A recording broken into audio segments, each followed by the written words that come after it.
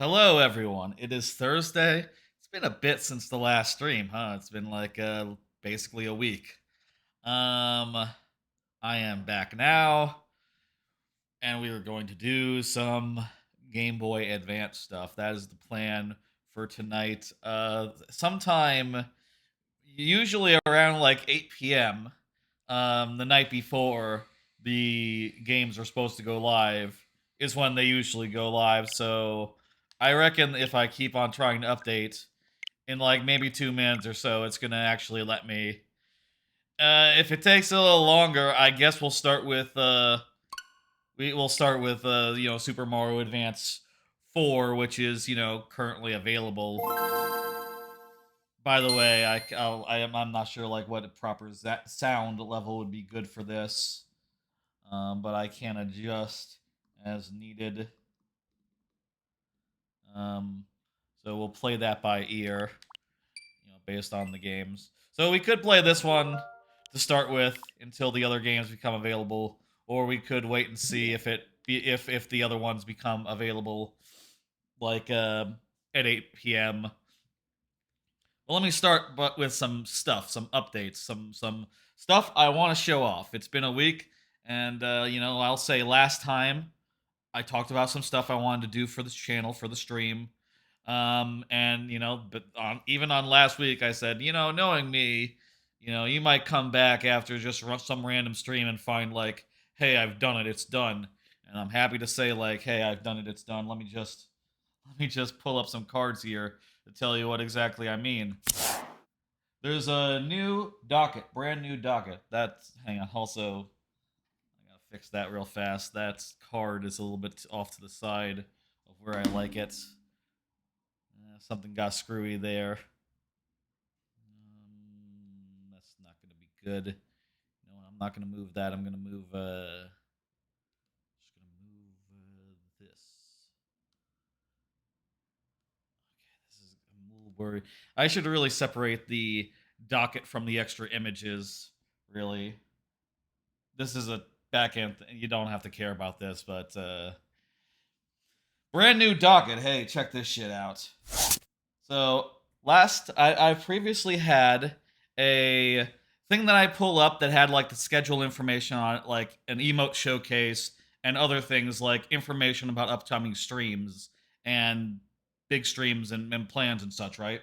Well, I noticed recently that it's not exactly the prettiest thing out there, and I decided to make it a little more sleek. I was sort of inspired by Tears of the Kingdom's UI a bit, and as a result, here it is the new docket. There it is. It's now like semi translucent. It is just plain old black with a slight translucency, and it pops out from the side and fills it up top to bottom. Very nice, very slick, I think. It has that. It has things like the schedule, and I can pull up a thing that says like, oh, here's the plan that I have for 500 the 500 follower stream when we hit that, which is, by the way, like 30. We're 30 away from that right now, by the way. And let me tell you, this thing is pretty slick because I do also have it. So now that on a single button press, I can now move myself around the screen. Like go from one corner to another corner if needed. Let's say I'm covering something up, I can now move myself down here, single button. Not only that, when I move myself from one corner to the other, the docket will switch from one side to the other. Isn't that cool? Isn't that slick? I'm really pleased with how well this turned out. Oh, the animated emotes are totally fucked up, I guess. God damn it. Well, I was sort of thinking that might be the case. I was sort of hoping that they would work, though. Don't worry, I'll fix that. I'll fix that up at some point. I need to figure out how to. Well, God damn, I don't know if I could. The animated emotes. Okay, so this is first time up, and I'll tell you, I don't think I can just like fix it so easily. Yeah, those animated emotes aren't animating, which is a bit of a shame. But I'm sure I'll figure it out by next stream, maybe. How to get those working again. with the new setup, but otherwise, very slick, wouldn't you say? And also, this is just very convenient for like moving myself around now. Um, I maybe could add like more pre-programmed positions, like if a game, if for a game I wanted to be like somewhere in the middle rather than on a corner, that could be arranged now with additional hotkeys. But right now, I'm just going with these basic four positions, and seems pretty cool. Very pleased with that. Let me move myself back here.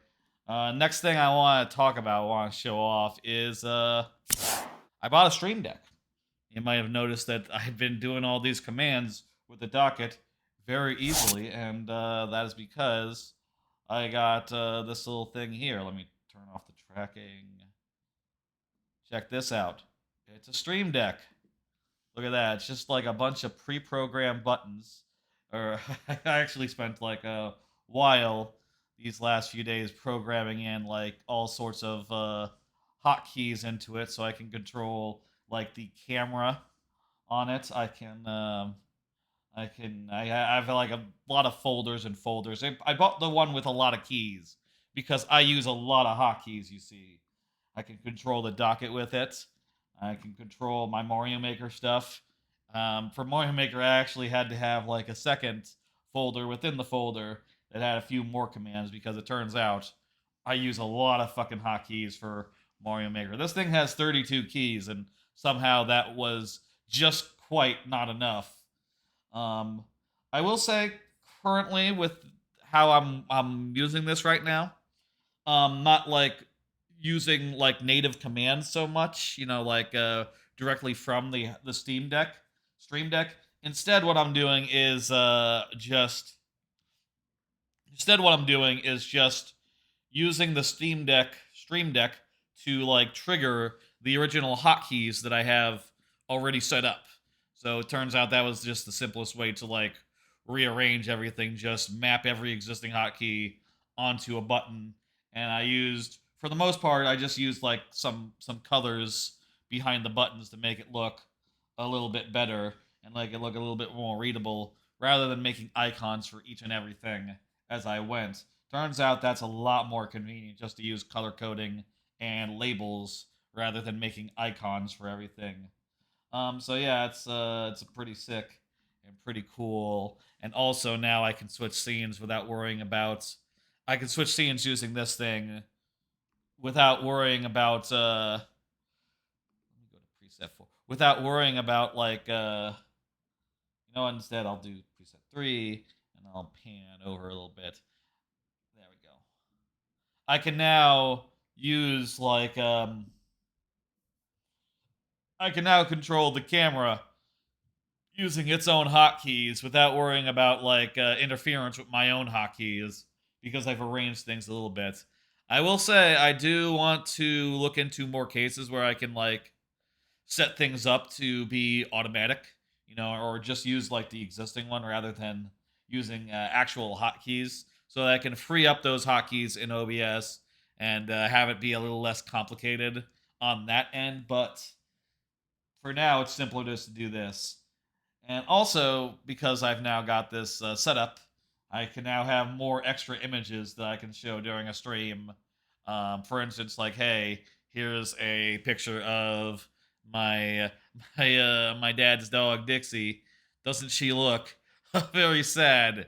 Oh, whenever I show up, she's just so excited to see me. She just like runs up on the fence and just whines and just cries until I come over and give her some attention. It's very cute.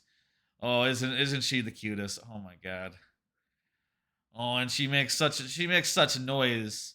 Little whines and little howls and things that aren't quite howls but are like close enough, as close as to a howl as she can get. It's all very fun to encourage her to do that. The neighbors are pretty far away. It's not a problem, I don't think, to make the dogs bark a little bit. It's fine. It's cute. We like it. Anyway, that's what's up with the Stream Deck. It's pretty handy, pretty cool, pretty indispensable, and I'm really happy to have it. It cost a little bit of money, but a little bit of a birthday present to myself following the birthday stream last week, and I'm really excited to put it through its paces. And I'll say one more thing about it. Um, I have the option now when I'm doing Mario Maker is Stream Deck. I'll say like I'm currently okay. There's actually a couple more things. The first thing I set up was all the existing commands, right? Doing everything I could do before, basically. Then I realized there were more things I could do, like, you know what? I could put in a command that changes the game, and that is right. Now I have the ability to like go into game commands, and now I can, if I program it ahead of time, I can switch from one game to the next. For instance, during the night stream, once this updates, which by the way, is it updated now? Let's see. Hey, look at that! It's there we go. Mario Advance is here. Good. Okay. Once those games are downloaded and good, I can switch between Mario Advance 1, Mario Advance 2, Mario Advance 3, and Mario Advance 4 just with a single push of a button. No mucking about typing stuff in on my phone between those segments. And also, if I were like, if I had done some legwork, let's say it's for Mario Maker, I know what volume level I want for Mario Maker generally. So the button I have set up for Mario switching to Mario Maker also will set the sound level for Mario Maker. And if like with the Pikmin streams, I knew for each game generally what the volume should be.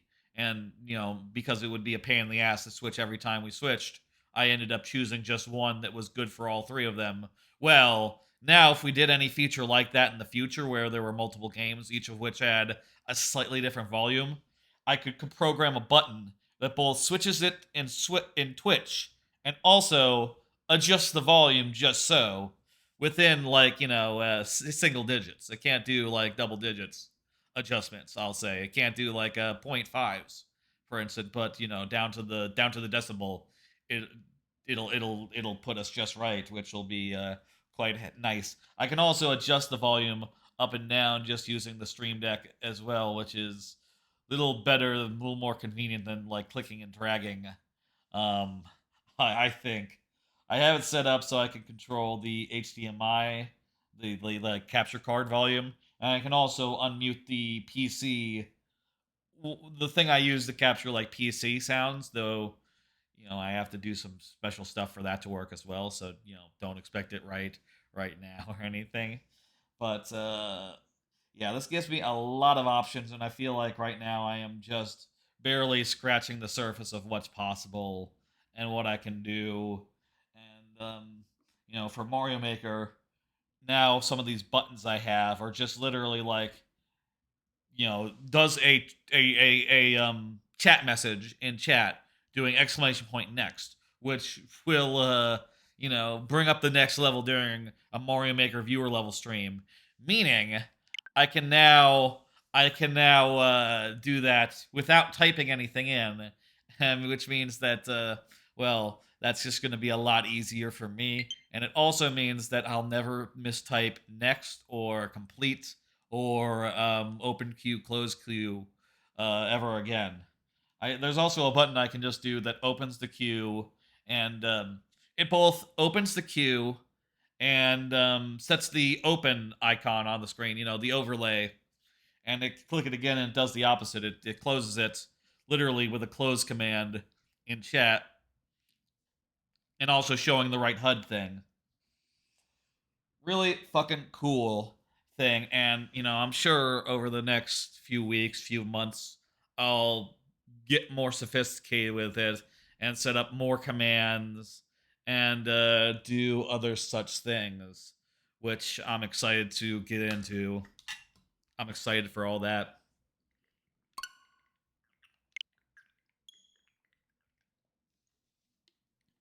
Really happy with it. And again, I'm really fucking glad I sprung for the one with the more keys, because this seems very loud, by the way. I'm gonna Yeah, let me just adjust it down a fair bit. Some game commands, right? I'm gonna try making it like -20 for now.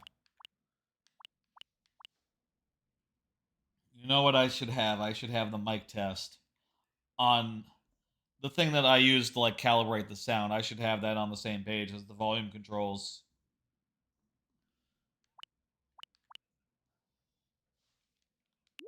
I'm gonna rearrange these a bit.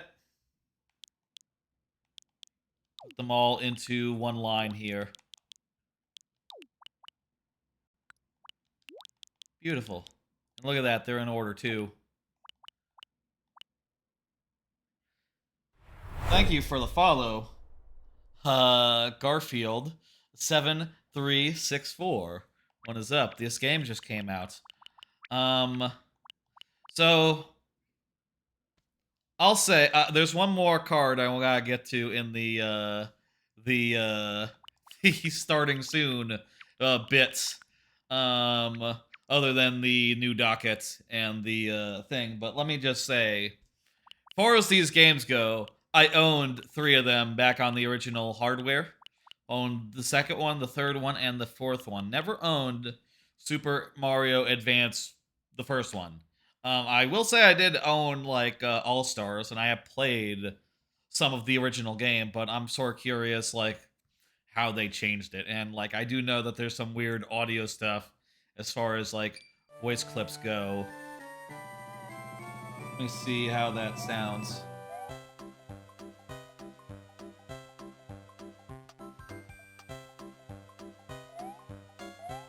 How about just a little less volume?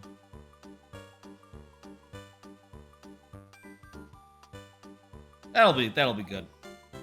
All right. So one more card, and this might be kind of a long one. Oh wait, there's 2 more cards. Follow up on a follower goal.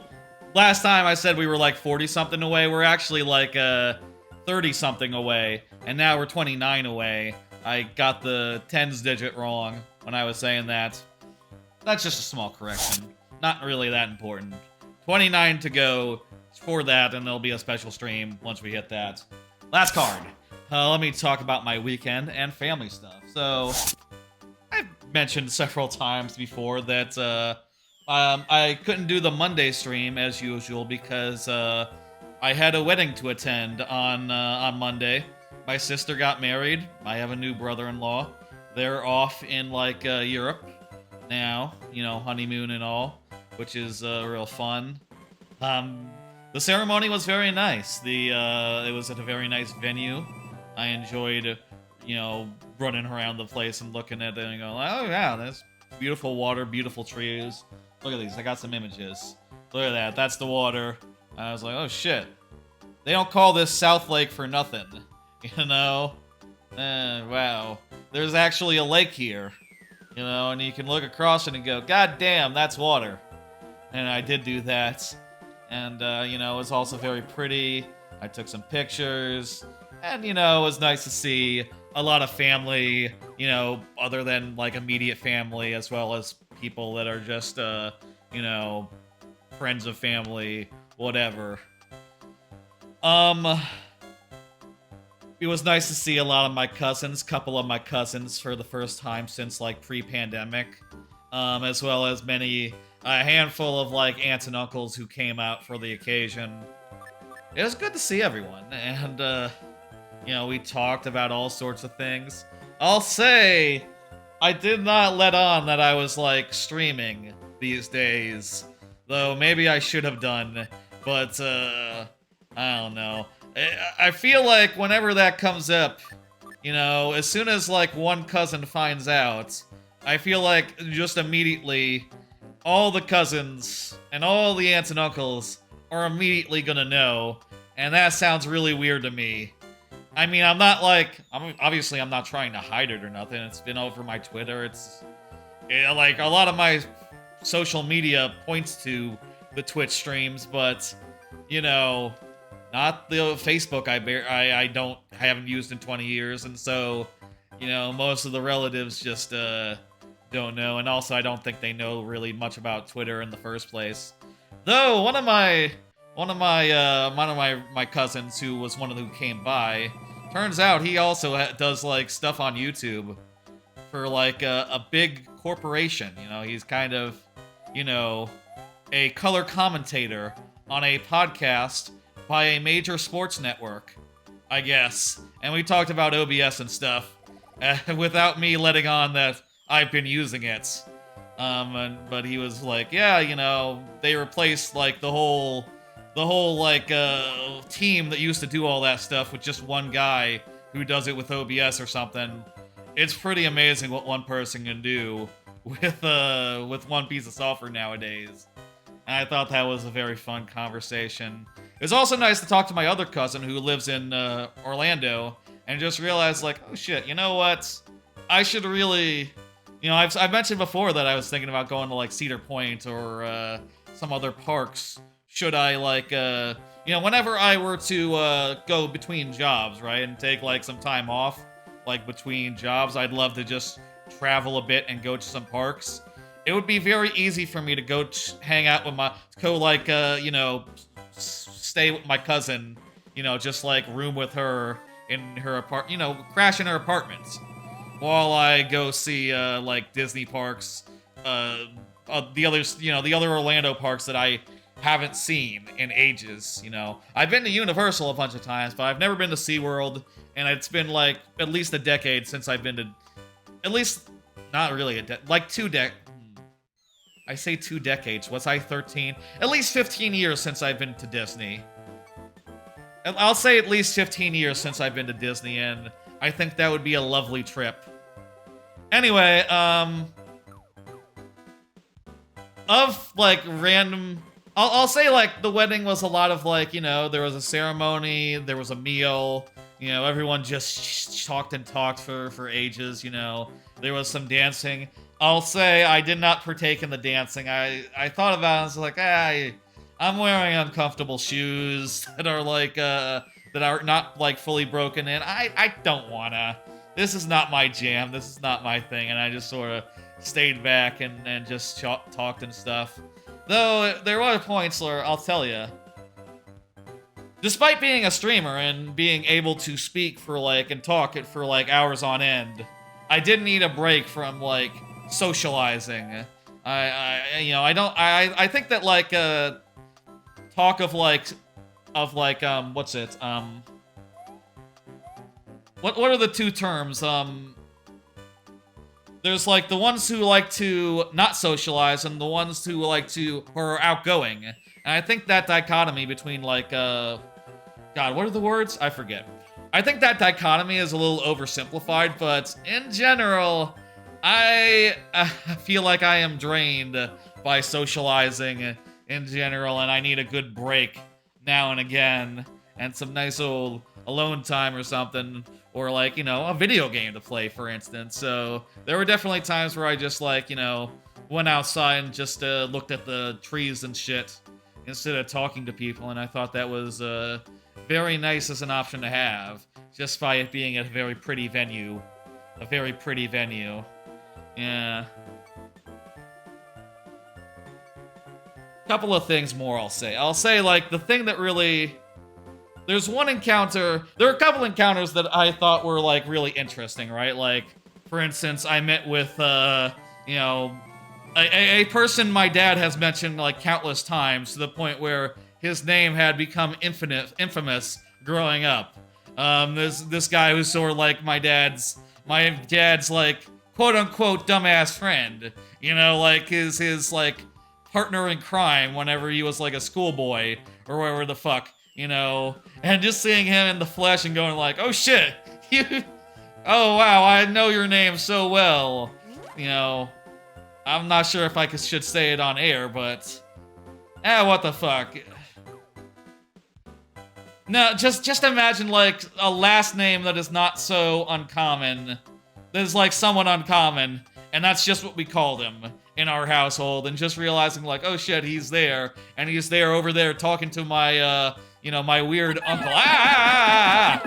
Talking to my weird uncle. You know, I love him, you know. Talking to my somewhat conservative weird uncle, and it's like, Oh, that's weird. That's weird to see. But that's like a match made in heaven, I guess. The other thing that knocked me on my ass is that there was this guy who was like, hey, you know, I'm the kid of, you know, my dad's former business partner. He says like, oh, I'm her kid, right? And I said like, oh, hey. And he's just like some guy, right? And he says like, oh yeah, I'm 21. And I go, what the fuck? Oh, wow. And I was just thinking, like, I remember when I got a Wii U, I like, you know, 2003 or whatever, right? I remember that my Wii was given to my dad's former business partner's kids, who were like 10 or 11 at the time. And I realized looking at this guy who was like a 20-year-old man drinking alcohol and shit, he was like 11 at that time. He was the one who got my Wii as a baby, like... There was another kid at the event, like my cousin's kid who's like 10. He was just the same size as that little kid who can barely, you know, is barely a person yet 10 years ago when he got my Wii. And that really knocked me on my ass and made me feel old in a way I really haven't felt in ages. Last thought about the wedding, I'll say I'm really happy for my sister and, you know, there were some nice speeches and stuff. I'll say, like, my sister, like, even before... For a while before meeting her husband now, she had been looking for someone to travel with, like, travel companion. You know, she went on trips with a lot of her lady friends and with family on occasion, and it just never was quite to her liking, never quite to her standards, and, in her husband, she found someone who is just as willing and compatible in travel styles with her. And also, he works at an airline, so he gets to fly for free, which is about the biggest perk you can have as someone who likes to travel, it turns out. And I am just, you know, super happy for them. They flew standby to Europe, and they didn't really know where they were going for sure until, like, the very day where they could actually get on the flight and go, you know, but, fucking that's a fun way, that must be really fun of a way to travel, and I'm happy for them, you know, and I hope that they have a lovely, trip, and many lovely trips going forward. That's family talk. We already play, that's right, hope you all didn't mind the family talk and all. I've just had a hell of a weekend. Lot of family stuff, you know, like multiple dinners were just like, yeah, you know, like the extended aunts and cousins and stuff who are from Florida and New York are in town, and just saying hello, eating with them, hanging out. So much chatting, jeez. All right, we're gonna play specifically Super Mario 2. That's right, Super Mario 2. Let me change the thing. Right then. Okay, and file A, please. Yeah. Now, I will say, I've not played this version ever, so it's interesting now that there's like a stat screen. You can see the stats of all that rather than, you know, in the original you had to just intuit it. You know, just based on playing them, right? Oh, wait. Can I not, like, back up? Okay. I'm remembering how you control, like, GBA games now. You use A and X if you want to have, like, a normal posture. So my understanding with this, like, port or whatever, is they added a couple of things to, like, they added, like, sound effects as the main thing. I'm not sure. Oh, okay! I'm pretty sure that's entirely new. Okay, you know what? Maybe they added, like, more stuff that I just had no idea about.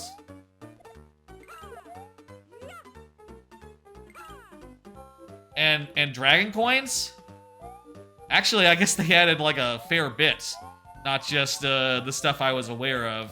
You know, like, weird voices and all that. I fucked up the door.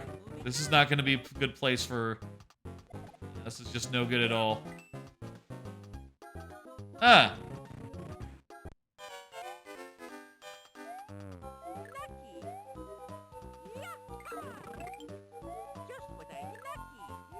Just what I needed. Yaha. All that. Is that how it worked in the original? Like, did coins just, like, float out of people? Oh, look at that. That's new as well. When you jump, there's, like, a backflip. Like in, you know, like in the 3D games. That's pretty good. I like that. I'll tell you, for what it's worth, you know, the reason why I never, like, went in on these games, on this game in particular, is because I was never the biggest fan of the original one in the All-Star Collection. I remember this going so far to the side. Maybe I just never ran that way because I knew this is the way.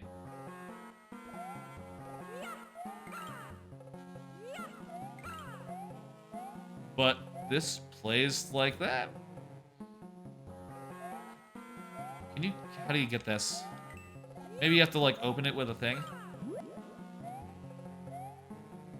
Probably have to throw multiple things at it. Ah! It feels a little slippery to me, I don't know. And honestly, I kind of think that of it in general. Let's go with Peach. Peach is the one with the floaty jump. Oh wow, you need to throw 3 things at it. That seems like a lot to me. I got more cards. What would y'all do for wedding stuff? Okay, this time I'm gonna talk about stuff and play at the same time. By the way, don't worry about it. I did think about this while doing the thing. I mean, I don't know, like, I'll say I don't really have, like, the thing I do think about as far as, like, that stuff goes is that, like, as far as, like, romance and stuff goes, like, yeah, must be nice having a partner and all that, because, especially in today's world where, you know, things cost so damn much, you want to be able to have, like, a house or something. It's a lot easier to do if you're in a semi-permanent relationship and all that. But, you know, it's not very high in my list of, like, things I want to do. You know, like, exercise more is higher, you know?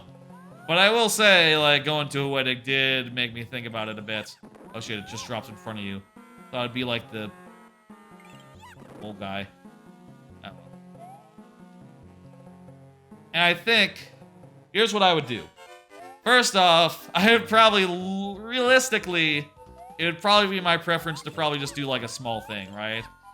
Though, of course, you know, obviously, it would depend on the other person, you know.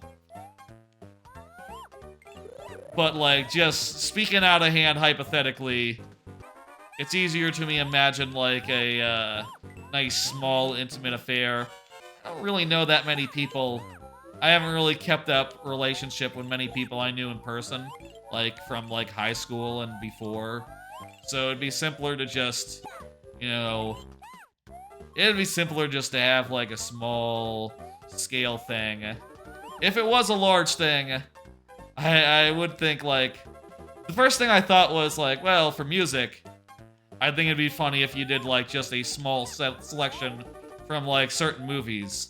Like, for instance, if you just did all songs from, like, Guardians of the Galaxy and, like, Goodfellas, how long would it be until someone noticed this is new? I'm pretty sure. Oh, with these things, absolutely. You could not. This technology did not exist on the NES. Rotation. No. This is brand new. Sure, okay, whatever. That's a thing. Anyway, the thing I think I would really want to do if it was a big ceremony with a lot of people is I would want to have it so that I could have, like, somewhat of a break to just, you know, not talk so much about, like, nothing and stuff, you know. And to that end, I would do what I've heard, like, some other people did. Like, I've heard, famously, Dan Reichert had, I'd play a movie at the wedding. I know that famously streamer Dan Reichert, at his Taco Bell wedding, he was married at Taco Bell. It was a whole thing. He was the first person ever to be married at a Taco Bell, in fact. Long story. He played the movie Face Off at his wedding, which I think is very fun. I'd probably want to do something like that, where I could just like, okay, we're just gonna have an hour or so of this thing where we just watch something and everyone relax and chill and, you know, have some cake or whatever. And if you want to talk, you know, maybe go towards the tables towards the back or whatever. I think that sounds like a bit of fun and also a good thing to break it up, you know. I don't know if that really makes sense, or again, it would have to be something that the other person involved, if, you know, these things are collaborative, so like ideas like this, they have to be like vetoed. They could easily be like vetoed or whatever by the other person, you know. But I would like to assume I could find someone. Well, I would like to assume that if it did like if I were to marry someone, I'd like to assume that they like had a similar. They were like you know, significantly compatible, where like, oh yeah, you know, that sort of thing sounds like a fun idea to them too, you know. As for like what one it would be, what movie, I could see watching My Cousin Vinny at any time. I'll say that wasn't one I ever saw as like a kid. I only saw it relatively recently when it went up on like HBO Max. Oh, which isn't called HBO Max anymore, by the way. We'll talk about that later. But I think that'd be cool. Anyway, just some like.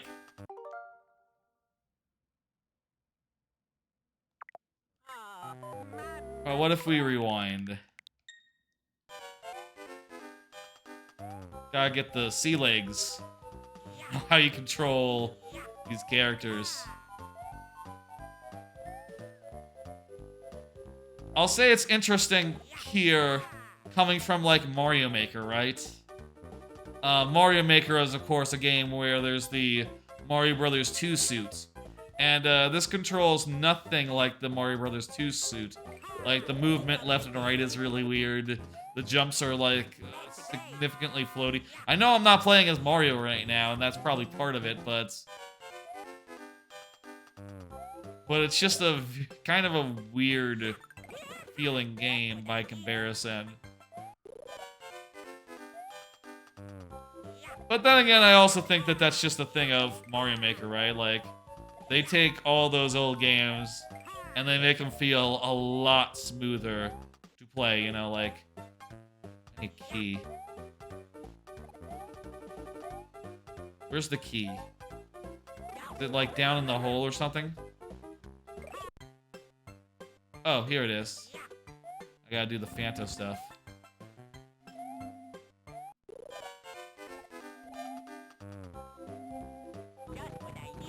Just what I needed, indeed.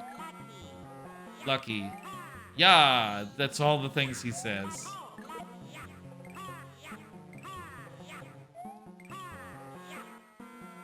It's funny, they added like a couple of weird touches here and there.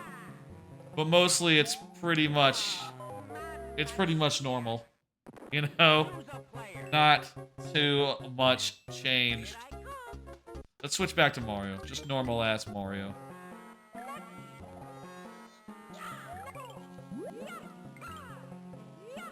Whoops.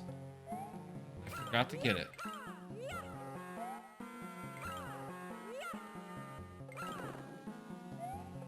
I don't want to get that thing.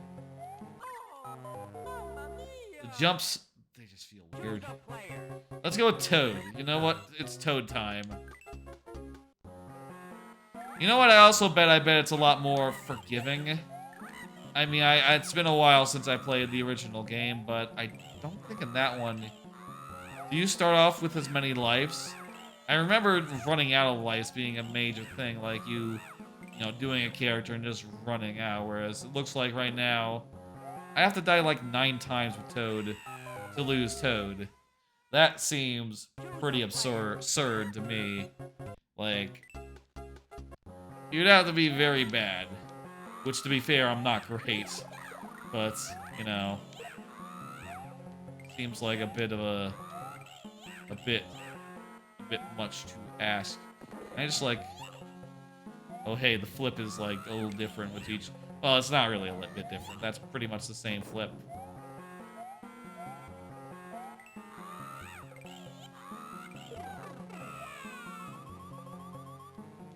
Okay. Let's go into the Shadow Realm. Maybe I was just at the wrong position.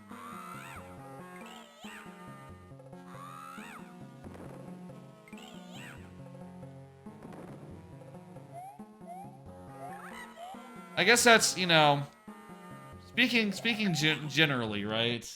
I suppose that's like a thing with like weddings, right? They when you go to one, you do get a little bit of the like, you know, like, oh wait, should I be doing romance stuff? Oh, am I missing out here? You get a little bit of that. That happens, and I'm sure, you know, in time I will be like, well, there's other. I don't know if like anything will come of that. Just, you know, I am like for the first time in a couple years going like, you know, maybe I should try to, you know, do some shit about that, whatever. You know, it's weird. I don't really, you know, I take a lot of pictures out in the world and stuff, right? But very few, like when I travel and stuff, very few of me, like of just me in the world. I think at the time, originally, the reason I like tended away was maybe a little bit of like insecurity about like my own appearance or whatever. Like, I'd rather just take pictures of some things that I think everyone agrees look really nice, you know, like buildings and trees and shit. But I'll say, you know, in recent years, obviously, I've started streaming, and that does a lot to help about, you know, getting over insecurities or whatever, you know. I'm no longer really, I don't really give a shit about, like, being on camera. That was, you know, you might not realize it, but, like, that was one of the reasons why I invested in this webcam thing and started, it started with, like, Discord stuff, right? Where, like, on Discords, there'd be, like, video calls, and some other people were on cam, and I said, okay, I'm just gonna be on cam, and I'm not gonna worry about it, you know, and pretty soon I was comfortable with that, and then pretty soon after that I started streaming, and, you know, was still comfortable with the, you know, being on cam from there, and, you know, I think now I have a lot less hang-ups about that. Clearly, you know, otherwise I would be, not to say that VTubers have, like, insecurity or whatever, but I could have just been a no-cam streamer if I wanted to, like, you know, oh, obscure the fact that I'm, you know, portly or whatever the fuck. I'm a little bit overweight. I'm fairly overweight. It's fine. No one cares. It's not a big deal, really. You know.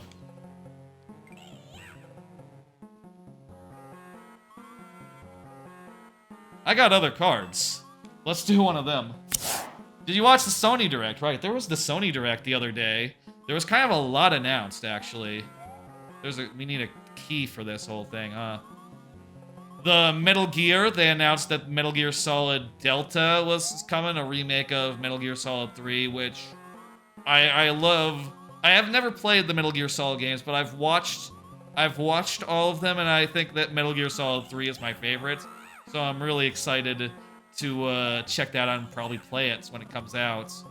There's also like a cold collection of them coming, which, you know, there's been no legal way to play those games for a while.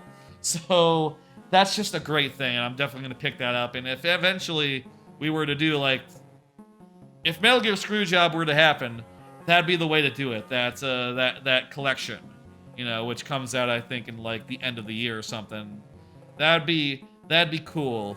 There was also Revenant Hill, the next game by the Bombs Fall Scott, the guy who made Night in the Woods, which apparently is about skeletons or something. That sounds cool. I bet that's gonna be really fun. Sort of the Seas like Journey, but with skateboarding. That's pretty good.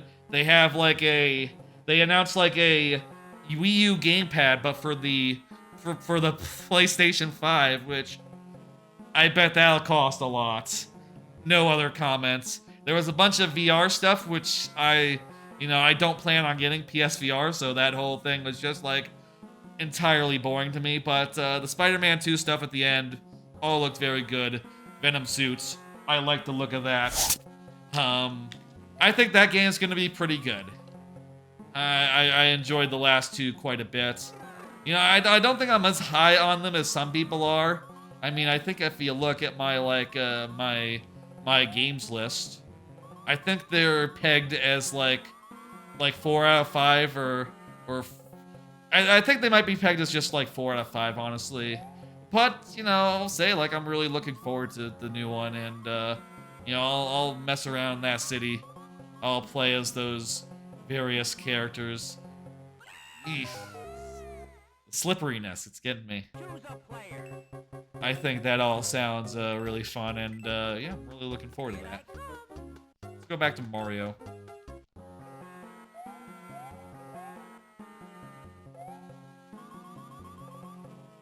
Overall, I thought it was a very good event. A very good event, you know.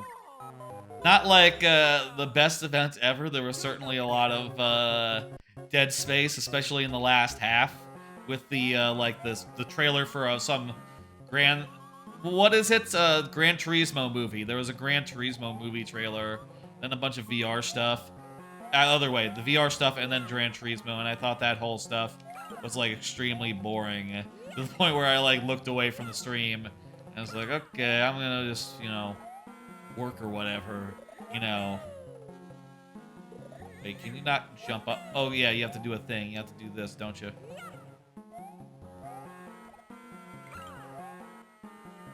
But that's probably enough, right? But you know, they announced a lot of games that I'm interested in. Metal Gear Solid, I think, is the winner for me. If I were to name like a single one that, like, you know, I'm just excited for by just the concept of it. You know, obviously also just, I mean, I like the skateboarding journey game. That looks good and fun. And I really like Night in the Woods, so a second game for that guy I think is going to be really fun too. But, you know, a lot of that is just taking on faith, and I take on faith that Metal Gear Solid Delta is going to be something I want to play for sure. And really, really looking forward to whenever that is. And also, I thought the trailer for that was really cool with how it, like, delayed showing you that it was Metal Gear until the last possible moments. Which, fucking, yeah, that's sick, you know? That sort of, like, obfuscation kind of makes me think of, like, Sakurai, you know? Kind of makes me think of Smash Brothers. And, like, the like, trailers where... A trailer where you really don't know what the fuck you're looking at until the moment of the reveal and you go, oh fuck, it's Metal Gear! That was a silly thing to do, trying to get that coin.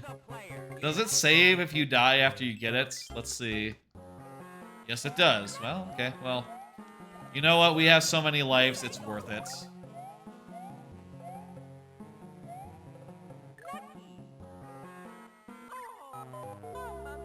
I got more cards. Been playing Tears of the Kingdom. Yeah, I'll tell you, I've been playing a lot of Tears of the Kingdom last few days.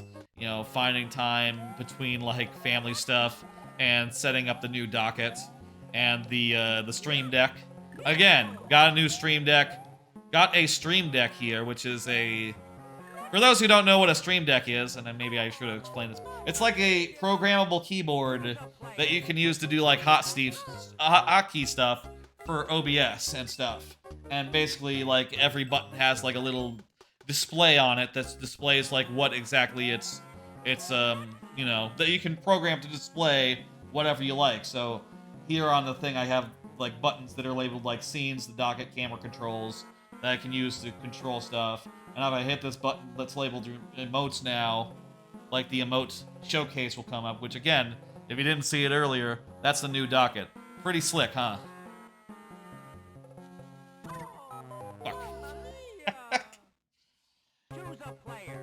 Anyway, between all that, I found time to play Tears of the Kingdom and get in a fair amount of it. I'll only speak to what is immediately obvious in the earlier game, but I'll say this. The other day I got through the last of the first four, those first four dungeons that appear at the start, right? Early on. And I'm in the parts after that now, and I gotta say, holy shit, there's some good, amazing stuff. Like, holy fucking shit. There's some amazing stuff in this fucking game. Like, let's fucking go, man. Holy shit. There's stuff here where I feel like it's gonna be hard to argue this isn't Game of the Year. And indeed, as I played, I'm like, feeling the thought of similar thoughts that I had when I played Mario Odyssey for the first time, where I said to myself, is this, you know, on my top 5 list, I have Majora's Mask, right? And I'm having the same thought as I had when I played Odyssey for the first time, and Tui was on the top 5, where it's just like, does this like just automatically take its spot? You know? Because it's a amazing, brilliant game, and goddamn, if I don't play it and I think, oh, this probably needs to be on the top 5. Maybe not like top 1 or nothing, you know, it's not. I don't think it's taking the Odyssey spot or like the DKC2 slot for me. Those are my top 2 games, by the way. I sort of go back and forth in my head which one I like more, which one of the two I like more. I don't think it's necessarily like top 1, but goddamn, it's so good. Oh, you know what? Everyone shares lives. Okay, so we are in a little bit of a pickle here. Also, is there like a life here that I can get? Really could use a life, actually. So I can, you know, have a heart. Must be a heart like here, right? You know what? Those 3 are probably all hearts. So we should probably use that. Should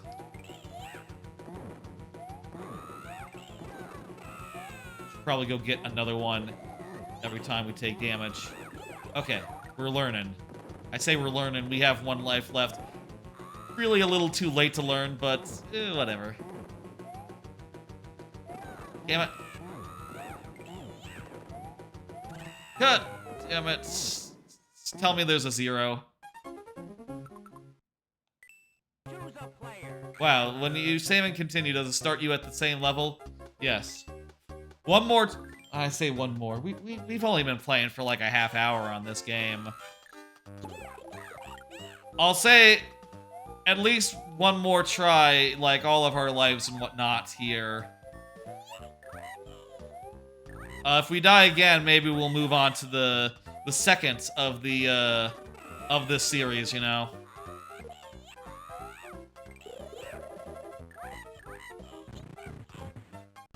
We'll figure it out. We'll play it by ear.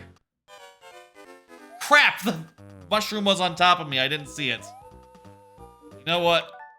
I'm gonna call it audible here. Just back up. Go through and jump and pull. Okay, there we go. I only noticed it when I actually went into the door.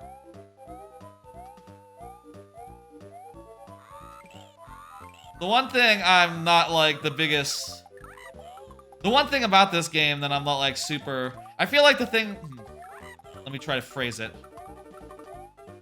The thing about this game that I think always like put me off was that these levels, they are so long and involved, you know? I kind of feel like in a 2D platformer, I prefer it when the levels are nice and short, you know, like a minute long tops. You know, this game's levels are much longer, much more intricate, and that's just not really my preference. you know? Much prefer a game with shorter levels that come at you fast to a game that just, like, is really long levels where you just have to just, you know, fuck, really just get through them slowly and steadily. There we go. Let's go.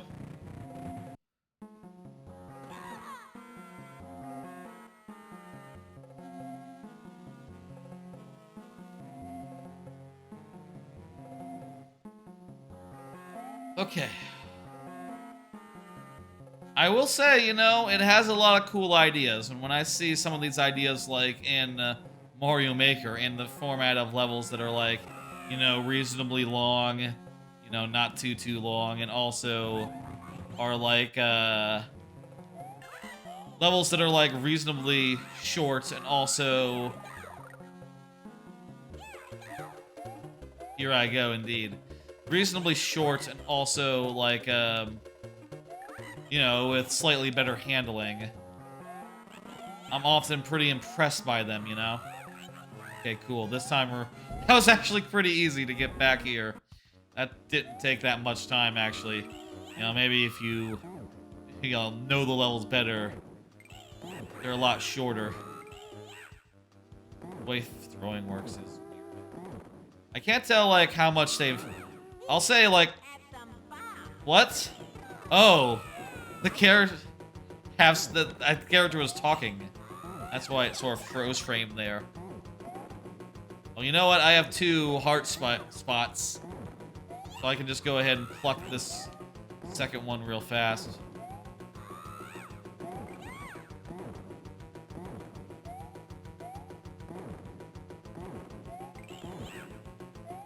So should I try to just, like, deposit them?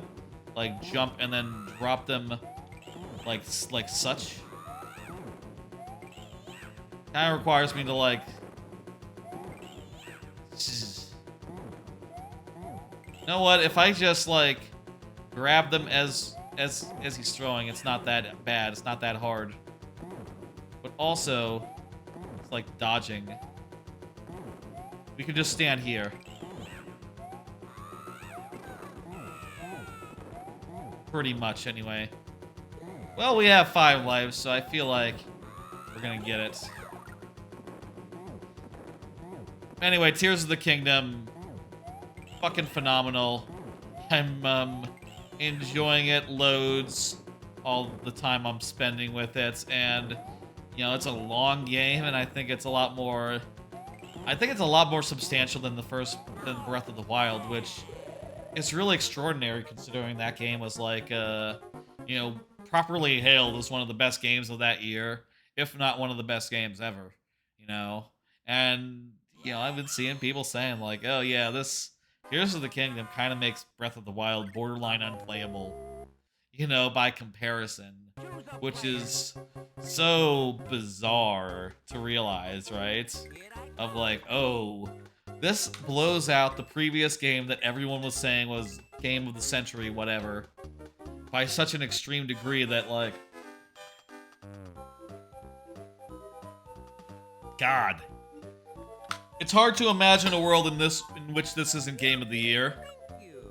You know, I'll say I'd be curious to hear, like, people who... I wasn't an Elden Ring person, so I can't really speak to it. I can't really speak to Elden Ring, but I'm curious, people who are into Elden Ring and are now playing Tears of the Kingdom, I wonder if they're, like, how they're feeling about it, you know? If they're playing Tears of the Kingdom and going like, oh, this is like, yeah, or if they're going like, still with the Elden Ring as their favorite.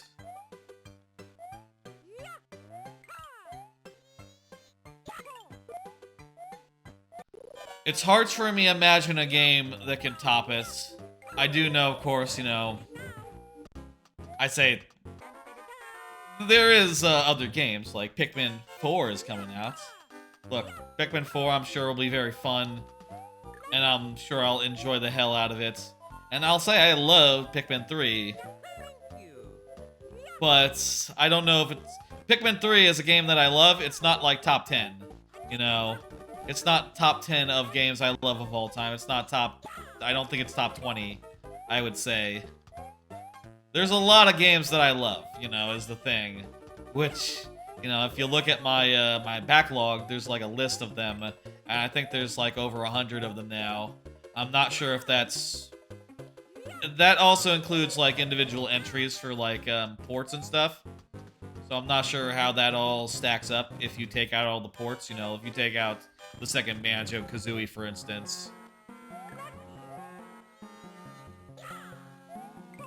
But, like, you know, I had to say, I would say that Pikmin probably won't be quite so high. I could see it as, like, a runner-up for this year. Possibly. Or whatever, you know. The year is young. I'll say that much. You know what I'll say? I'll say that Tears of the Kingdom, I think, is right up there with, like, Hades. For, like, the game that I'm looking at for this decade and going, like, yeah, that's gonna be in the top 10 of the whole thing, you know? When this decade is over, we will be talking about Hades, I'm sure. And in the same way, we'll be talking about Tears of the Kingdom. I'll say, you know, I wasn't really sure what to expect from it, you know? I was sort of worried because they hadn't really shown anything of that game for a while. And also that they said that, like, oh, we're just taking the world from Breath of the Wild and just expanding it and such. I was sort of worried about what that would be like, but what it's like is goddamn awesome, so, you know, it was a good thing. I think we'll go a bit farther. I'm aiming for, like, an hour per game, let's say. Which, yeah, we're still a little short of, really, if you include the long part where I talked about, you know, stuff at the beginning, you know.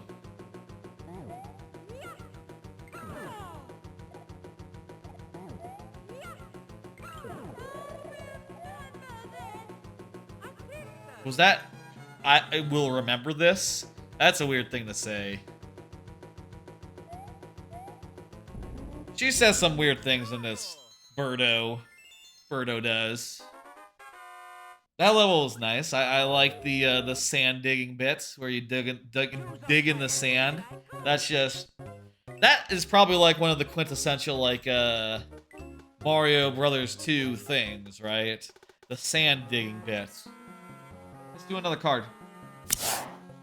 Been listening to the Shrieking Shack Happy Hunger Games. So I mentioned before, I talked about how I was behind on all my podcasts, and been slowly working forward in my backlog, and got to the point where one of my favorite podcasts started their Shrieking Shack, which was a Harry Potter reread podcast for Labs fans, started their next project, which was to read the Hunger Games.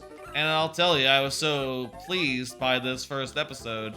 By the first episode that I said to myself, okay, I'm just gonna listen to the whole, everything that's been released on that up to date, just going through it. It's like a pepper. They do fun things with the fruits here. The vegetables, adding more vegetables. I think that's neat.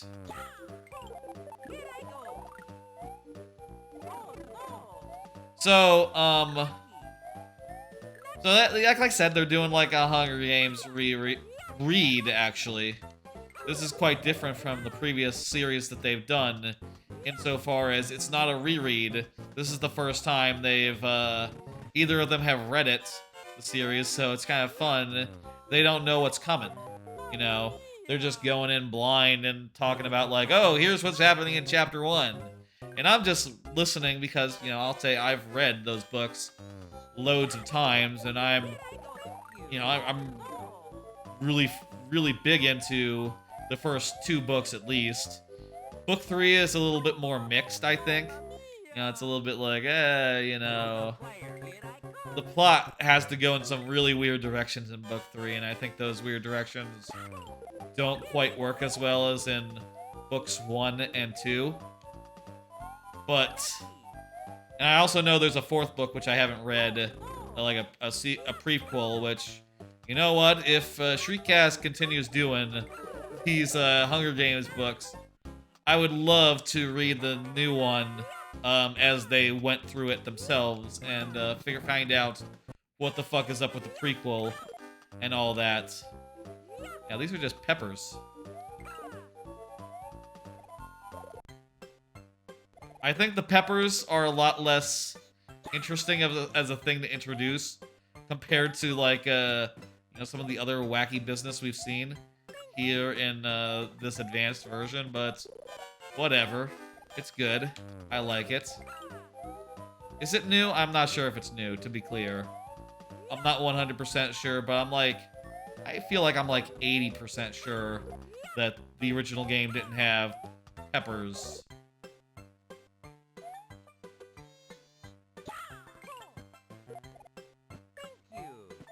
Thank you indeed. Lots of good sound clips in this. Like, Mario saying thank you, that's a... You could imagine that being used for things, you know? So I'm really enjoying it so far. I've listened to all the episodes that they've done on it so far, which they are just now up to the point where it, like, enters the Hunger Games, and I'm really looking forward to hearing what they think of everything that's about to happen. Those movies, not movies, those books are great, I think. Insofar as, like, being about a thing, right? Oh, that's kind of a weird way to put it. You know, they're very clearly about, like, the intersection of, like, war and reality TV in a way that is really fun, you know? Like, the Hunger Games as an event are wacky, are fun, and it's, full of, like, weird commentary on, like, reality TV, right? There's a lot of stuff in there where Katniss is, like, playing to the camera. You know, like, oh, she thinks to herself, like, oh, this will look really good if I, like, turn and mug in just this way. And I'm really looking forward, and, like, you know, she is, in a way, doing what people... There are parts of that book where she does as people do in reality TV, where she is, like, very much thinking cynically and just trying to, you know, build a narrative herself. You know? And make it all make sense. And I'm very curious to see what they make of that as they get to it in coming chapters, you know? Gonna finish you off is what... How do you do this? What the fuck? Oh! Well, you probably have to ride this guy up. Some of these boss fights are kind of weird. Insofar as, like, yeah, this is kind of a puzzle boss. Or not. I guess that's not the solution, then. Oh, okay. I thought we had to ride him up and then, like, ride up the one guy. And then, like, and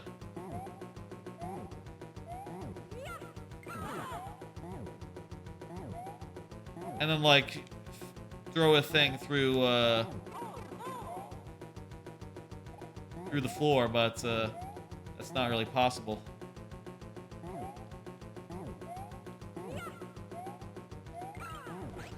Whoa! I pulled up the bow! Can you hurt? I'm gonna play as Luigi for a bit. You know what? I should have played as Peach. Also, wait, I have 3 hearts this time. Thought you lost that when you died. Doesn't matter.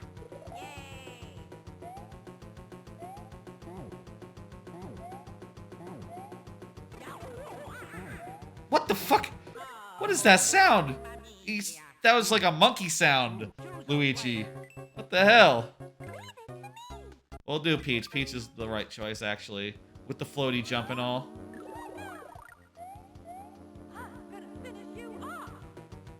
I'm gonna be finished off here.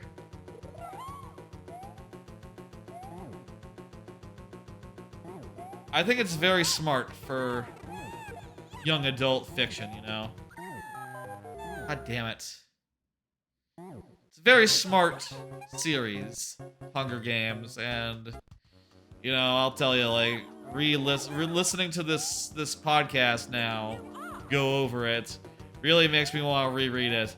I just finished rereading a book series, though, so if I were to do so, it'd probably be, like, in the... I'd probably do this like a follow-along thing where I'm like, you know, reading the chapters they're reading.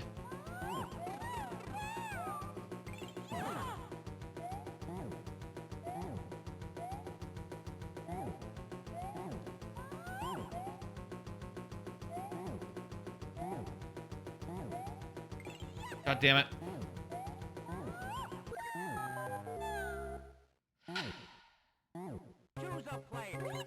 How about another card? I got loads. Follow up on Street Fighter 6. That's the next one, right? So I said on Friday, last Friday, that I was thinking about playing it, playing the open beta or whatever. But between Tears of the Kingdom, you know, the family coming over, like, you know, arriving in town on like Saturday and Sunday, and of course the wedding on Monday, my sister's wedding again. I really didn't have time to check it out or play any, so I don't know. I still might get it if it's like really, if like what I see around launch or whenever. If I see some stuff about it that looks like really good and shit, there we go. But currently, no, I didn't try it, and I'm not sure about it yet.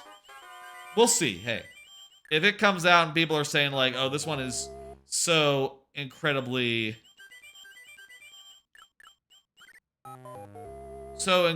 accessible, everyone should just go buy it or whatever." Maybe I'll buy it and maybe I'll play it and try it out and see. By the way, if you're wondering, I was thinking, let me die and then I'll get back to 5 lives and then we'll maybe beat this one and then see the second game. I would like to get through 2-3. That seems like a pretty good like starting point. Come on. Thought I could duck under that. That seems like a pretty good amount of this game to have played. In this first for the stream. I mean, I'll say I'm not. This isn't a playthrough, by the way. This isn't like Pikmin 1, 2, and 3 all at once, where I'm gonna be like doing this every Thursday or something. No, that's not it at all. This is just strictly like, yeah, it's Thursday. These games just came out. I want to try them out and see how I feel about them, and play like some of them. A reasonable amount of each game. I don't know where the mushroom is. I guess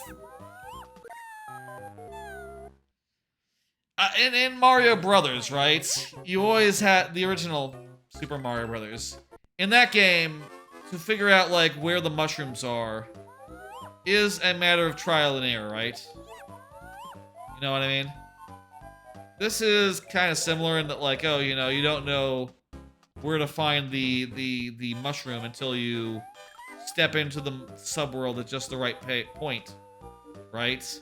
And there's a little bit of trial and error to figuring that out, but I don't really like it as much because you know what you can do in Mario Brothers, you can just keep trying doors or just keep trying question mark blocks.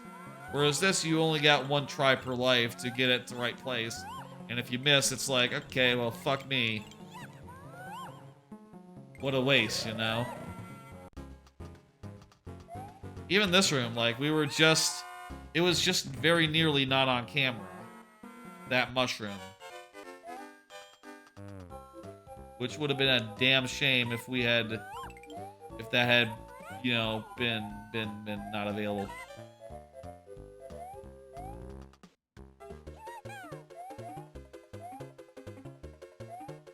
I'm really not sure where I'm going. Most of these levels have been, like, fairly intuitive. So I'm just, you know what? I say, this must be the way. I think that this must be the way. There's a song. That song came up in, like a podcast I was listening to the other day. Again, I'm behind on, like, everything other than the Shrieking Cat. And, I also caught up on, I also have been keeping up with, the show, the podcast, If Books Could Kill. That's a podcast where they read, like, books that are, like, the source of a lot of weird cultural ideas. They're, like, really wrong and shitty, and if you read the book, it's like, oh, wow, you know, this book has some really dumb ideas, and somehow they caught on, and just them, like, taking the piss out of them. I don't, you know, I'll tell you, most of the books so far are ones that I, you know, didn't read, for instance, so I can't really, like... Most of them are, like, stuff having to do with, like, psychology or, like, society or other such ideas. Heady stuff that, you know...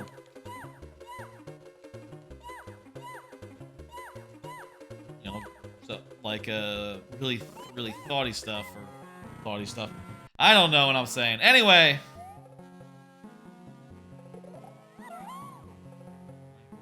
Oh, the key blocked me there. Alright. I like that thing in the background where it's now you can see the mask is turning evil. Of course you can...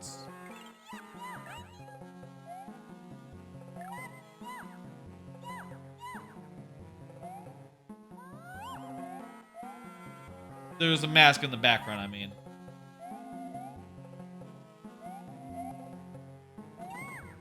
Right, that was not so bad. Alright, we got another boss here. Who exactly is this boss? Okay, so it's just a plant guy. This one doesn't look as bad, I think.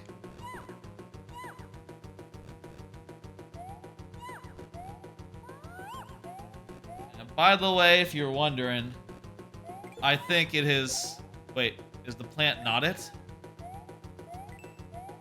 I reckon this will be as far as we go. Wait, what? Huh? Where's the boss?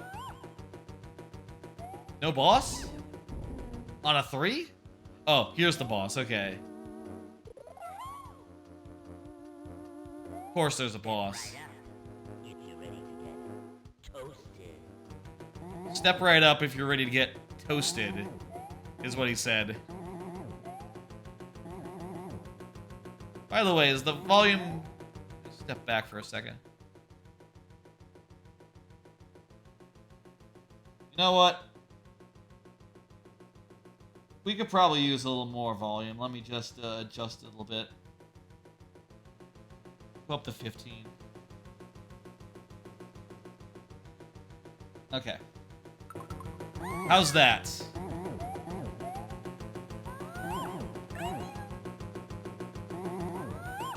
You know, I don't want it to be, like, overly loud or anything, but I also don't... You know, I don't want it to, like, obscure my voice. Or whatever. But also, it's good if you can hear the game clearly.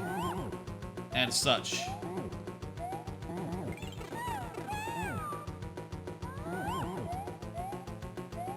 Alright. That was really close. We got it this time. I don't know if Peach is the right choice here, but whatever. Oh, also need to remember that there's these things. Well, actually, no, I don't, because we only have 2 of them. Build a wall here so that we can replenish our stuff in peace. That hit! That didn't look like it should hit to me. I don't know about that hitbox. No.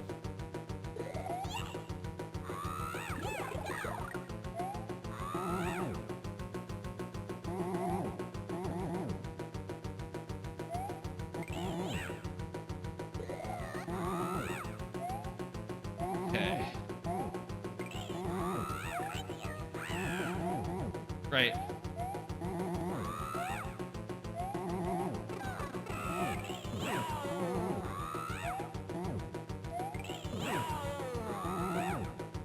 Okay, we have 1 life. There we go. Perfect. Hey, look at that. Well, this seems basically to be the original game.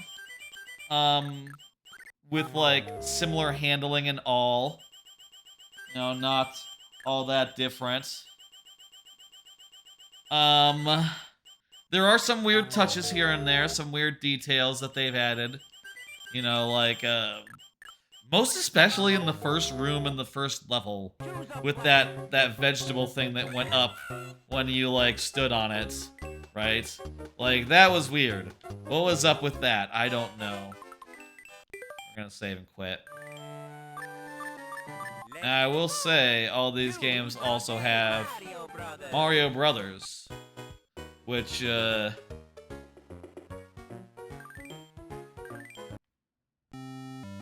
know, is just Mario Brothers, but, look. It's Mario Brothers and it handles, like, pretty good. Probably like the best version of Mario Brothers out there, the original one, you know? Probably handles a lot better than the original, right? I'm not sure about that. I'm not sure. Maybe it's even just a direct port. I wouldn't know. Let's play the second game. Super Mario World, Super Mario Advance 2. That's a hell of a weird name. I'm gonna switch games real fast. And there you go. I've switched games. Let me just check if I do edit stream info that it's updated. Yep, it is. Perfect. Lovely. Again, I have set up my stream deck where I can just have one press. I just need to press a button on the stream press on the stream deck to switch games, which is going to be super handy. You know, so long as we can trust it, you know. If ever I press the button and it doesn't change, that'd be a problem, you know. Welcome to Dinosaur Land. Seems like the Princess Toadstool, that's Peach, is missing. Bowser must be up to his old tricks. It's weird that they didn't change that to say Princess Peach. I feel like by this point, it's well established that Peach is Peach. How's the volume?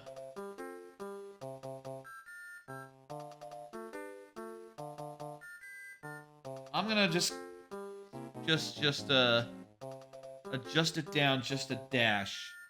Just a scotch, just like one decibel. And let's go. Now, I'm gonna go first over here.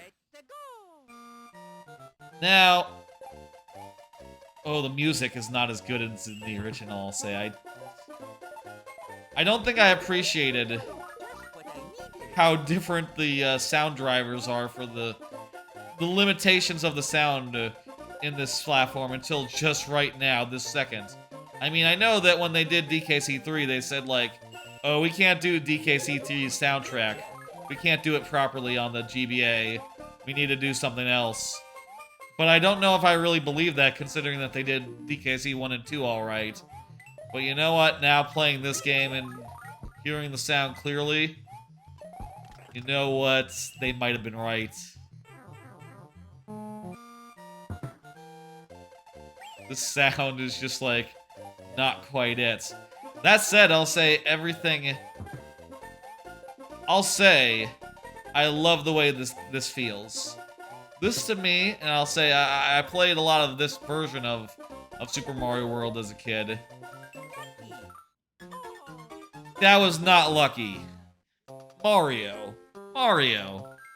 I played a lot of this version of Mario World as a kid, and I like the way it feels. It feels great. To me, the way that this feels is a lot more natural and intuitive compared to the actual original game.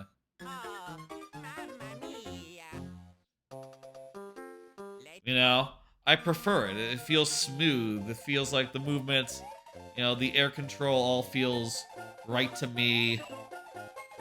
It's just a great game. It's just a great version of a great game, and honestly, might be my favorite version of this game. I mean, now I have to think because I've now noticed the music. I've now noticed the music is a little weird. And also you got the sound effects, which, you know, they're kind of a little distracting. You know what I'll say? I'll say that as a kid, I totally, you know, I totally probably mostly did not play this with sound. Or otherwise didn't notice because, you know, the GBA didn't have headphone ports, so it's not like you just plug in headphones or something like an actual good audio device. And even if you could, well, you know, what are you comparing it to? You know, if you had headphones back then, at least when I did, they were like the cheapo kind, or like a piece of shit. You know, like just they weren't in here at that point. I think they were just like over the ears, like they kind of looked like earmuffs, but all black and small. You know.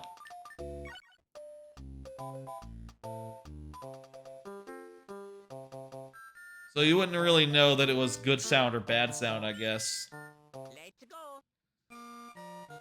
We'll play next level as Mario. Mario's definitely the one play. You know, in this, I'm not sure how it is in the original Super Mario World, but I bet you they don't make Luigi floaty. They just make Luigi just regular Mario, probably. And I'll say I do think he's a little too floaty. A little too floaty. It doesn't... I'll say it doesn't feel as good. You know, I'll say it still feels great, just because, you know, it is Super Mario World, and it does control very well, other than the floatiness, but... yeah, it's just not my, my jam, I guess.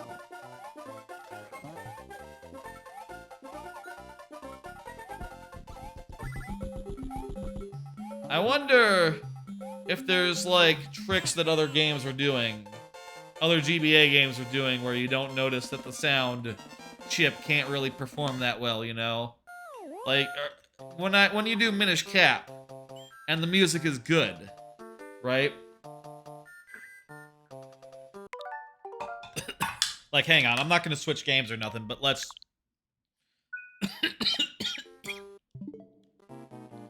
just go Minish Cap. Okay, what does this sound like?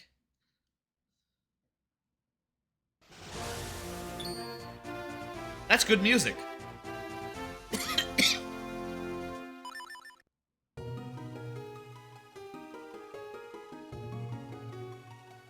That sounds good. I don't know what the fuck with Super Mario World, Mario Advance 2, why it doesn't sound good, but you know what? It's not impossible for this to sound good.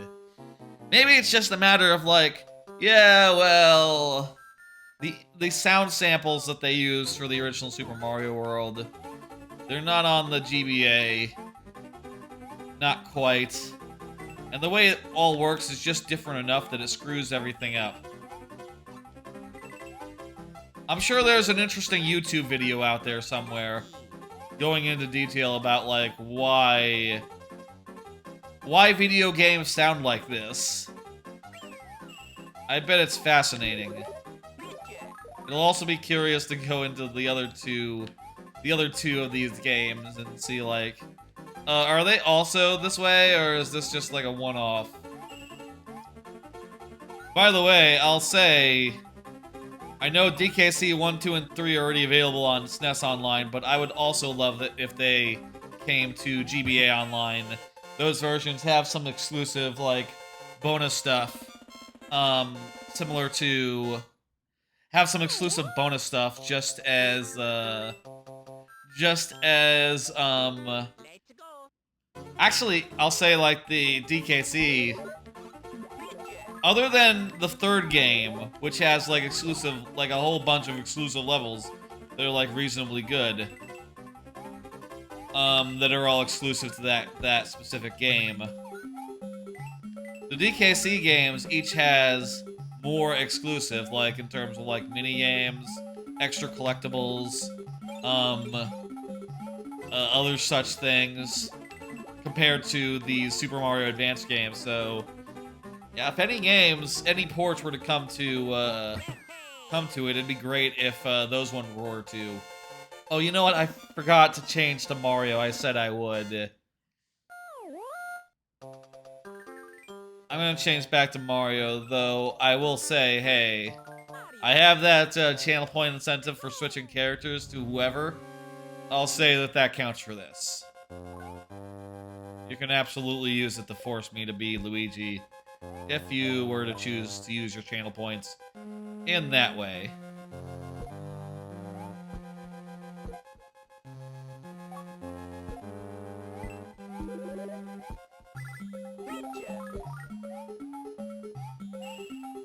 I always liked this part of this level, with the grate climbing. I always thought it was a very neat mechanic. A very neat, like, conceit for a level. I always thought it was, like, a little bit, underused in the grand scheme of things. You know? In this game, even, in this level even, it's not a full level. It's only part of a level. Which... You know, the second half is, boring by comparison. Like, look at this. I can put the controller down right now and be fine. I could put... If this was a Game Boy, you could leave it for a minute while, waiting for the next thing to come down. All you're doing is standing. Oh, great. Or falling in traps like that because you're getting too lax. The really boring second half. Like, you know what? I might go so far as to say, like, this might be... In Super Mario World, this is probably the worst segment of any level. You think that's true, or you think there's something I'm forgetting that's worse? I feel like there's no competition, really. Like, this has to be it. What's worse than this? I mean that mostly in a qualitative way. You know, like, it's the most boring part of a level. It's not really that frustrating. It's just slow and boring. And also, I guess, like, the first auto-scroller in the game.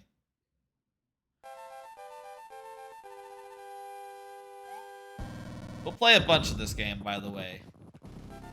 Let's take, you know, we'll try to aim for like an hour of each game. And, you know, the levels here, they go by a lot faster than in the previous game, where the levels were longer and bosses more involved. Right into Donut Land, which is, you know, World 2. Oh, you know what? I didn't save. Was that a save? I hit A on save and continue, but that didn't sound like that didn't sound like confirmed to me. I want to get that. I'm gonna get off my Yoshi.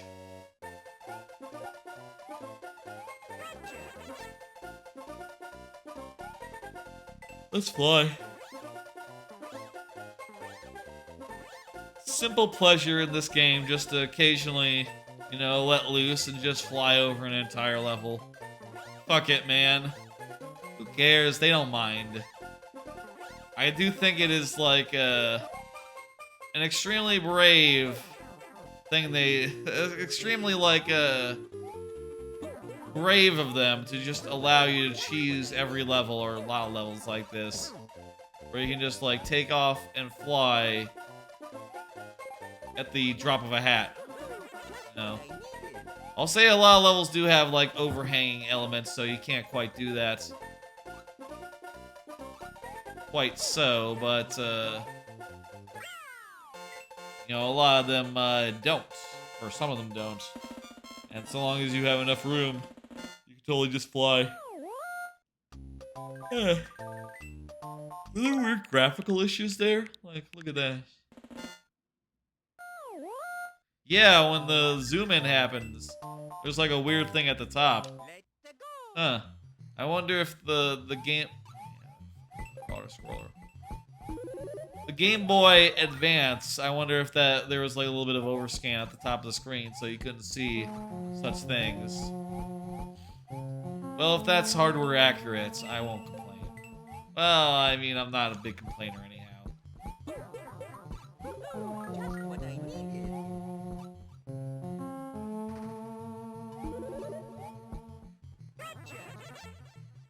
Let's do another card. Did you see that HBO Max is no more? Max, the one to watch for HBO, I believe is the new catchphrase of the new streaming service. Max, the one you want to get if you had HBO before. Max, it's still HBO, guys. Please believe me. Really fucking weird, that streaming service, just like in general. Like, the idea that they would put out a streaming service and be like... The idea that they would be like, you know...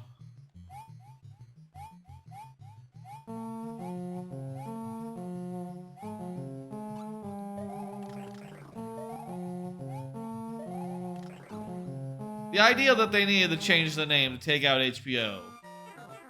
Silly to begin with. You know? But then that they not only changed the name to take out the HBO, but they also just, in the subtitle of the thing, make sure you know, like, hey, this is HBO. Please don't leave us. Please understand. This is HBO. HBO Max. It's still us. It's still us, damn it. It's not a good look. And, you know, you have to download a new app for it. It's ridiculous. It's... Whoever thought this was a good idea, it's not. Really inadvisable. Ugh.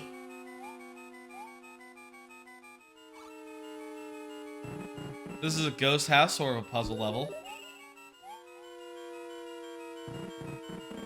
You go through doors and you solve puzzles. Oh. It's not like in Mario Maker where you can keep your thing. You can keep your item. How's the sound here?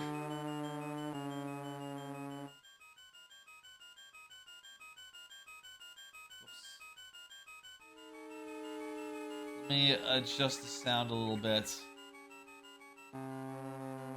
Just take it down a notch. That was easy. I was expecting to have to do a puzzle. Was that a puzzle? Was I puzzled?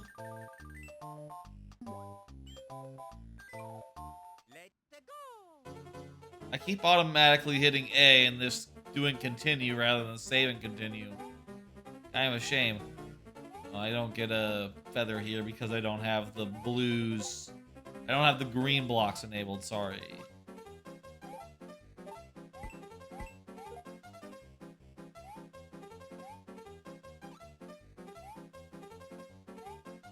Having these 4 different types of blocks you have to enable throughout the game.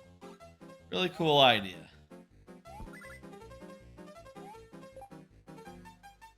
I mentioned in the Mario Maker side, I'm making a platform level as my next level. And this is like the quintessential platform level from Mario World.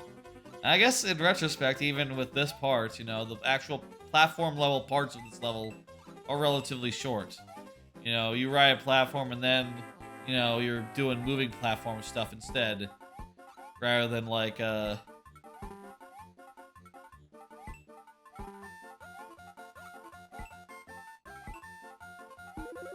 hey, we got one. Rather than like, whatever.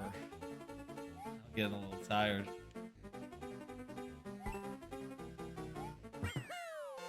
I want another card. What was I saying? Last one? Whatever it was. Oh yeah, Max. As for another streaming service thing, did you hear that the Netflix password crackdown has begun in the US? Yeah, I got a text from my folks. They said that that it has begun. They were locked out. I'm not sure that I'm locked out, but I'm not sure like how it's set up, you know, as far as primaries go. How exactly is it gonna know who's the primary and who's not? I'll tell you, the primary, the actual one on the account, is you know, I mentioned earlier, she's in Europe. So what the fuck? That's not gonna be where she lives forever. She's probably not gonna even stay in the same place for that long. So how is Netflix gonna know where the primary's network is?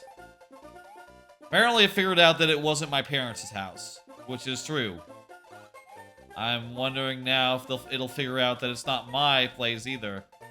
It's supposed to be my sister's.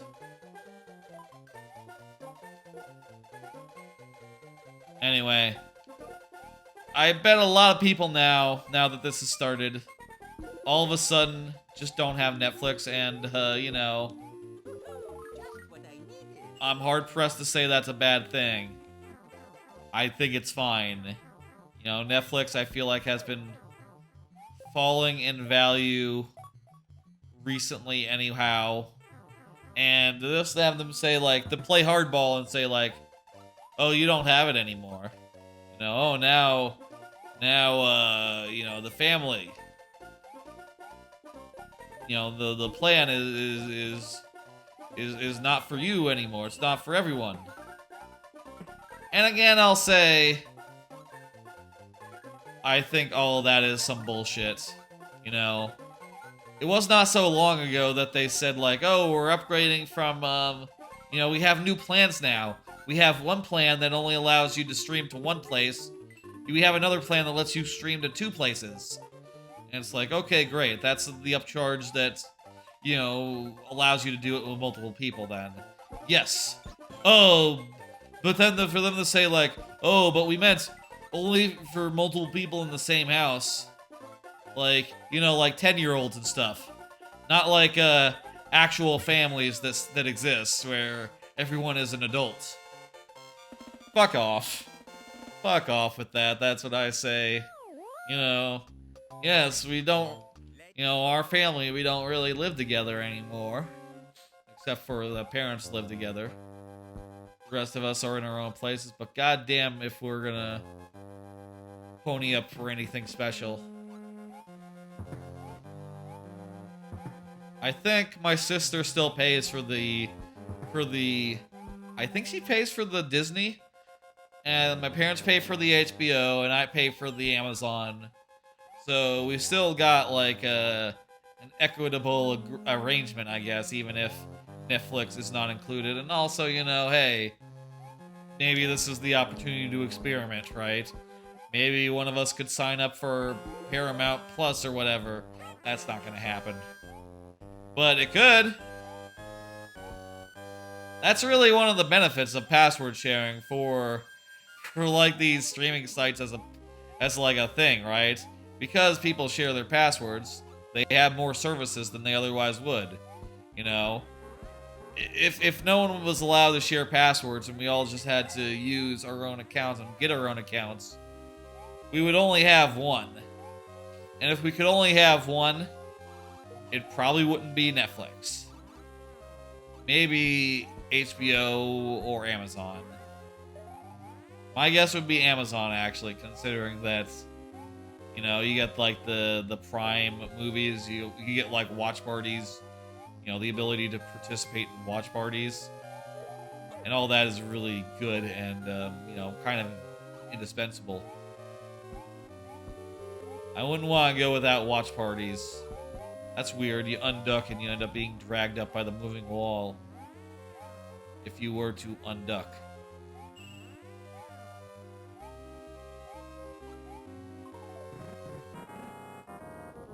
All right.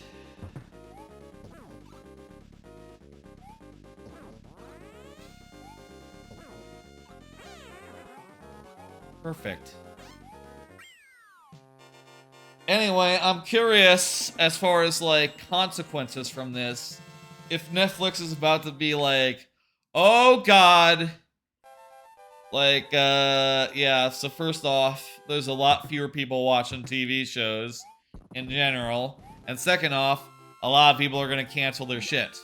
You know, probably.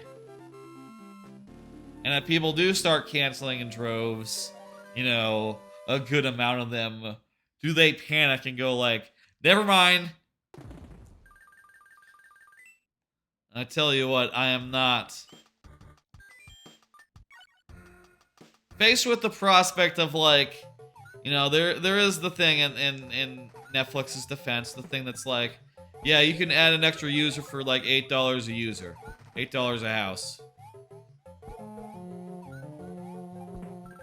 They do have that, but I'll tell you, like, if my sister were to say, like, okay, well, do you want to pay for that? I would say, oh, no, I don't. Because I don't use Netflix that often. You know, it's not an everyday thing. Netflix, I think, for me, is only valuable insofar as, like...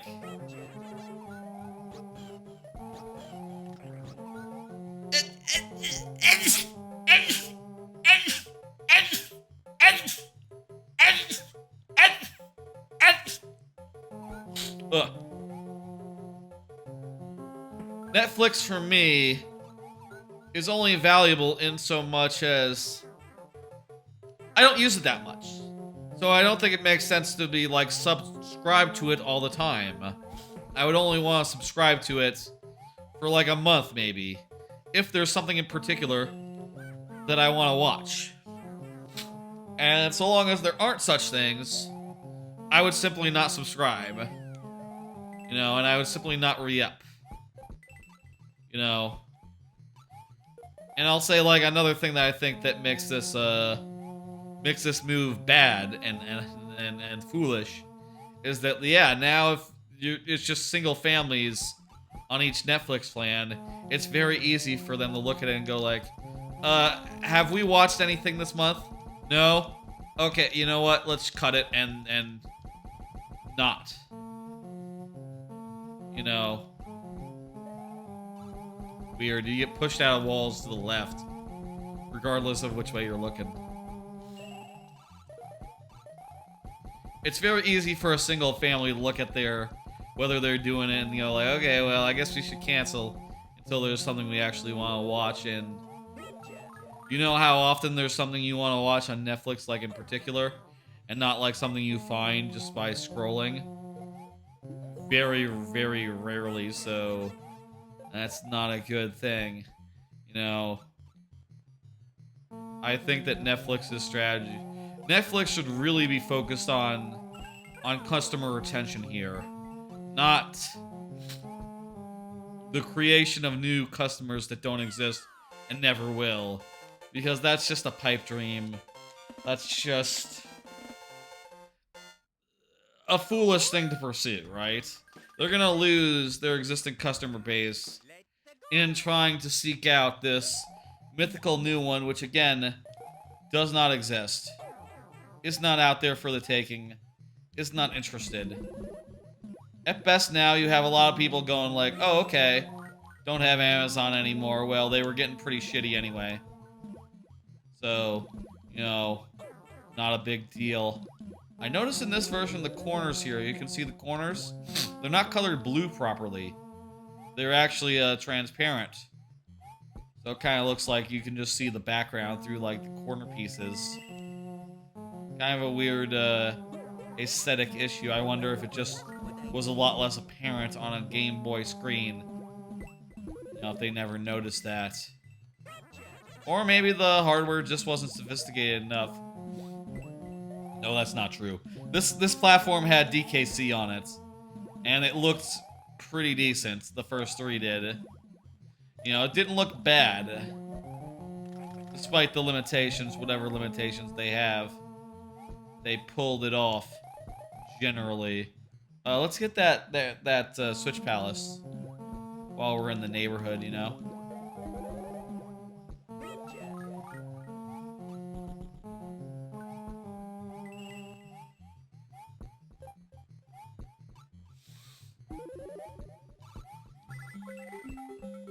Whoops. No, we'll rewind a little bit. Do that right. I don't want to waste the time going around the loop again. That's silly. That's silly.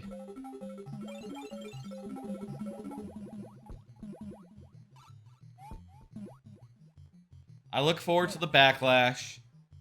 I look forward to like a lot of people cutting their Twitter, their Twitch, their Netflix, jeez. And you know, more power to the ones who you know, remain in the field. Hey, Lord Bowser. Just talking about Netflix. How they're you know, they're cracking down on passwords like officially now. My parents apparently have been locked out already.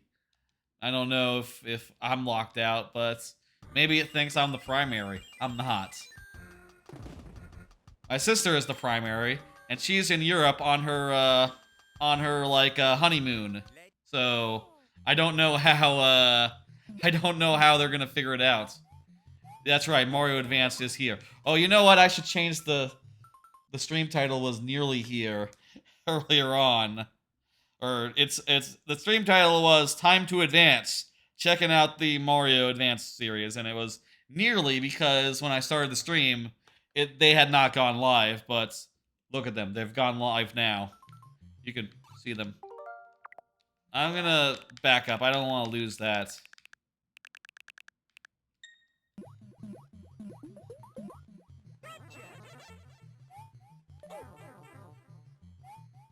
You got 2-3 done in your Super World? That's great. I'll say between everything, I haven't been able to work on my next level this weekend. I just have been doing other things, you know. Attending weddings, doing the setting up my stream deck, and the new Docket. Which, by the way, hey, check out the new Docket, Lord Bowser. Check this out. That's the new Docket. It's slides out. It adapts based on like if I move the camera, it'll move with me. It's pretty slick. And also, you know, obviously you can show the schedule and all sorts of things. And also I have a stream deck now, so I can do hotkeys with a much more convenient way than I was doing before. With the stream, I'll say again with the stream deck, I'm pretty sure there's a lot of potential here that I've not yet like gotten to the bottom of. Song does not sound good. I'm guessing that, you know, the Game Boy sound chip wasn't bad, but if you were taking like Super Nintendo music, SNES music, and like taking it 1-to-1, I bet there was lots of issues there, you know, and it ended up either sounding like this or having to be completely remade from scratch or some such. I'm a little bit sniffly today. I'll say, as far as like, I haven't been feeling like super great.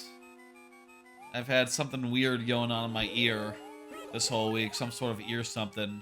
I looked, basically it sounds like, sometimes on occasion, it sounds like they're constantly popping. And I went online and looked, and apparently that has something to do with like, yeah, you're probably sick or something, your tubes are just all stuffed up in your ears. And usually just sorts itself out, so don't worry about it, so I'm just hoping that, you know, it sorts itself out.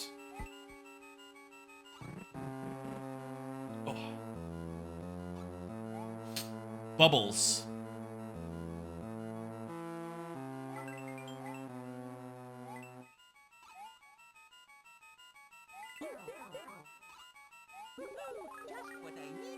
Again, I'll say, like, this version of this game, while the audio is, like, not exactly the best, it feels great. I think that the game feel, the handling is better than it ever is, better than it ever was on the SNES. It feels really good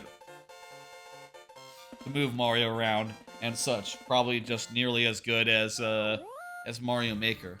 Probably not quite as good, but like nearly.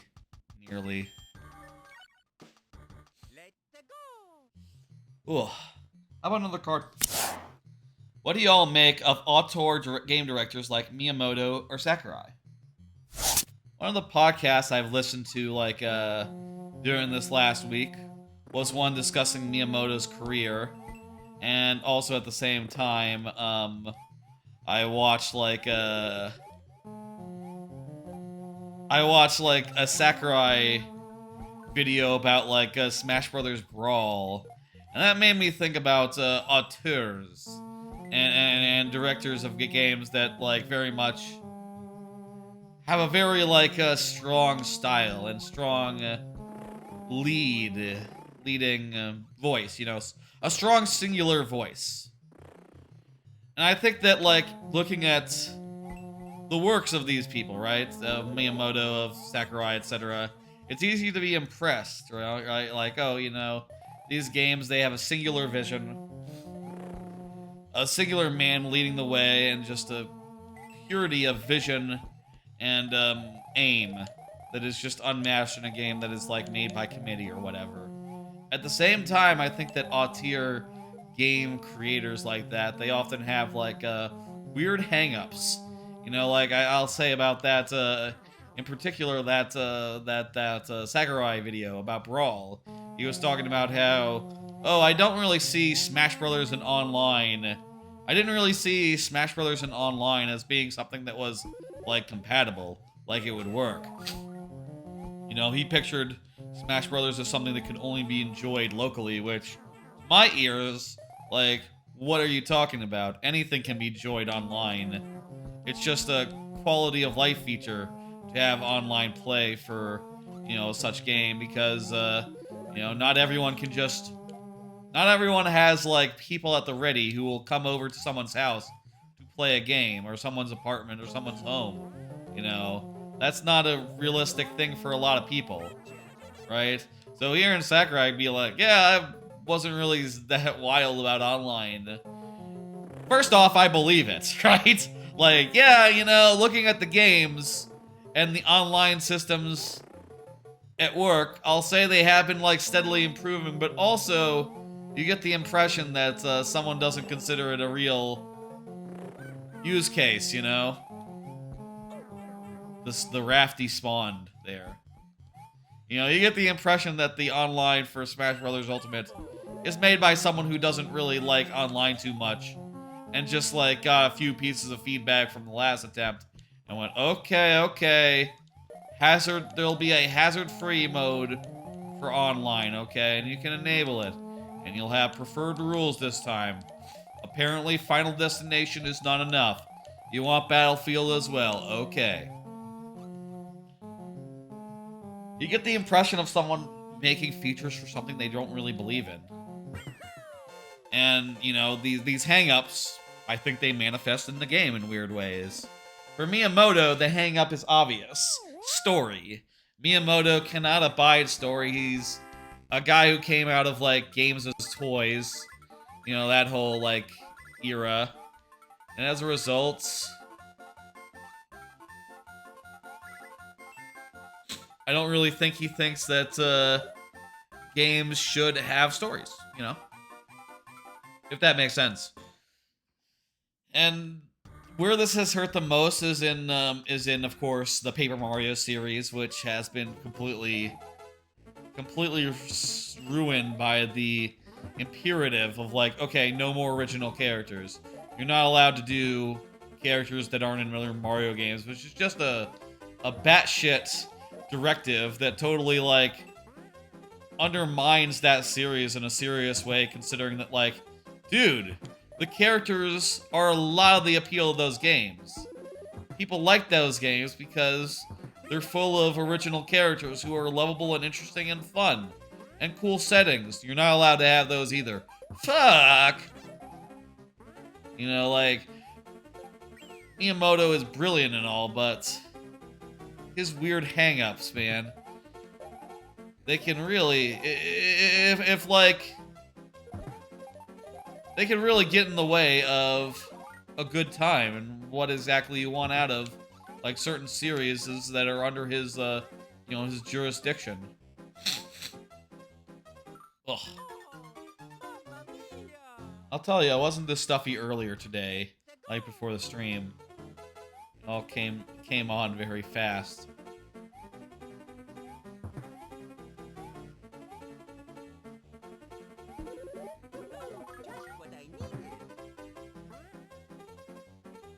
Anyway, my thought on it all in the end is like, I think that having a single guy with a single creative vision is a valuable thing, but also I look at their hang-ups, which they get very weird about, and I just think like, man, when they're out of the picture, you know, Smash Brothers is gonna get a lot more normal, right? The online will suddenly shoot to being like reasonably competent as soon as someone who's not Sakurai is in charge of, you know, whenever someone else takes the reins, I bet we're gonna see like, oh, it's Smash Brothers, but the online is like normal this time. And everyone's gonna go, oh my god, that's great. You know, everyone's gonna be so fucking happy about that, right? Just like, oh, the online, it's just normal. You could just queue up and there's like matchmaking hoppers, and the most popular ones are always available. And yeah, that's all you need to know pretty much. There's a ranked and an unranked mode, and they both basically work the same. You know, once someone else makes one of those games, I like to think, at least I hope, man, we're gonna hopefully see a lot of those idiosyncrasies fall by the wayside. And I'll say, like, you know, I'm not sure, like, how much involved, like, Miyamoto was with, like, Mario Odyssey, but that one does have original characters and, you know, stuff that's, I think, previously Miyamoto was pretty bullish against. And I wonder if that's, like... I wonder if, you know...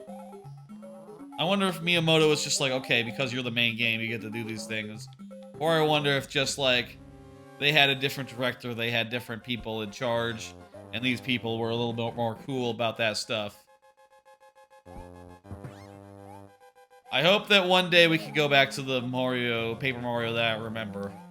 Though I guess the answer is more just like, actually there's like tons of indie Paper Marios now, and hopefully one of them will be, you know, to my preference. I didn't really care for a Bug Fables. Didn't really care for it. Didn't really finish it, you know? It was alright, but it seemed really long, and also the overworld stuff in that was a little clunky and a little bit didn't work as well as like it does in Paper Mario regular. And also, I think that an important part of Paper Mario is you get multiple partners, and you get to like mix and match and you know, use different ones for different things. Whereas in Bug Fables, you have one squad and they always have the same moves, which is a little less interesting, you know. That, and also, there's no, like, increasing power level in Bug Fables, you know? Like, you don't get, like, oh, here's an item that increases your attack by 1. Which is happens a lot in Paper Mario, you know? You'll get a big item and it'll be like, you know, new boots increases your power by 1, which is significant, by the way, if you don't know Paper Mario. You start off with, like, 1 attack, and then you go to 2, and then you go to 3. And if you get certain badges, you can go up to, like, 6. And that doubles if you get the action command right, by the way. So you're doing a maximum of like 12, so going from 2 damage to 4 damage to 6, each jump is like so significant and lets you kill enemies like a good deal faster. And that sort of power spike just isn't present in Bug Fables. Which is just a damn shame. I have found the red switches. I have found the red switch. I didn't get the green switch. Maybe we should head back and just hit up the green switch real fast. We're also approaching like an hour with Super Mario World here, the second one. We'll maybe move on to the third one after one more world, let's say. One more world sounds good to me. Let's get the green switch palace because that one's like, you know, really good. Also, I'll do another card while we're just, you know, going through this level. It's like in a secret room where there's like a long vertical shaft, if I recall, right? So we just have to watch out for that room and make sure we go into it. Otherwise, we'll be very sad if we miss it. Card. Follow up on melatonin and such things. So yeah, I've been taking melatonin for the last few weeks. And I was running out of the gummies that were blackberry flavored. And I think that I really didn't like blackberries, apparently. So I replaced it with like strawberry flavored dissolving pills. And I'll say, unfortunately, I don't think these ones taste very good either. I don't know, it's kind of a very grainy strawberry, I guess. It's just kind of unpleasant to like get down, which is unfortunate considering that like this is the way I went the first time. Which is unfortunate considering that like, you know, I can't just go buy a third one, right? I can't just go like, okay, I'm gonna buy this strawberry one. Maybe this strawberry one will be better. Like, no, I used up my new one for a while. I can't get a new one until I run out of these ones, which kind of a shame considering I'm not really that fond of them. I will say, like, I have had nights where I take them and still I don't fall asleep, like, immediately, which does worry me some, you know, like, oh, you know, even if I'm kind of tired, it's not, like, immediate that I go to sleep, which, you know, maybe that's a thing where, like, the more you take melatonin, the more you, like, maybe the more your body gets used to it and the more it, like, adapts and, like, stops reacting to it as strongly, which kind of feels like a shame considering like, oh, it worked for like a couple days and maybe like a week or two, and now it just seems like it's less effective, and the dreams are a lot less. I'll say my dreams are a lot less vivid, though I am able to fall asleep pretty fast, or not that I'm finding that I'm more tired in the mornings. Is this right? Oh, hang on. Where the fuck's the pipe? I thought I tried every pipe that I went to.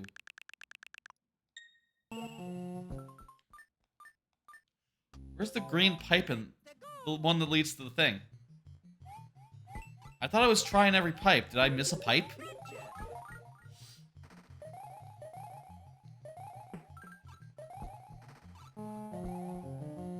Anyway, still taking that. I considered when I was, like, going through the thing, like, I saw some that were, like, 10 milligrams and some that were, like, 12. And I considered, like, bumping it up to 12, but ended up just going with another 10. With how fast, you know, I sort of adapted to 10 or whatever, you know, whatever the case might be, I'm not, like, super confident, like, 12 would be any different, you know, long term. And, you know, I don't want to adapt to that and just have to do the same thing over again, you know?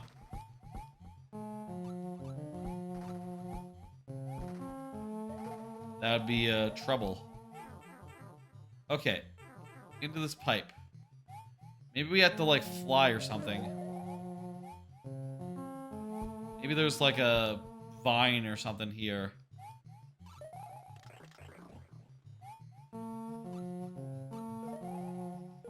You throw a thing up and hit a block? It's been a while since I played. I bet you fly. Yes, okay.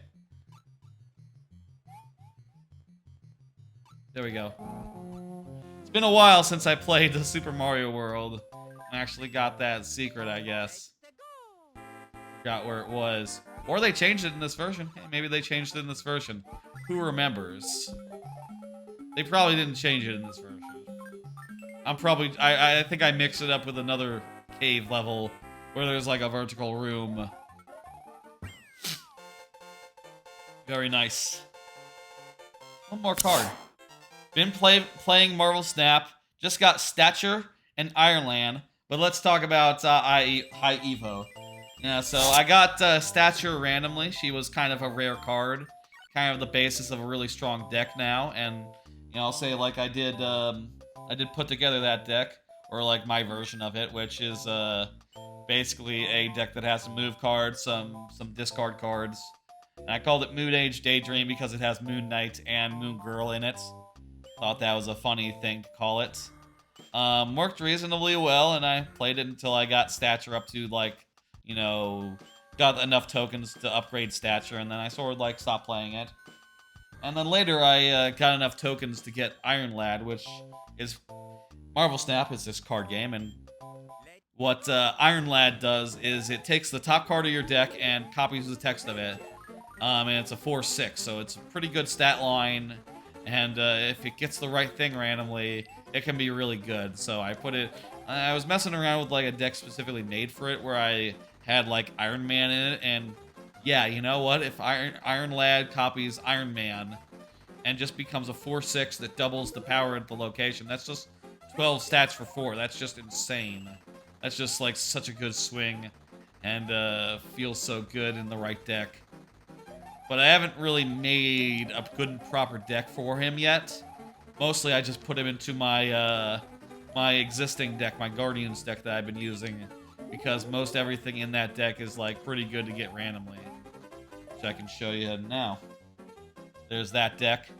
A deck based around locking down lanes and guessing right with the Guardians. And also with Negasonic and Cosmo and Groot. Those are the three things I like to use as, like, last turn plays. You know, after a couple lanes are locked down, and there's only one play into, just silence whatever you play, and then destroy whatever you play. And that just feels really fucking good as a turn 6 play. Like, oh my god. But I'll say, like, the main thing everyone's thinking about right now is that High Evolutionary came out. And, oh my god, I think... God damn it. I think that High Evolutionary is the least favorite meta. Is the worst meta I have ever seen in this game.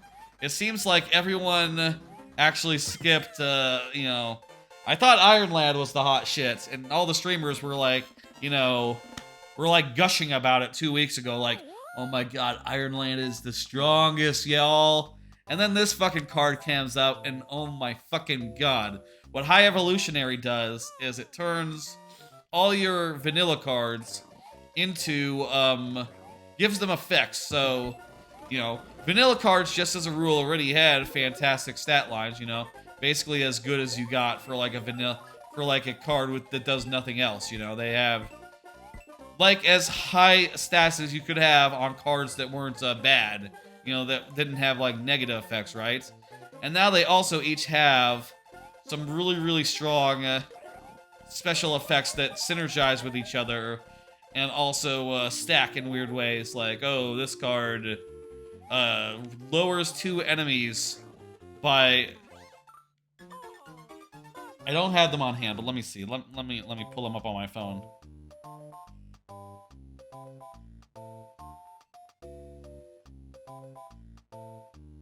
So the cards that get modified are just like going from 0 to 6. So 7 of them. That's right. Wait. Is this called Cookie Mountain in the original? Huh, that's weird. It's not like a...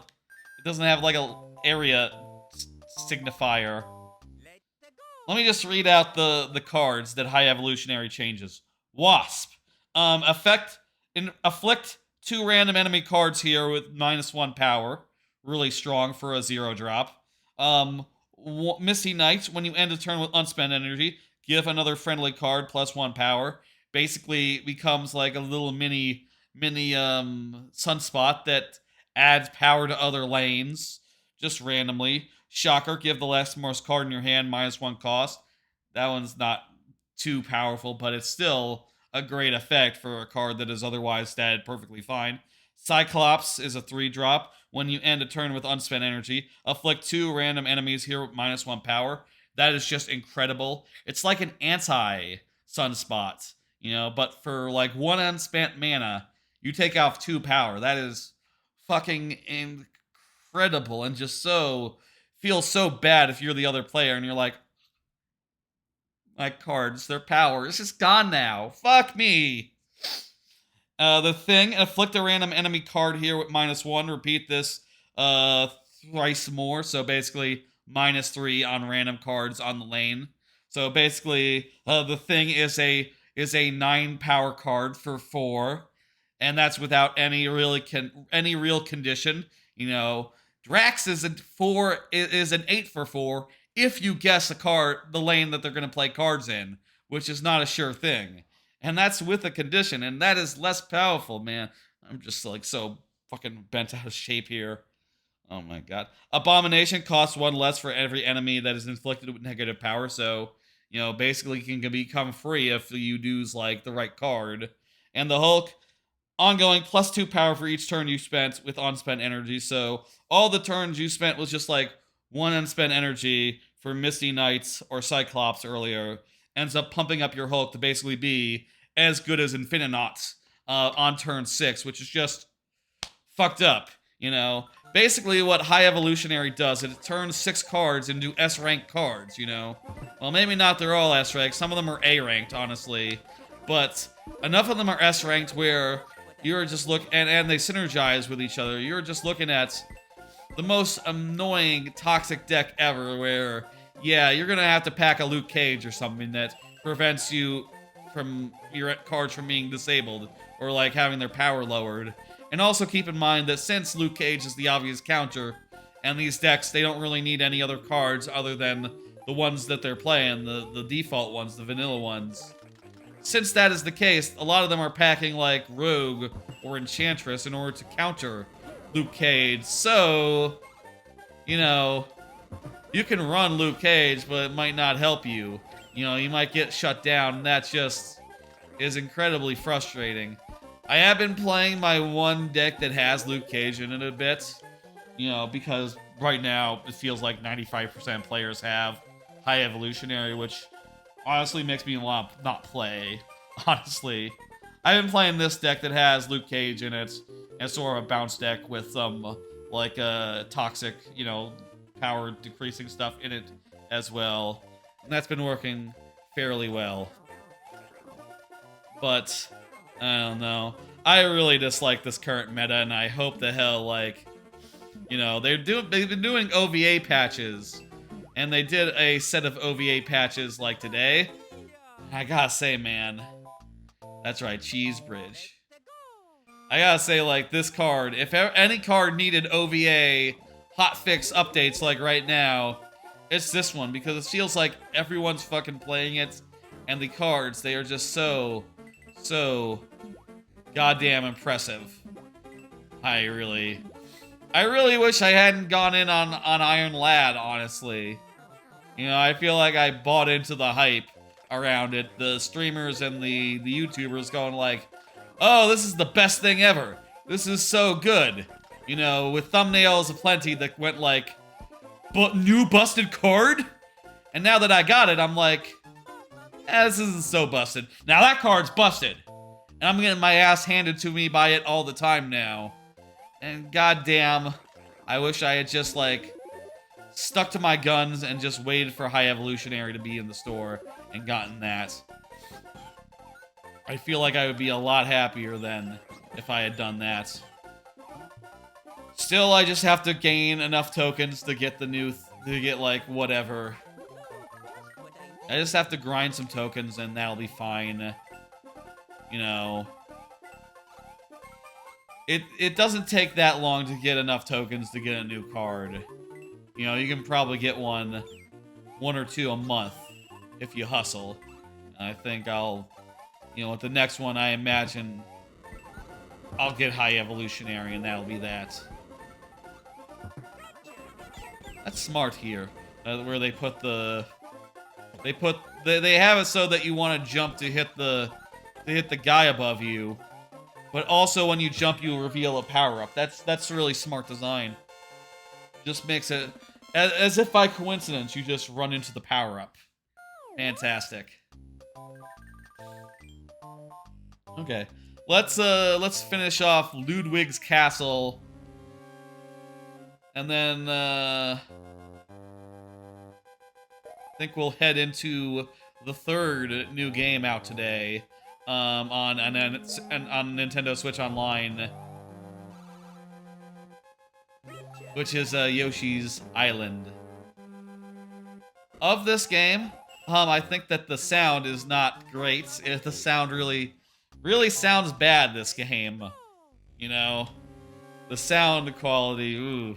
Kinda nasty, but otherwise, this is like one of the best versions of...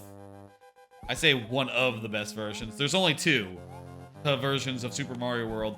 This might be the best version, like, just game feel-wise. The way that Mario moves feels great. There's not really much as far as, like, other quality of life changes here. If I'm being honest, you know, compared to, like, some of the other games here. But, you know, it's Super Mario World. What are you gonna do? It's already pretty fantastic, you know? You don't have to change that much. I wonder, though, are there people for whom the like, changed handling model is, like, a problem? Like, how do people feel about, like, the way this game handles versus the original? I really like it.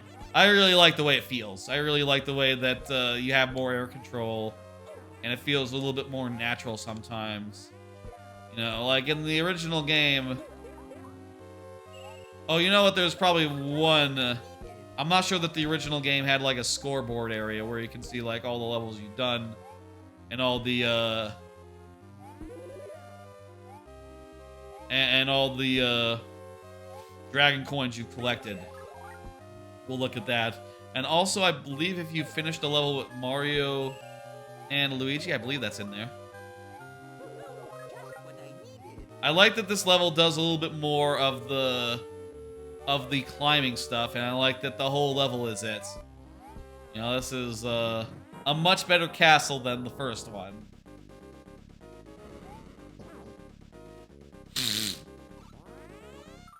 Oh god, I tried to use, like, the RZ to spin, because that's my Mario Maker instinct.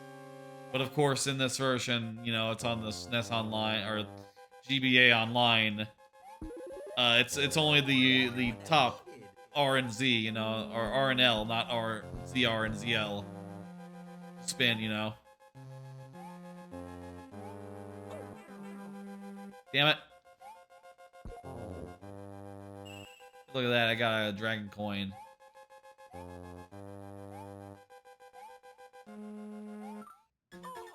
One thing I find weird is that you can jump from the back side to the front side of these grates. I always thought it was neat that you could go around to the backside, but sometimes there's no points. Yeah, climb grates, that's right. These would be good elements to have in Mario Maker. I know you can sort of do them with vines, and I have on occasion. The only thing is the vines with left-right movement on vines is a lot slower, you know? Like the left-right movement speed when you're doing vines. Whereas in this, it feels like you can really just go any direction at the same speed if you were to so please. I need to get that mushroom. Mamma mia, indeed.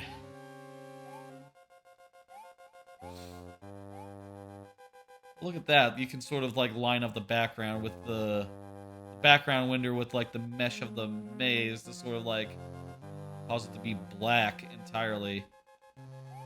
Funny. Well, maybe it's not that funny.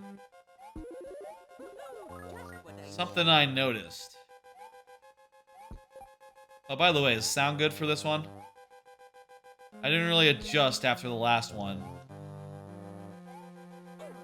I need to probably be more cognizant of that stuff, you know. When is a good time to switch to like adjust the sound stuff. I could also just like, you know, try each game before I do a stream and make sure that the volume is right where I want it. But it's easier to just play. I didn't know you could spin jump on fire like that. That's cool. You can't do that in Mario Maker, I can tell you that right now.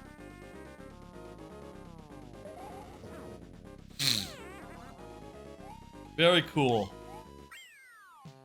Super Mario World, still a phenomenal game. This might be the best version as far as like gameplay and game feel goes. The sound does leave something to be desired, and you know, I bet if you were to compare it 1-to-1, maybe the graphics are a little bit, I mean, I don't know like how they compare directly, right? You have to put like one game, you have to put them like next to each other for me to know the difference.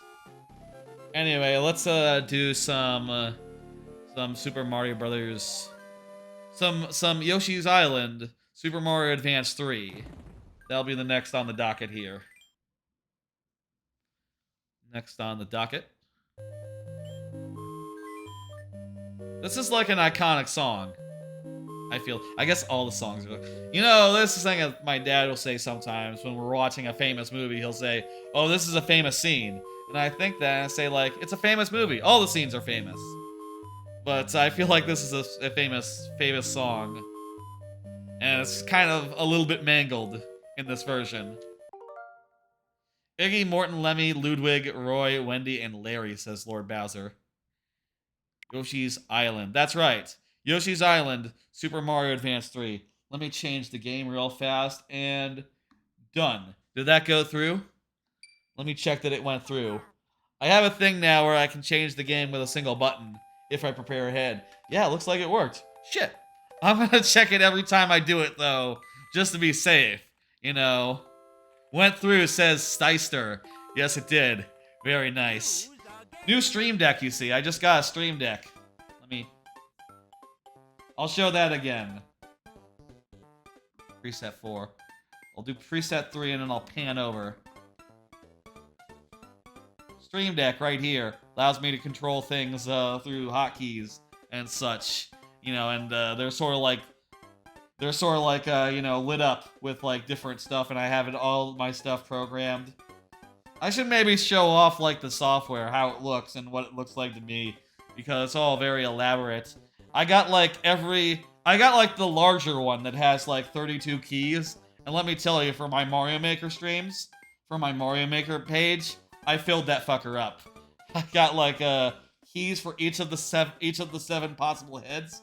I have keys to refresh the heads and to do like sudden death. I have keys to do next, complete, and dismiss. And I have a key that opens and closes the queue, as well as like several others. As well as like ones that sets 15-minute timer, one that does this. Look at that. I have a key that does that. Brings up my Super World panel. Very nice. Anyway, yes, it is fancy. Thank you, Steister. Let's ooh, hey, we can learn about sleep mode. Okay, so we could collect it. How do we do sleep mode? Oh, basic sleep. To enable sleep mode, do the thing. Yeah, okay. So this was a thing that made sense on the Game Boy. It didn't have like a built-in sleep mode. So some games would just have it so that you hit buttons and that turned it to sleep. I think like, I'm not sure if these other games had that. If you don't press any buttons for 1 minute, the game will go to sleep. We don't want that, no. I just want to like show it off as like a, you know, like as a novelty. When can I sleep? Can I sleep here? I think I have to go into a level to sleep. Oh, wait, hey, here's the story. Here's the story. Ready? Oh, shit. Let me line myself up as well. Sorry. Get myself back to preset 2. Welcome to Yoshi's Island, paradise where they all live. Very nice. They're in an uproar about a baby that fell from the sky. This game looks great. Shit. This looks just as good as it looks on the SNES to me. At least in my head. And the sound sounds good. This sounds right to me, the sound, versus compared to Super Mario World especially. Maybe we'll be able to tell the difference more as we get into some of the levels with, like, you know, famous songs. Oh, that sounds a little different. Oh, this is like a tutorial. Hey, let's do the thing. I'm gonna do the thing right now. What was it? L plus R plus thing? I thought it was the R plus L plus select.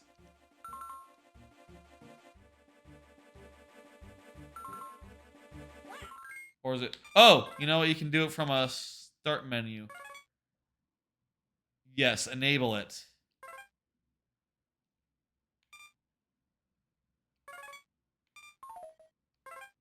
Enable sleep mode, yes. Oh, did they disable it to make sure that you couldn't actually do it because it'd be weird to put your Switch to sleep? Not really. You know, maybe they put in a hack that's like, okay, actually cannot turn on. You can't actually turn it on. You can't actually enable it because, you know, it's not actually... You don't actually want to use it anymore. That was sort of a weird hack that they did at the time to get around the limitation of the GBA. You don't actually want to actually use it. This feels good, by the way. This is a good feeling version of this game. It's been a while since I played the SNES version. I don't, like, remember offhand how it feels, but moving Yoshi around feels nice and smooth and good. I gotta get my baby back. I gotta go get my baby back, jeez. Like the commercial. God, the kids... Do people even know that commercial anymore? There is that commercial for some fucking restaurant that went, you know, I want my baby back, baby back, baby back. I want my baby back, baby back, baby back. Chili's? It was Chili's. I guess it was Chili's. Do people know that ad anymore, or has it been like a generation since then? It's probably been at least... You know what? I think they made a joke about that on The Office or something. So I think it is well immortalized insofar as The Office is immortalized, which, you know, it became exclusive to some streaming service that no one has like 5 years ago, so, you know, maybe not so immortalized, if we're being honest. Not as immortalized as it once was. Still, though, you know, with Netflix, getting harsh on password sharing and all, it's not like staying on Netflix would have been a recipe for relevance either, you know.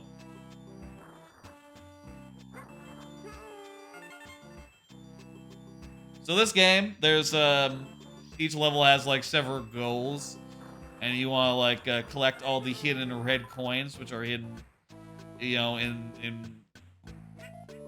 Basically, they're hidden amongst the regular coins. And I wonder, I think in the original, at least, there was some sort of, like, very subtle difference between yellow coins and red coins. Like, just a little bit of a tint change. I'm not sure if that was... Honestly, I'm not sure if that's something here if it was removed or if it was like never a thing in the first place and just my imagination or something. But I'm looking at these things now and I can't really like tell the difference. This version looks great, by the way. Like, geez, this looks just as good as I remember the SNES version looking.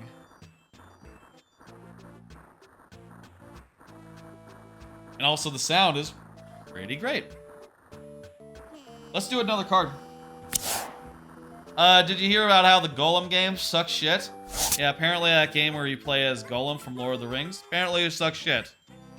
Like, terrible, like, all-time bad levels of terrible.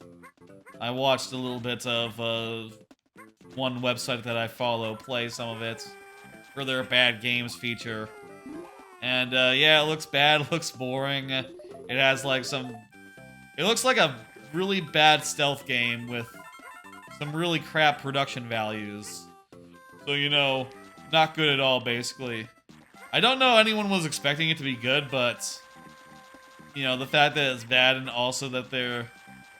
You know, there was that whole thing recently of like, oh, there's the Golem DLC, right?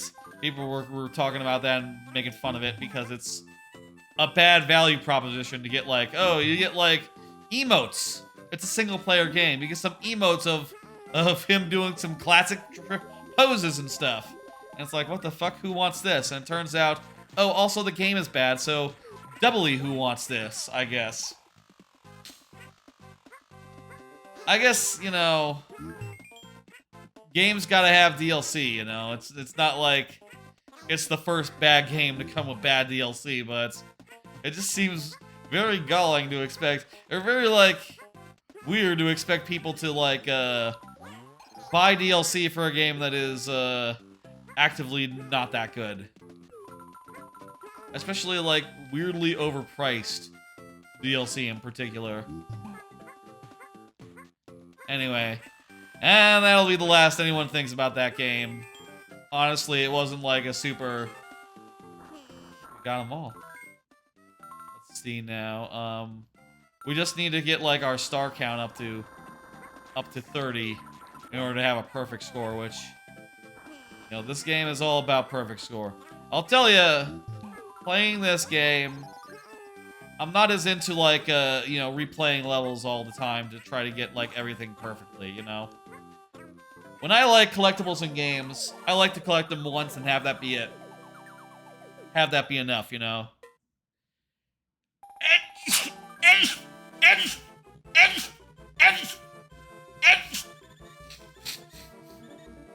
Ugh.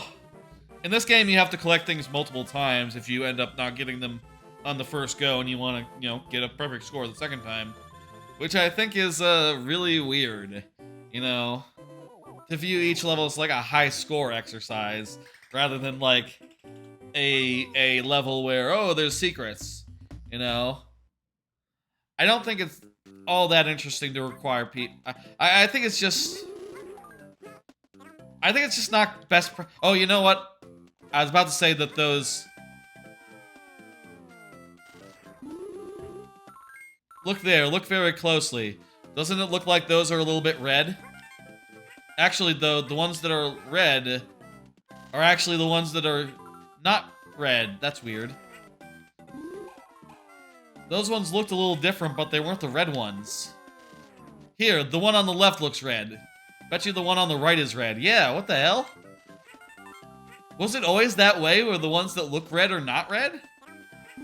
Huh. That feels... I feel like it was the...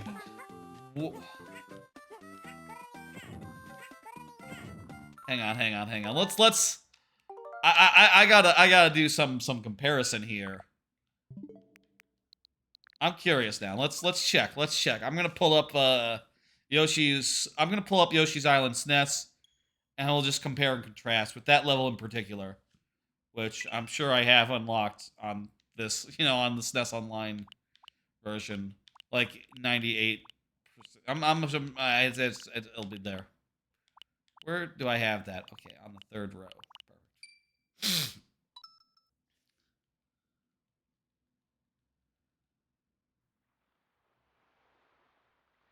Okay, let's see. I'll say I haven't finished this one on SNES. I really should finish, like, one or the other, you know? Okay, let's see. Are the red coins the other way in the original, or are they like this to begin with? Also, if I could think a little bit about the handling. This version is a lot blurrier for some reason. The sound effects are a little more aggressive with the noise. Okay, there's the red ones. Oop. Wait. They are red. But they're all red.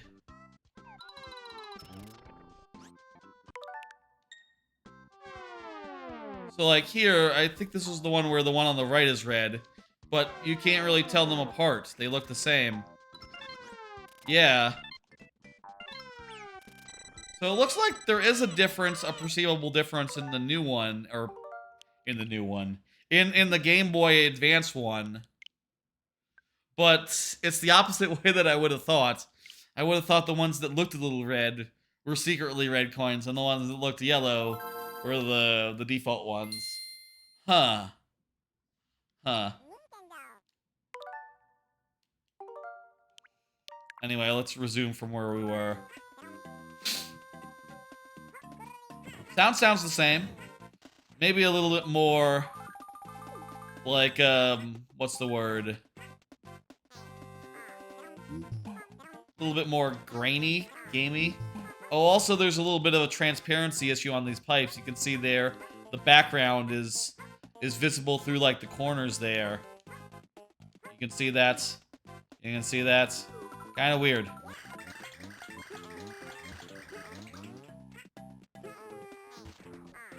I wonder, you know, we just checked something on the original version, so I don't want to do that again. But I wonder again, those issues probably new for this version. A little bit of a whoopsie.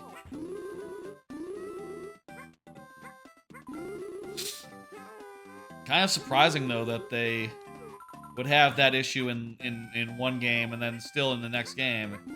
You know, the last game we noticed the corners were like having transparency, even when they're supposed to be underwater.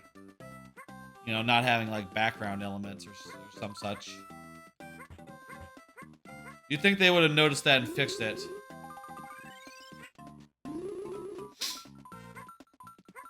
I'm not promising a perfect playthrough. Or a perfect, like, 100%. I feel like it's easier to just, like, play and have fun. See you tomorrow, Lord Bowser. Yeah, I'll see you, Lord Bowser. You have a good one.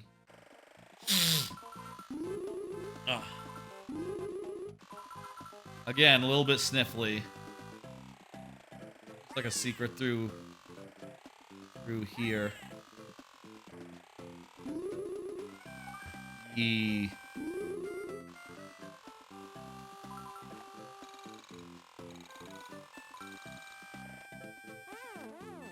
Oh, the thing was right there. I missed it.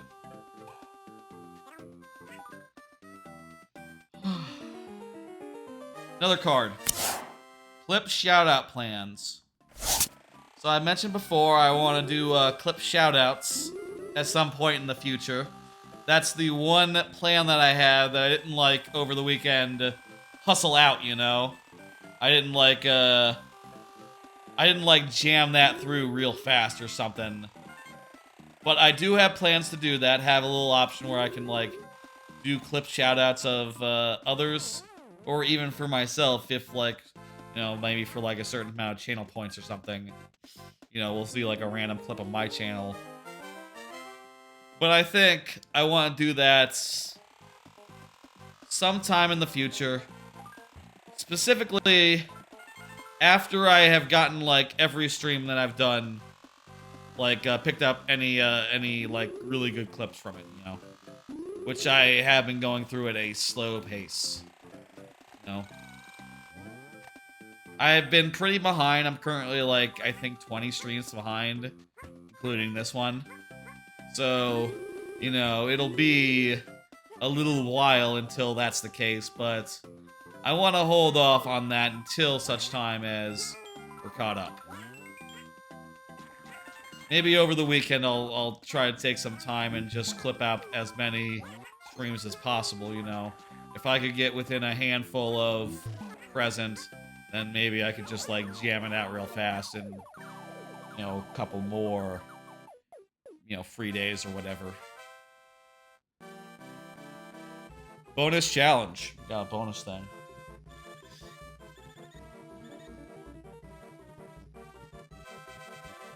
Oh, hey, we did get 100 there. Wasn't even trying to. I do know with this game, the more stuff you get, the more points you get, you unlock like bonus levels, right? Eh? Oh, this isn't matching. This is just you get what you get, and then if you get a bad thing, you don't get anything.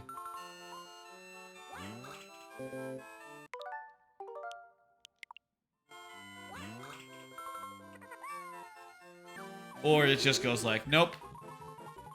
And anything that's remaining becomes 10 up. Is that fair? I cheated a little bit. It's fine, whatever. They let you do it. It's cool.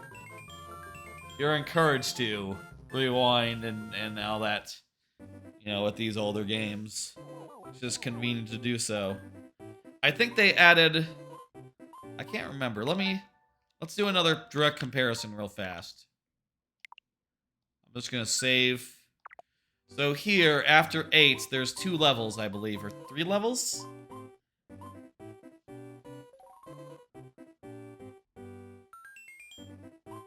Wait, can you change that? Oh yeah, you can change it to release the throw or push twice the throw. I think patient is good. Patient's better. Yeah, so there was... I forget if there's 3... I think this game adds bonus levels, that's what I'm driving at here. It adds like extra bonuses to each world that you can get. And some of them are pretty cool if I recall. I don't know that we'll get any of them tonight. You know, that would be like, I think that'd be a cool thing if we could get through each of these levels and have enough whatever points to unlock them. I think that might require perfection from each level, and some of these are going to be, you know, awful maze-like, so that might not be feasible first try, you know? I don't want to, like, spend... I think it'd be weird to spend, like, an entire stream playing the same level over again, just trying to collect everything correctly. You know, trying to recollect everything just so... Because it's not like I would still be collecting the same things, but I would have to collect all the same things over and over again every time if I wanted to, like, get the thing. You know? I want another card. Got like a couple left. Meaning to write more backlog reviews. And all the hustle and bustle sort of fallen behind, or not behind really, because it's not like I'm playing that many new games, but I haven't really been writing any reviews for the backlog account since, like, Tears of the Kingdom came out, and that's been, like, taking up a lot of my time. You know, like, before this stream even, I did a bunch of, I did a handful of, I did a bunch of exploration stuff and got to a major part of the game. Got to a major... I think a boss fight is about to happen or something, which I'm really happy with. I'm really looking forward to actually, you know, doing. But means that like catching up to presents for backlog is going to be a little bit of a ways away. If you're wondering, if you don't know, backlog is sort of like a letterbox for games. And about a year ago, I made an account and started pulling over all my game collection stuff over there. Only trouble is, I want to get it where that all games that I've ever played are there. There's just a lot to do, you know? There's just a lot of them left, and I'm currently up to like 2018, so there's like 5 years of games left. And at certain points, I can like crank away like 5 a day or something, right? Like right after work, something like that. I can fit in like a quick review, 500 characters each of like 5 games. And I will say, I do have in my notes existing reviews for many of these games that are of similar style. You know, maybe not so exact as far as like how many characters they are or anything, but close enough where they're good starting points, so that helps. You know, that helps the process a lot.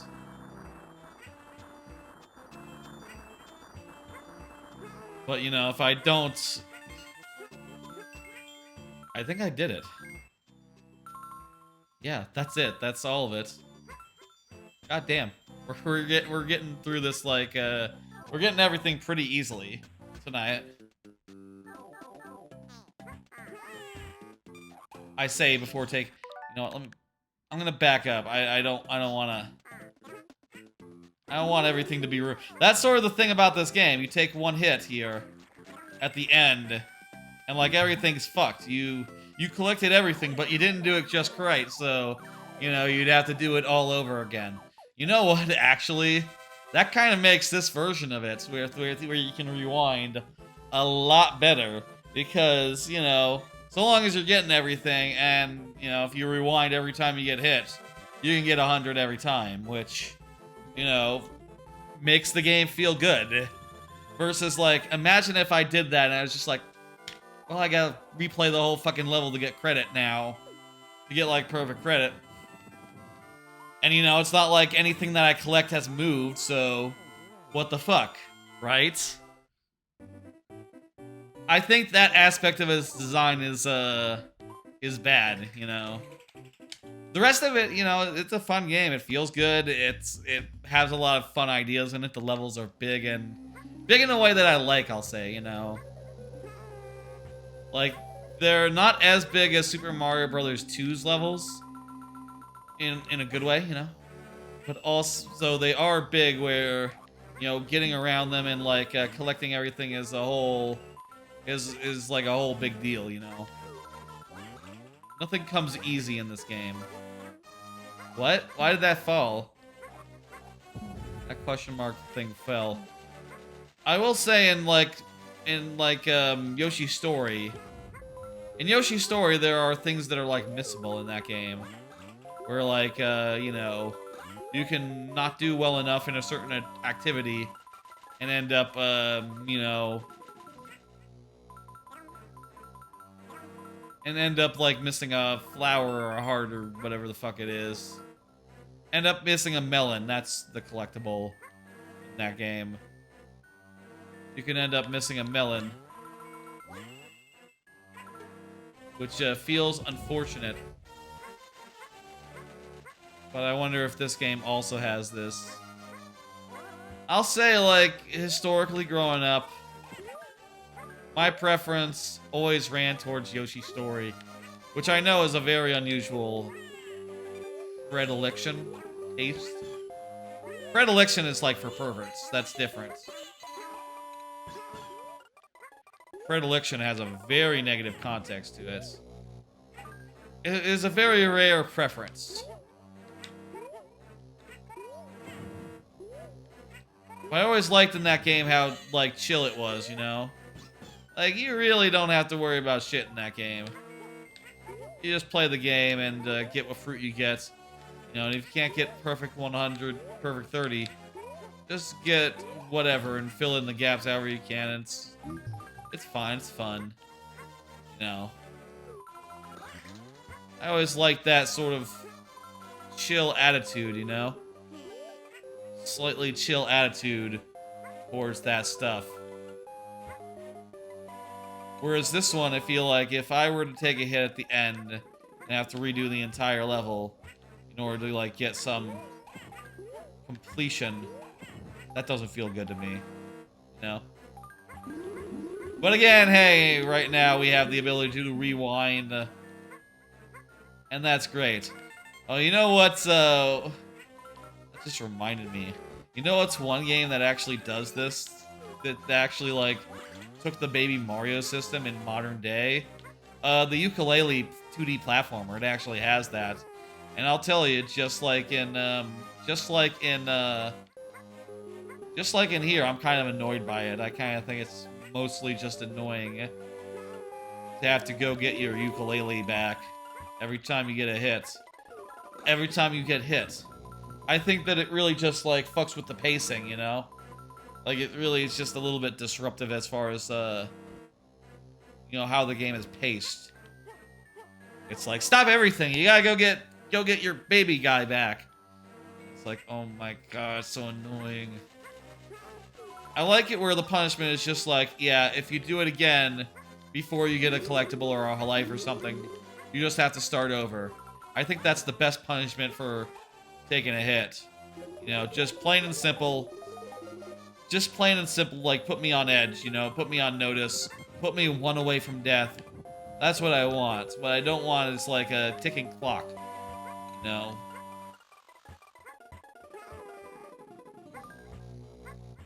There are people, right, who are out there who think that this game is better than Super Mario World, right? Given the way that I think, the way that Big Baby Yoshi works, or Baby Mario works, jeez, I cannot, and the way the, like, collection is like, you know, if you die, you have to start over again and collect from zero. I think that kind of sucks in a way that prevents it from being, like, better than Super Mario World. But I'll say, if we're just looking at basic gameplay, I do think there's a strong argument to be made for this game being better. You know, licking up guys... What the hell? Looking up guys, throwing eggs. It all works very well in this game. And, like, yeah, you know, you gotta realize, like, this game came up with the idea of, oh, you can just throw an egg at them. This game came up with the idea of throwing eggs at enemies. You know, that was not a thing in Super Mario World, you know. He ate fruit. That was it.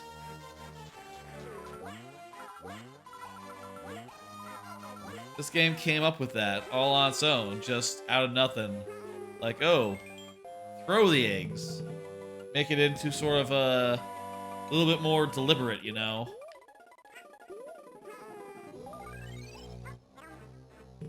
I don't have enough eggs to get that thing, but I think it's just stars anyway.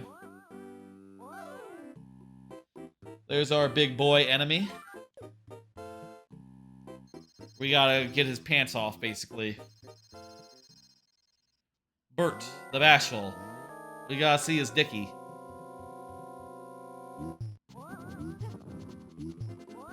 This guy hurt if he land on you? I mean, do we get hurt? I mean... probably, right? It'd be weird if it didn't. So you hit him repeatedly and his pants get a little lower. And, once you've hit him enough, his dicky come out, and you see, like, you know, in glorious high resolution.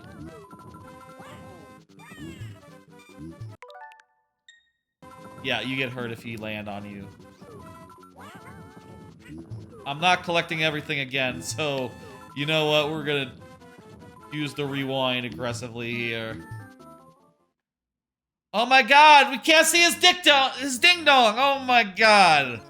What a fucking shame there. His ding dong was out. We could have seen it. I don't know how Twitch would feel about that, but saved by the grace of it just being just off screen. His whole dick and his testicles and all that. They were there. Trust me. Absolutely. Absolutely. You're gonna have to take my word for it. Or, you know, you could try it out for yourself. I can't believe how we didn't get to see his dick. Hop, hop, donut lifts! Oh, it's an auto-scroller. Okay.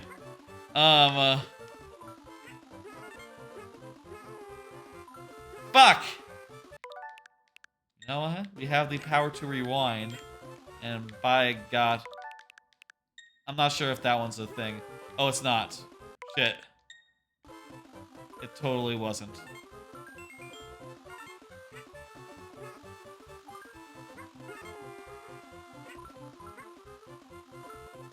The last thing I want to do is do a auto-scroller multiple times. Especially one like this, which I'll say... You know, this is like the one thing about these two games. All these Super Mario games, the old ones. That's like their one sin. Is that they thought that these levels were fun. I guess, you know, this was the best way that they had to, like, orchestrate a level, you know, down to the last detail, right? Like, make objects appear at a certain pace, rather than just have you, like, the player define the pace, either by running really fast and having everything come at you really fast, or walking really slow and coming at you really slow.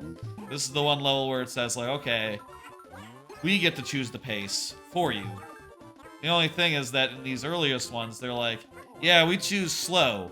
As slow as molasses. This level moves like 2 miles an hour. It's a school zone. You know, it's not exactly great. You know, but if it gets into some ones where it's faster, and, you know, like in Super Mario Bros. 3, for instance, there's some ones like that. Then it's like not bad. I also think it's my least favorite kind of these levels, you know, my least favorite kind of auto-scroller. I like an auto-scroller where it's like a platform level, you know? Where it's like, oh, the reason you can't go forward is because the platform is not far enough. Okay, that's obvious, right? Where it's, in this one, the problem is that the screen is just moving slow, and it's like, what exactly is the screen? What exactly is this representing that we can't go forward now? Why? Why now? How is that a thing? What exactly does this represent? You know, I don't know. Is the long and short of it. I'll say this bit is a little fun, where you have like just enough time to like do donut blocks each time, and if you want to get them all, it takes some nuance, some skill. All right. Let's do the next thing here. I tell you, we are still on track, getting like 100 each here. I guess so long as you can rewind to like undo damage, and we won't cheese this. We'll get what we get.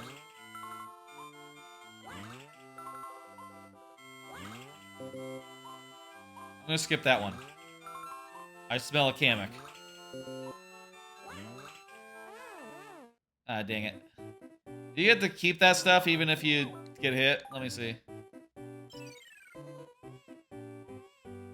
There's the map screen. What a pretty map, jeez. Like, yeah, each area is sort of like a little bit different. Like woods, hills, ruins, hills.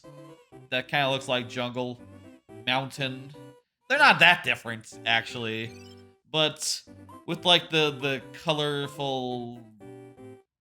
How do you use items here? How do you use items? Honestly. I tried B, I tried A, I tried start, I tried select. Maybe I didn't try select, I'm not sure. You'd think it'd be like... There's only 6 buttons on a Game Boy Advance. I think this is just like a mini game. I feel like this might be the first level where we might not get all of our doodads. Here, it gives you a tutorial about like different types of eggs. Like you can see the flashing red ones have red coins in them, and the red ones that are just red ones, they have stars in them if you break them on an enemy. And also if you bounce an egg against a wall, it'll like reflect and become good. I kind of think this version, having just played a little bit of the SNES version, this version kind of looks sharper than the SNES version. I'm not sure if it's just like a coincidence of like how Nintendo Switch Online like scales things up. Honestly, I think I do have like SNES filters on, maybe, that maybe make things look a little blurry like on purpose. Not sure, but it looks sharp as fuck. This is a great version of this game. And I'll say, you know, in Super Mario World, we were remarking on the music sounding a little bit weird. Music in this game sounds perfect. Sounds perfectly fine. I mean, maybe it sounds a little bit more like lo-fi than the original game. And the way you think of these sounding like otherwise, but it sounds solid. Gotten one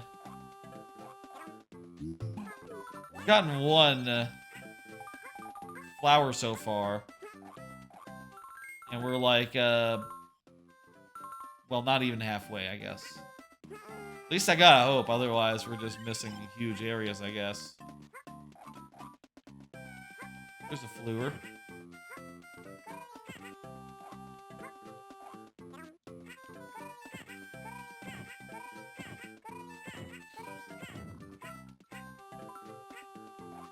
Okay. This guy reminds me of the candy pops in Pikmin. Kind of the same idea, you know. Throw a thing into the flower, get stuff out.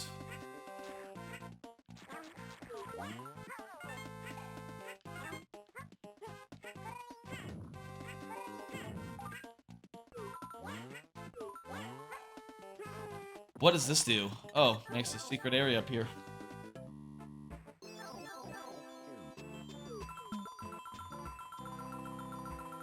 Okay,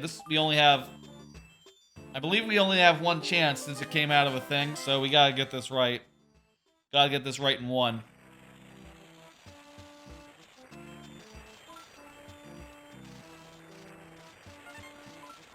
Old car is kind of awkward. Maybe we should just hit the thing in this, and just do it with eggs or something. Yeah, that works. I always like these, foam blocks. These foam bricks that this game has, and how they sort of form like a big foam wall. I thought that looked really cool. And really gives it a different flavor and a different feel versus, you know, regular Mario, where it's just bricks, you know. In this case, it's some weird foam. Like in Foam Stars. Foam Stars? The new Battle Royale that Pound the Ground, that Sony announced during their thing. I didn't talk about that during, like, the part where I was talking about the Sony block, but I'm gonna back it up just to be safe. But I will say, I think that looks like a game that'll be online for a while, and then it's gonna go down. Oh, I will need some more anyway.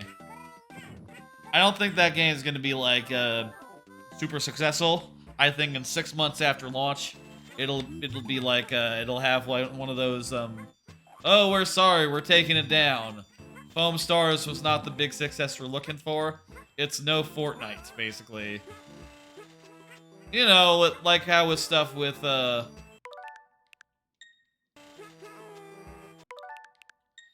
you know, like how stuff with, like Rumbleverse and, you know, what was the other one recently,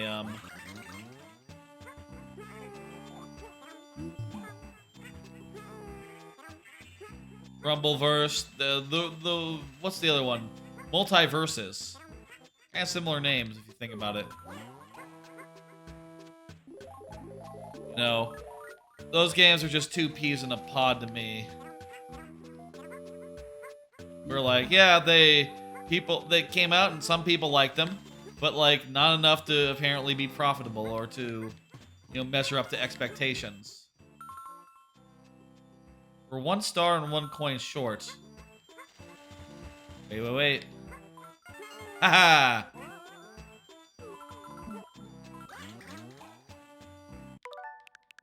me see if I can...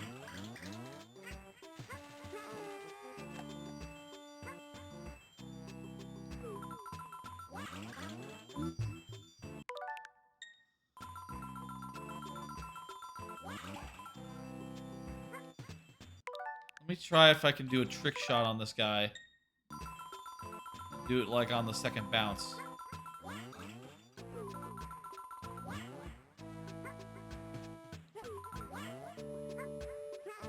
Okay. Maybe there'll be like a checkpoint or something. My god. There's a thing, but I need to egg for it. Oh, I really like the ability to rewind here. This is making things much more pleasant. Feels a lot nicer when you can just rewind instead of just having to replay the whole level again. You know, imagine if right now, instead of like moving on to the next level, I had to play the level again. You know, just because I didn't find a way to get an extra star. Or I took a stupid hit. You know, how much would that suck? That's the Yoshi's Island original experience. But with you know, Nintendo Switch Online and also previous... You could do save states, I guess, in previous iterations of this. It's very easy to just rewind and have that be done. Now, how do you use items here? Let's see. So, L and R do, like, scrolls the map, which is, like, made out of different levels. I guess this one is a cave, and it's, like, in a cave. This one has some chain chomps around it. That one's a castle. That one's just hills. I guess that's a cave. I guess that's a forest. I'll say, like, the map representations of each level isn't exactly like super direct, but it looks really nice, and isn't that what matters here? Seriously, do you do, like, select, or... Not select. How do you do items? Seriously. Not B. B takes you out to this. And starts the level, and A does as well. So how do you do them? Oh, wait. Pause screen. Right, okay. You do them from the pause screen. Huh. So you use them as needed in level. Okay. I guess we could, like, if ever we took a hit. There are things that add, like, 10 stars to you, right?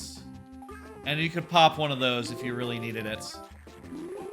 And you could do that in the base game as well, of course, as well. So it wasn't, like, impossible to recover, you know, in a case like that before.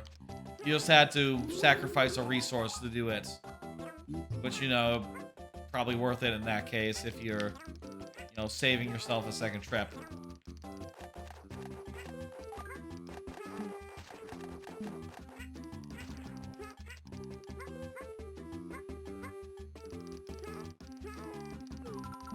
Ah! I thought those guys were gonna, like, keep on walking, you know? Or, like, turn back, you know?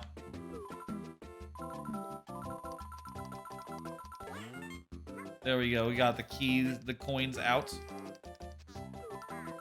This is touch Fuzzy, get dizzy. It's kind of a famous level. We're gonna touch Fuzzy and we're gonna get dizzy. Maybe. Maybe. We'll see. We'll see. It's possible we won't touch Fuzzy. And it's possible we won't get dizzy. Possible.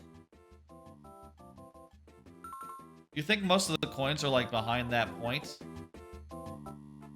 Oh, hang on. I want to get those.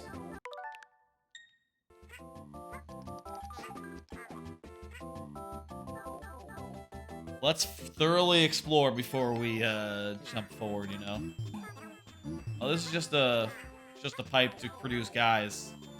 This game has things such as that. I bet I bought the Mega Man Battle Network collection. Been meaning to play it. Well, I say I've been meaning to play it. I mean to play it at some point. You know.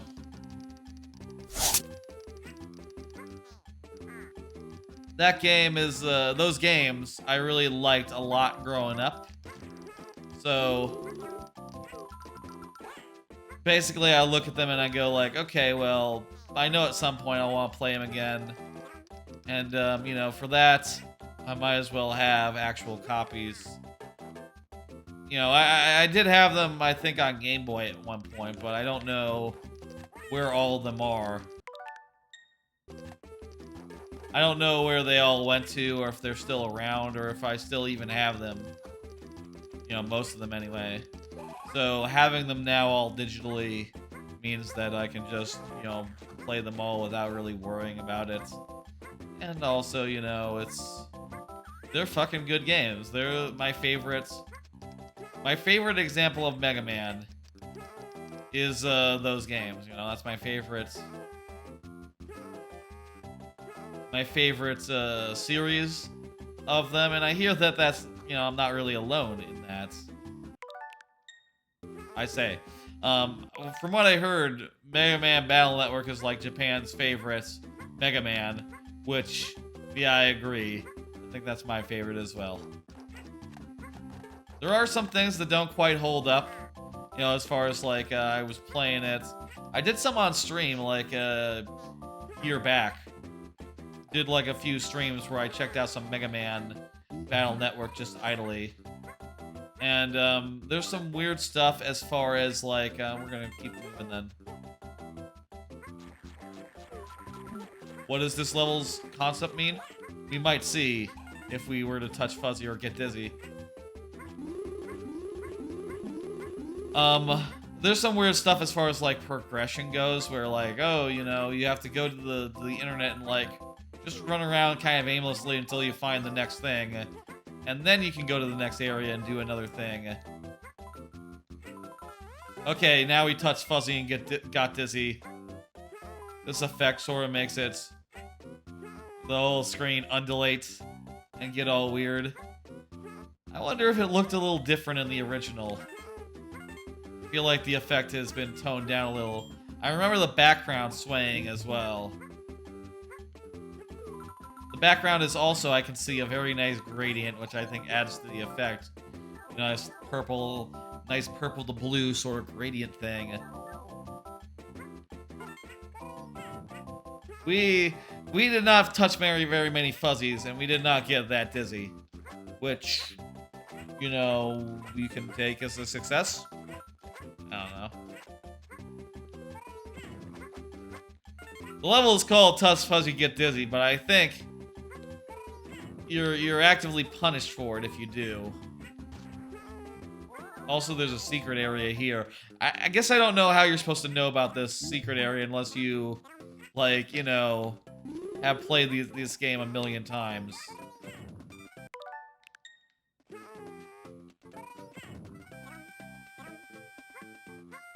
But I played this game a lot as a kid, so I know about it. You know. I don't think I know about everything. Like, there are some levels where it's just like a big vertical shaft.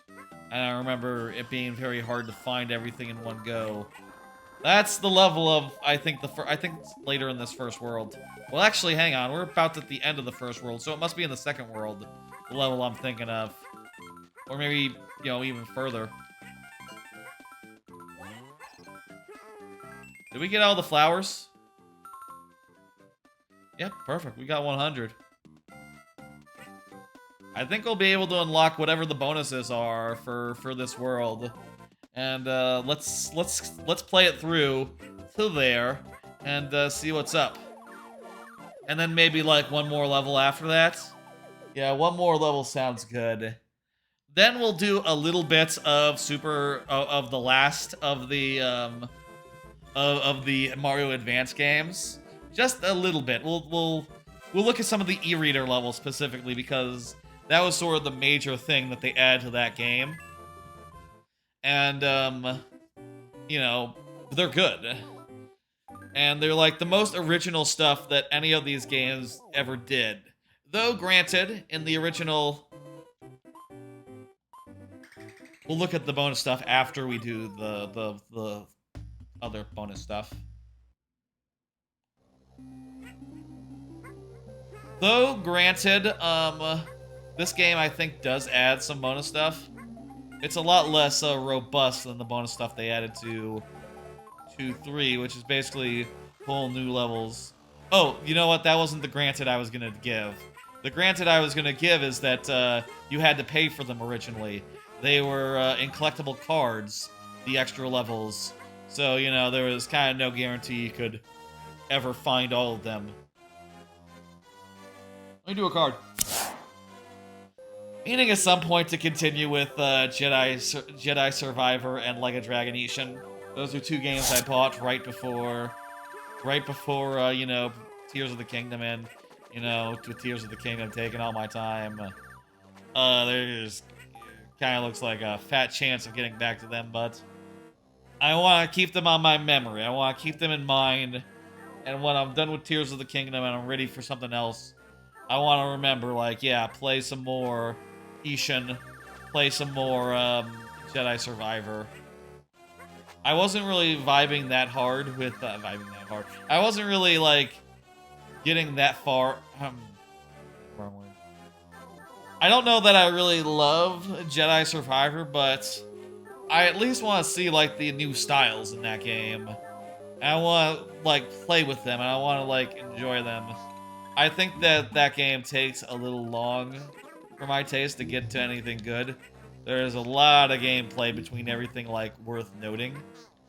Which, you know, I guess I say that as I play Tears of the Kingdom, which is absolutely a game that is massive with a lot to do, where it takes a while to get from point A to point B, but man, I don't know. There's something different. It's something different in Tears of the Kingdom, man. It's Tears of the Kingdom just makes me... It just makes it so easy to just play. Whereas Ishin, I feel like... Or, not Ishin, with Jedi Survivor, I feel like so often just like, okay, I'm tired. I've not finished the world or done anything really significant, but I'm tired. I want to stop playing. I think it's a bad feeling in a game when you can do a whole, like, hour, 2-hour session and not get anywhere near close to finishing a world or a level. You know? Feel like you want there to be some incremental accomplishments you can point to every session. And go like, okay, I did X, I did Y, I did Z, I'm doing good. I'll come back tomorrow and I'll do A, B, and C. I'll do I'll do W, V, and U. U, V, and W. That doesn't work as well as A, B, and C. You know what I mean. You know, you make little goals for yourself, and even in a game that's really long, so long as you get something done every session, you can be happy. At least that's the way I feel, you know. Being a grown adult with a lot of, I was about to say a lot of time-consuming stuff. You know, I guess I do stream for, like, 9 hours a week or so, at least. So, you know, jot that down. But still, you know, it's like, time is a premium here. I don't have, like, scads of it, you know? And for it to feel, like, worthwhile, certain things have to be, like, coming together. You know what I mean? Here we go.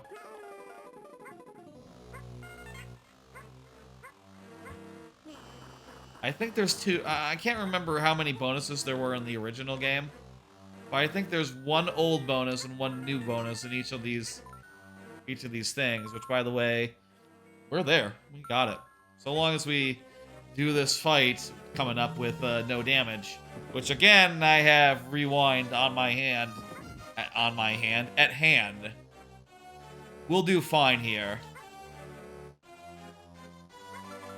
I don't know why I'm checking these. I have all the things. I have all the guys. Again, we have everything. We're ready to go. There's also things you can do that adds, gives you like a projectile at any time. Um, Makes the red coins like obvious. And if you're having trouble like getting everything, that would help, I think, to use those things.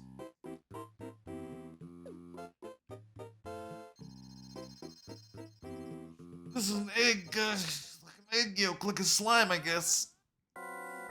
Ooh, funny ooze.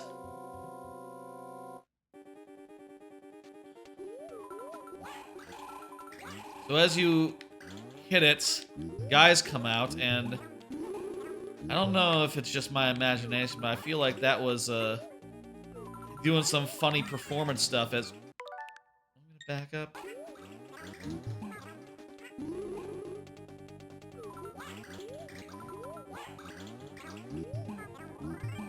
As there were a lot of guys on screen, I feel like it slowed down a little bit there.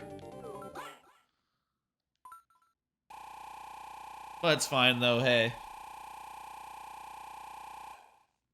Look at that, we did it. That was a perfect score too. I think this unlocks the, well, it unlocks the next world, but also unlocks the first of the 2 bonus levels, which again, I'm gonna do those 2 bonus levels. Let's see what we get for our efforts, for our troubles, for getting 100 points. I'll say, with the ability to rewind and to avoid, like, losing a run just from getting a dumbass hit, I think I like Yoshi's Island a lot more than I usually did, you know? Beforehand, I would take a dumb hit, and I would take a dumb hit, and then I would be, like, really frustrated because, like, oh my god, I took a dumb hit, and now I lose the thing, I lost the... I have to restart. Just have to restart now. And that sucks. It sucks to have to restart after getting everything in a world. Anyway, it looks like... Is it just these 2? Kinda looks like there'd be something right there, right? Kinda thought there'd be something right there. We'll start with the bonus then. I think the bonus is just like a minigame. Flip cards, get items. Okay. Yes. Just the one we've been playing. Can we do this at any time or just when it's available? Like once per session, maybe. You can just keep doing this? Oh, you lose all the items if you get Kamek. Okay.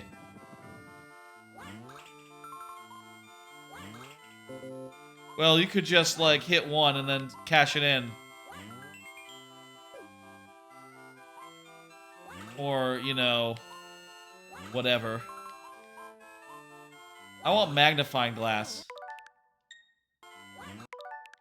There we go. Let's just have that on hand. I say, you know what? We're not, like, we're kind of done. We're kind of, like, pretty much done here, so we don't really need the magnifying glass so much, but whatever.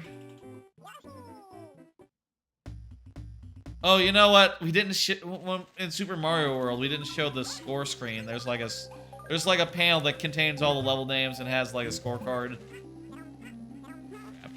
Auto scroller. Keith Squared is rating with a party of 7. How you doing, Keith Squared? What were you up to today, Keith Squared? Lovely to see you. Let me give you the old shout out. Shout out, Keith Squared. Sonic, Sonic, Sonic, yes. Sonic Forces in one sitting? God damn. That's... Wait, Forces. Is Forces the Breath of the Wild one? Or is that the one that was really bad? From a couple of years ago? Which one is Sonic Forces, Keith Squared? Give you a shout out. Forces the War one that's short. Okay. It's the one where you can make a custom avatar, right? I remember that. I didn't play it, but I watched a quick look of it. You know how you do. Yes, me and my Sonic OP. Yeah, shout out to Key Squared. Everyone follow him. Key Squared, I got some. Check out this shit. I got some new shit tonight. As of this stream. First off, look at this. I got a new docket. The previous docket I found was a little bit, you know, homely. A little bit, wasn't exactly as good a docket as we could do. So I made a new one. This one's all nice and snazzy, as you can see. It's just a transparent, slightly transparent black thing with some text on it and a little nice little bright divide there. Also, if I like move myself around, the docket follows me around and like switches sides accordingly. Also, hey, the animated emotes started working again. Go figure. They weren't working earlier. I need to figure out how to make them work consistently. Will they break if I continue to like switch back and forth like this? Nope. They're still working. Go figure. What if I hide and unhide repeatedly, or switch back and forth between different panels? Nope, still working. Whatever. Go figure. They weren't working earlier. Anyway, that's real nice. I also got, let me show you here. I'm just going to go to preset 3, and then pan right. I got a stream deck. Look at that. Isn't that nice? I'm really enjoying being able to do my hotkeys and to control my camera using like button presses for once. Previously, the hotkeys were too fiddly to like keep in mind in addition to my normal ones, but now they're all just you know, easily available at any time. Jeez, right? This level's harder than anything we've done before, isn't it? Because this is the first secret one. Really have to keep on top of that pooch. You need one of those, you have a modified controller for it. A modified Mighty controller. Is it Meaty or Mighty? Poochie, come on, man. You gotta... Poochie is weird. Jesus. This level is tough. Hang on, I want to get that flower. Let's get that flower. You know, I was saying that auto-scroll levels would be okay if they were, like, hard and shit, right? This level is kind of hard, so it's a little better. MIDI. Wait, that's... Wait a minute. Okay, we got that.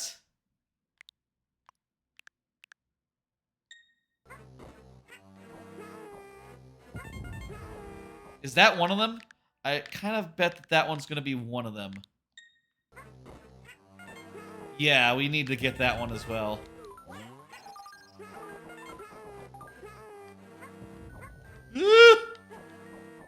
Gotta get going. Hey, thanks for stopping by, Kia Squared. You have a good one.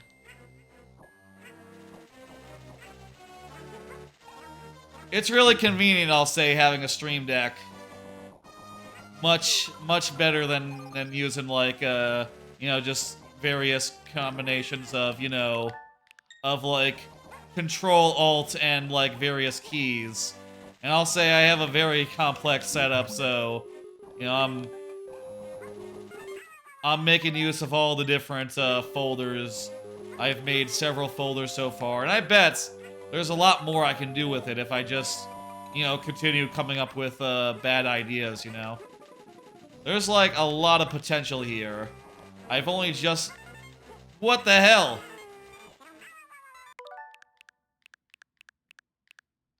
Oh my god. Okay, yeah, I forgot how fucking hard and brutal these bonus levels are. I'm pretty sure they added these in, God!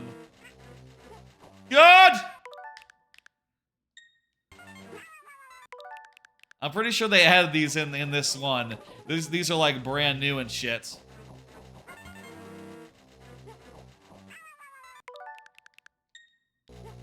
can't remember if there's like an original.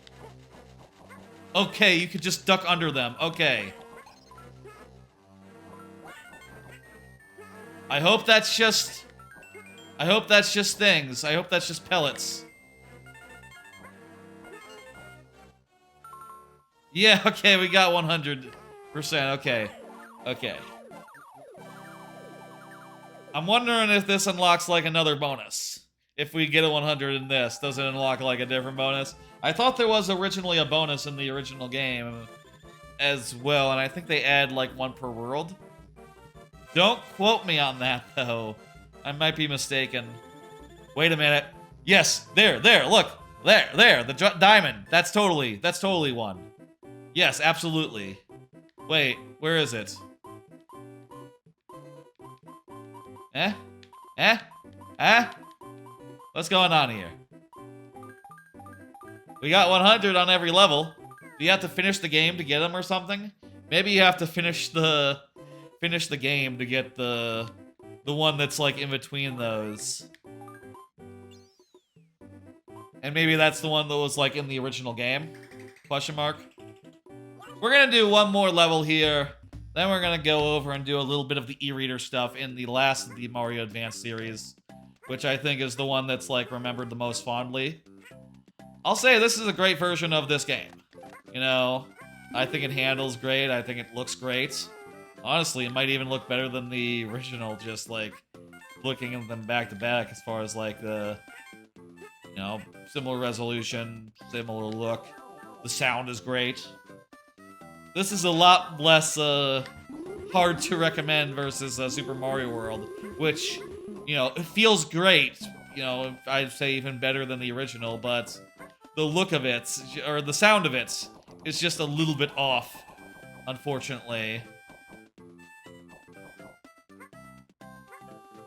This part is a lot easier than the last thing we did with Poochie.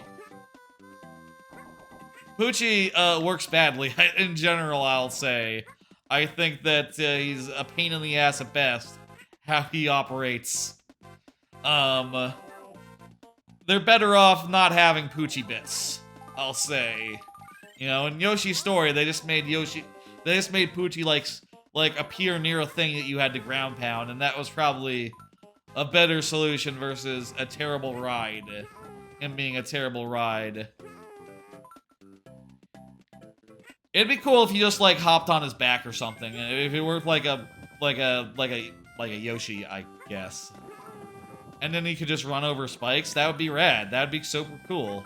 And that'd be a good change of pace, similar to Transformations. But instead, they went with like, oh, it's like a platform, but you're kind of controlling it, but you're kind of not. No, it's not exactly ideal, I'll say. Yikes! That didn't happen. No one can prove it.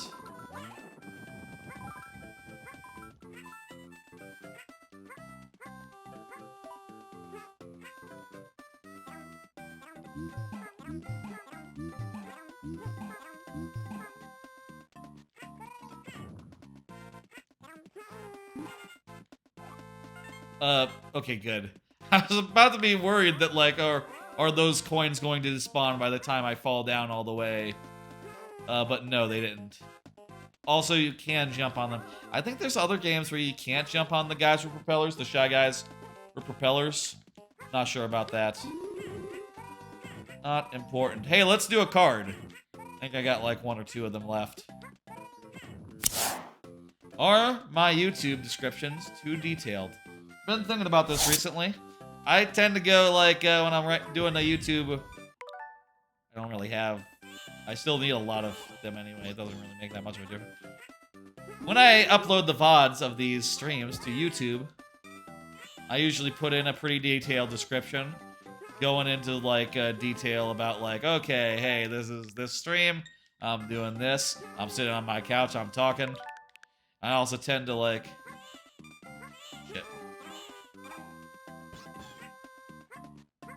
I tend to, like, also sometimes go into a little detail about, like, yeah, you know, I talked about other things. I talked about, things... let's have that not go into the pit. You know, I talk about like, oh, I talk about Marvel Snap, I talk about that Sony event, I talk about this, I talk about that. And I like to just give a little run of show just in case anyone's like, I don't know, looking for those specific things. Like, if they're interested in those things, they could go like, oh, I could watch this episode maybe. Though, I guess, you know, they'd be hard-pressed to find specifically where in the 3-hour VOD I talk about Marvel Snap. It was like an hour ago, I would say. Middle of the thing for the Marvel Snap talk. You can probably, honestly, you can probably, like, parse through until you see, like, deck lists come up on the screen for a second. That was the Marvel Snap talk.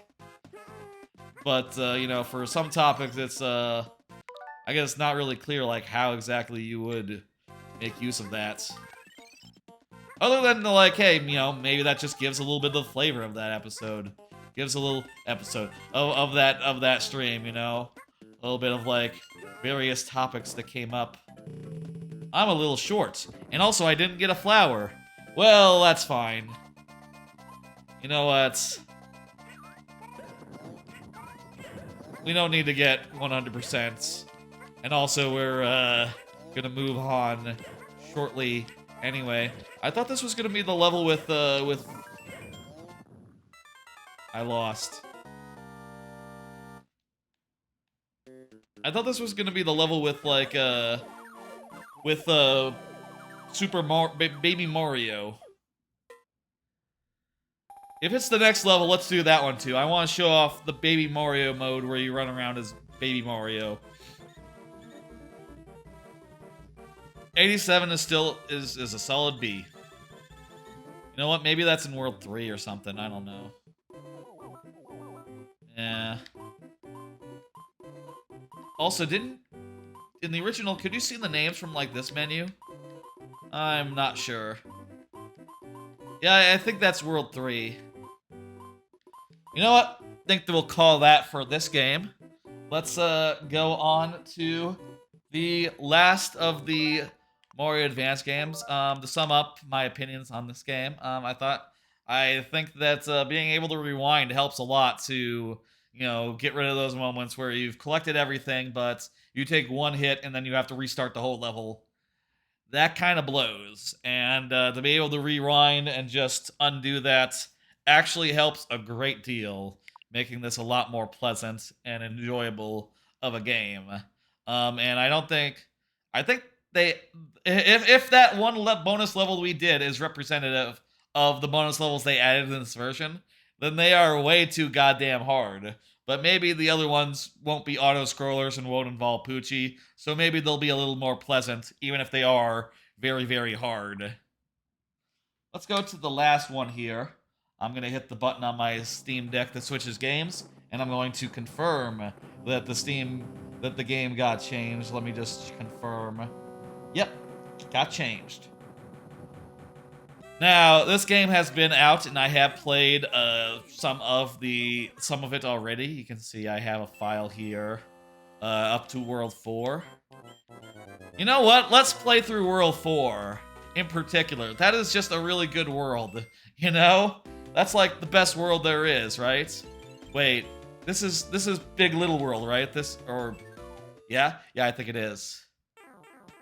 I think this is maybe the coolest world in this game, so let's play through it and then we'll do some e-reader stuff. How about that? How's that sound? Let me just rewind to get back here. This is faster than actually traveling.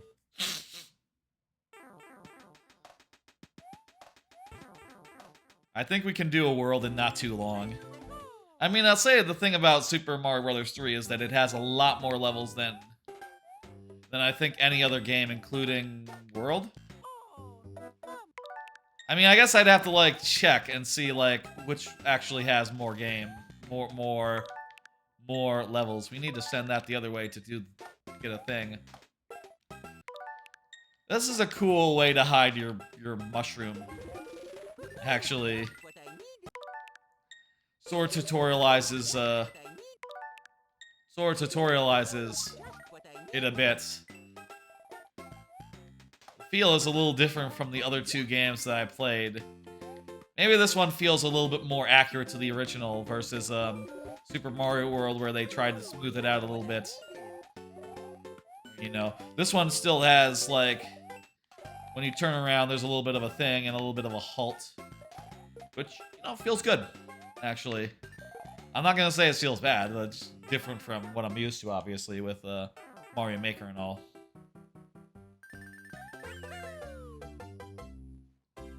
On occasion, I have looked at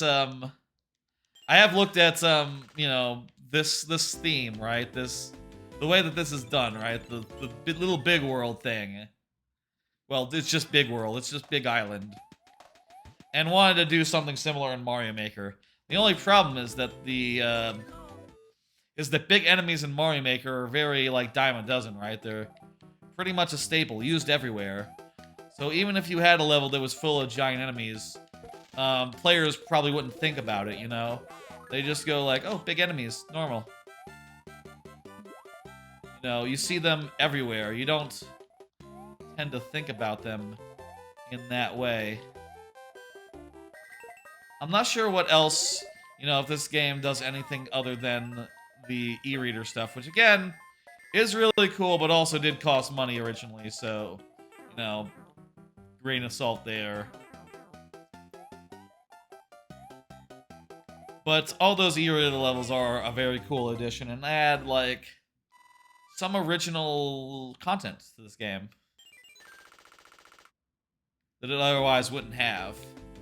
I'm also curious if it does have the... Several of these games have had, like, problems with corners, where they, like, around corners, if there's a background, it's rendered all weird. And I wonder if they still have that issue here. Try to keep an eye out for it.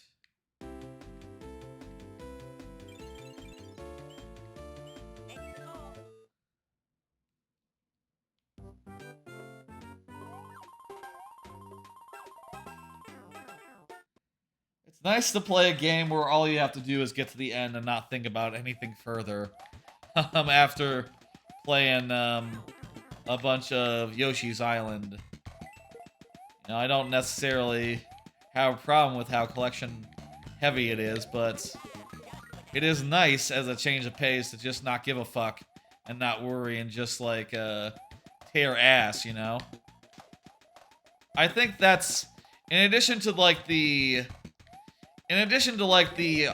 weird edges that the other games have, or that the Yoshi's Island has, as far as, like, you know, dying and having to redo all the collection stuff over again.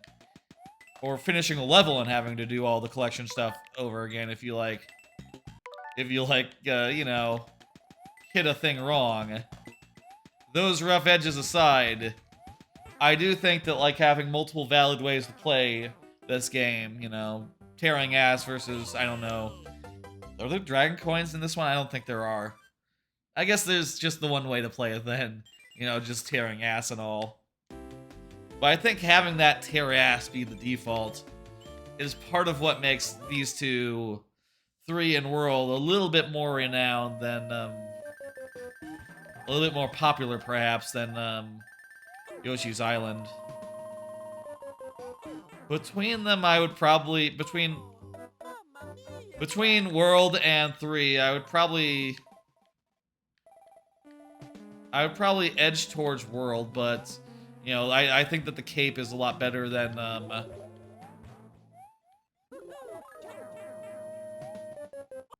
I think that the cape is a lot better than,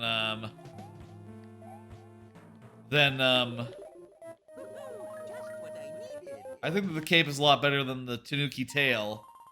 But, you know, Mario World has a lot more items beyond that, like the hammer suit and the frog suit, which are both really cool for their own reasons, you know, and also, more content, and also, you know, it just has a lot of cool shit in it. The cape, though, it's a hard call, and I think a lot of people go one way or the other. Right now, having played World and 3 back-to-back like this, The world, I'll say the world map is a lot more like organic in world, which I think, you know, is a silly thing in retrospect, but I think it makes a difference to me, honestly.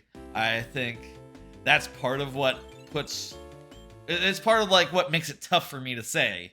If not for that world map, I would maybe say 3 for sure, but it's much more of a toss-up, actually, considering I love that world map in World. And multiple exits as well. That's so cool. And the ability to have, like, Star Road, where you just, like, take a shortcut to the end. Not to say there aren't shortcuts in this game, but they're all, like, you know, skipping entire worlds. Whereas this is, like, in World, you, like, create entire, like, an entire alternate path. And it's so cool to have, like, the whole world unlocked and going for every exit. Whereas you can't really have anything of the sort with 3. World is... Okay, you know what? I'll say this. Objectively, World is a much more advanced game than 3. And has some meaningful enhancements that take it one step above what this game was doing. You know... It had everything it needed to do that. But, like, for their time, I think 3 is better. If you take out the... If you, like, isolate for the time period, right? If you say, like, for their time, you know... Then I think 3 has the edge because, you know, it came out after 2, which was kind of, you know... bad. I mean, let me back up. 1 is just kind of okay, and has some weird bad decisions, like, you know, the whole scroll lock thing. When I said bad, I meant the Japanese 2, Lost Levels. But I guess it came out after, like, the other 2, which was, like, cool, but in a way that was very different. You know? Whereas it came out and it's like, oh, it's a good old-fashioned platformer again. With good old-fashioned hopping, bopping on enemies. But also, oh my god, the scope of this level, of this game. It's kind of the opposite of 2 USA, actually. Insofar as, Oh wow, that guy Holmes. That's interesting. It's kind of the opposite problem to 2 USA. Opposite problem is the wrong word. Whereas 2 USA has like 3 levels per world. This one has like 10 or 12 per world. And they're all like really well paced and really... And like really, how do you do the... There we go. It's like down and run button, you know. Down and attack. As I talk about it more... Also, I think I like the original 3's, like, game feel a little better than Super Mario World. Though, they're kind of even as far as the advanced versions go, as far as game feel goes. I think... Yeah, I think... You know what? I think I'm gonna give it the 3. I think I'm gonna give it for 3, actually. You know, I think if you had asked me, like, 10 years ago, like, without me playing the games again... Maybe I would go, like, World, just because of the cape and, you know, liking that more, but 3 is just so expansive and, like, has so much in it, and it's all really fucking good. There are a lot of things that World brings to the table that are, like, incredible and great, but, you know, isolating for that, I feel like this game introduces a lot more that is just phenomenal. You know, just from a basic level of just like, yeah, lots of levels rather than like 4 per world. And it's a lot more of an adventure this time. Like, it came up with the idea of having a map screen. Just imagine that. You know, they didn't have map screens before this one. Is that more significant than switches, alternate exits, all that? That's debatable. You know, you can say like some of those things, well, they're neat, but... It's not like every Mario game after that had switches, right? Not all the new U's didn't the new Super Mario Brothers series didn't have switches, didn't have all that, you know, and yet, so like, how significant were those things that they introduced? You know, it was fun for a game, but after that, they had to do new things. That maybe is an indication that it's not that good. And you know, if you look, these subsequent games, other than having like alternate, you know, I'll say alternate exits. That's the one thing that's stuck around this whole time.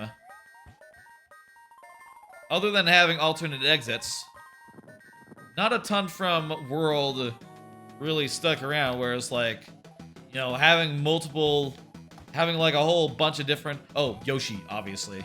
Having like a whole bunch of different power-ups, that stuck. You know, frog suits, you know, having like 3 new ones. Like, you look at the new games, they each have like 2 or 3 power-ups, often new ones included.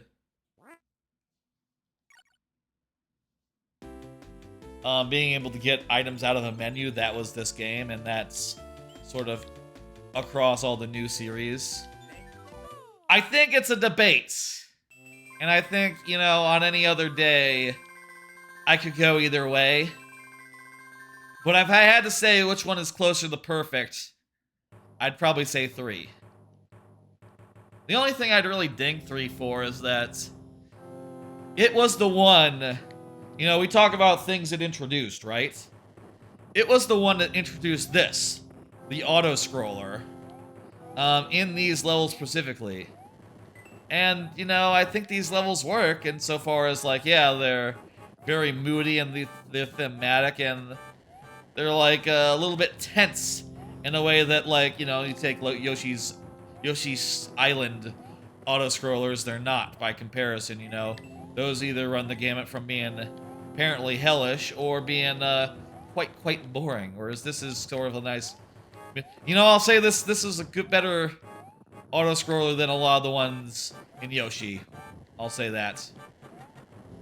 Even if it's not quite, you know, ideal.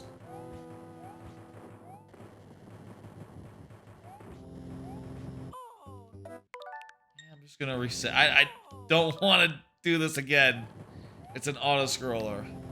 As tense as they are, if you die, like, a minute into a level, and you just have to, like, stand around again and wait it out, that sucks, no matter, like, how tense and effective...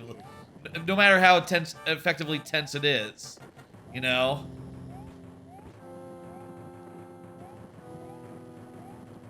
And again, you know, I just...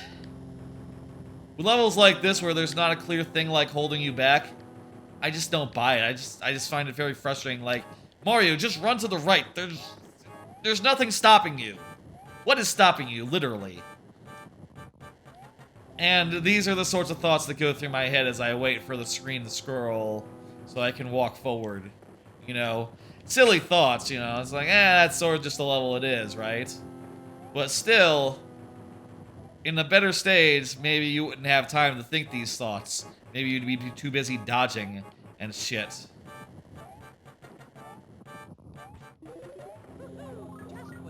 Well, that was Little Big Island. I'll say, like... And on reflection, I don't know that I was really thinking about the Little Big... That was Little Big Island, right? Yeah, there were big guys earlier on. I wasn't really thinking about the Little Big part of it that much for most of that world, which is kind of surprising in retrospect. You know, I remember it being much more of a thing. Unless I misremembered and it's actually the next word that's Little Big. And I guess, you know, we'd see if it were. I'm pretty sure that this was it, though. This was the Little Big one. This was Big Island. Whatever it's called. Probably, like, the most memorable world of 3. And, like, the most unique, you know? I don't know that they've done a Big Island since then, other than Little Big Island from Super Mario 64, you know? And again, you know, I'd like to do it. I have on occasion messed with the idea of it in a Mario Maker level, but big enemies, they're just so vanilla in Mario Maker, they just would make no impact. Right, it's the Sky World that's 5th. Yeah, that was totally Little Big. Or Big. let's go over to the e-reader and we'll do some e-reader levels to end on.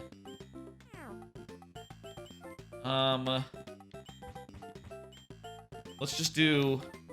We'll start with Classic 1-2. Why not?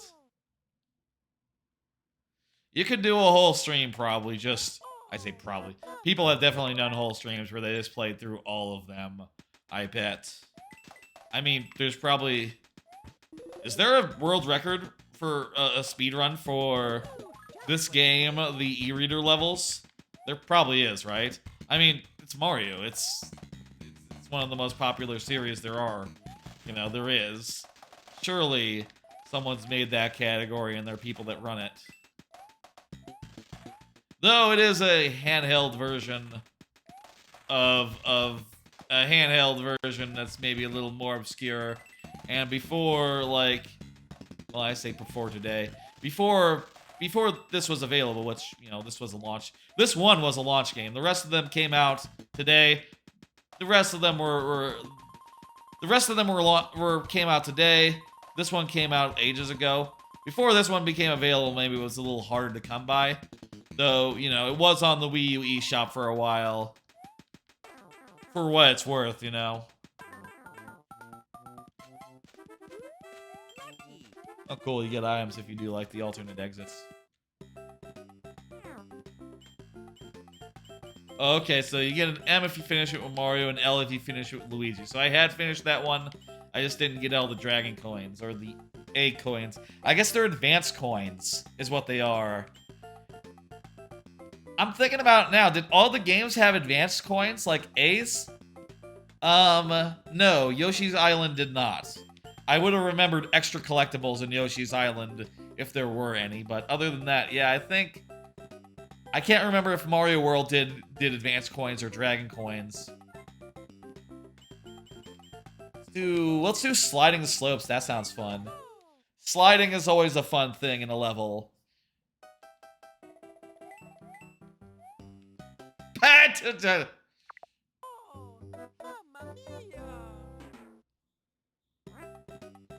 Hell of a hole to fall down, I know. I got maybe like one more card. A Hat in Time, next Monday. That's right, the playthrough series where I, you know, do a full Let's Play of Hat in Time starts next Monday. And I thought about getting like a console version of it or something, but yeah, let's not. I'm just gonna try to wing it, you know. I'm just gonna use the PC version that I own and see if it works good. And hope it works good. You know what I'll say? I'll say this. If, for some reason, we get in and we find, like, oh, with OBS running and the Pikmin as well, it's actually really performance, you know? It's actually having trouble keeping up on my PC. It's an indie game, and it's not really that technically demanding, I hope. So I'm hoping it'll be fine, but I'm thinking we'll play it by ear on Monday. And we'll see how that goes. And if it does go badly, I'll tell you what. If it does go badly, I will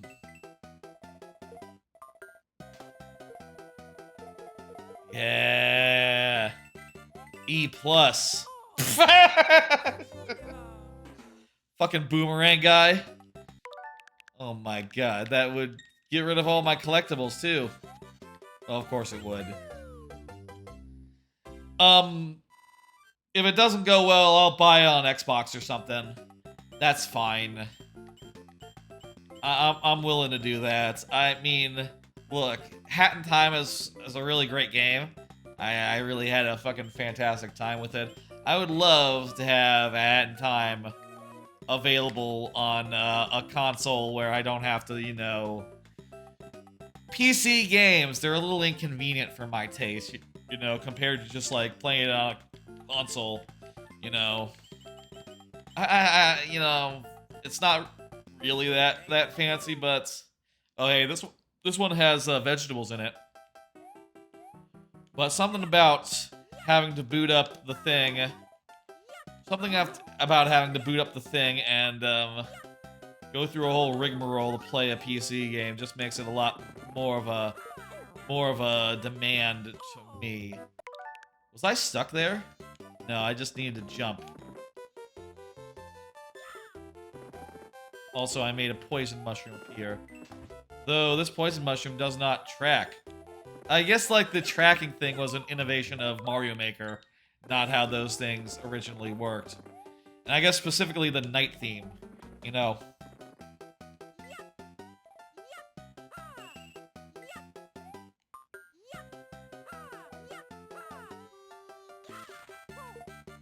I think you can only throw them, like... They only get thrown down at a specific angle in this one. It's not like in the original, which we were just playing earlier, where it's, like, based on the whether you're moving or not. Like, here's not moving. Here's moving. Same angle. Makes them a little harder to actually use as a projectile, you know? That angle down and to the right is not a great angle for hidden enemies in this game.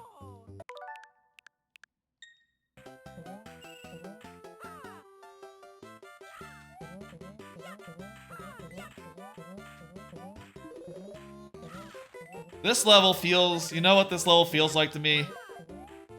This level feels like a tech demo. Honestly.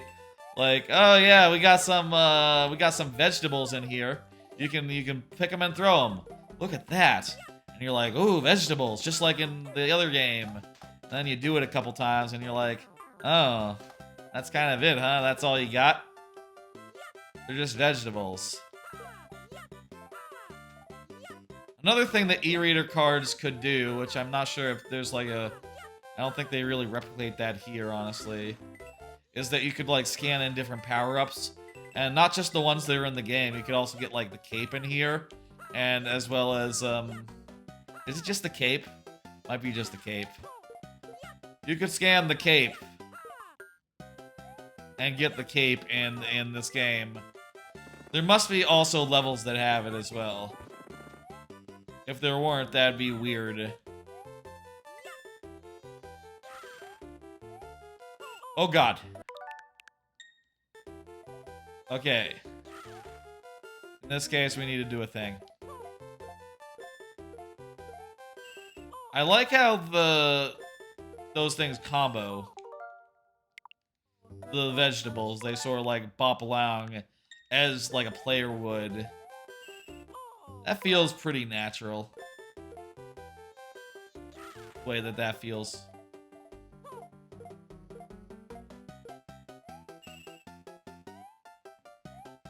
It's kind of a nice projectile, you know?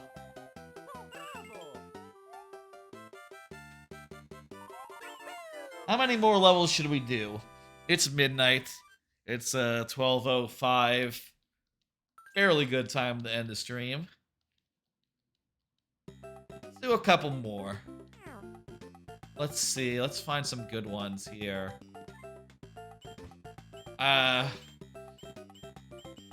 Let's see now. There's like several... Wow, there's a lot actually. What's... These ones are PR? What does that mean?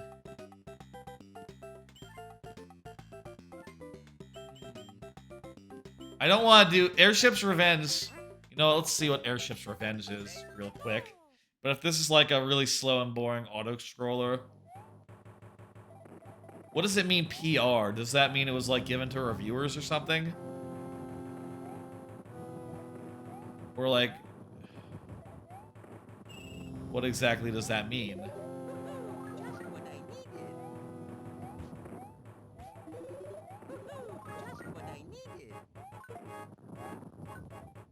Whatever it is, wherever it came from. Seems like a relatively fast-paced, fuck! Relatively fast-paced one of these.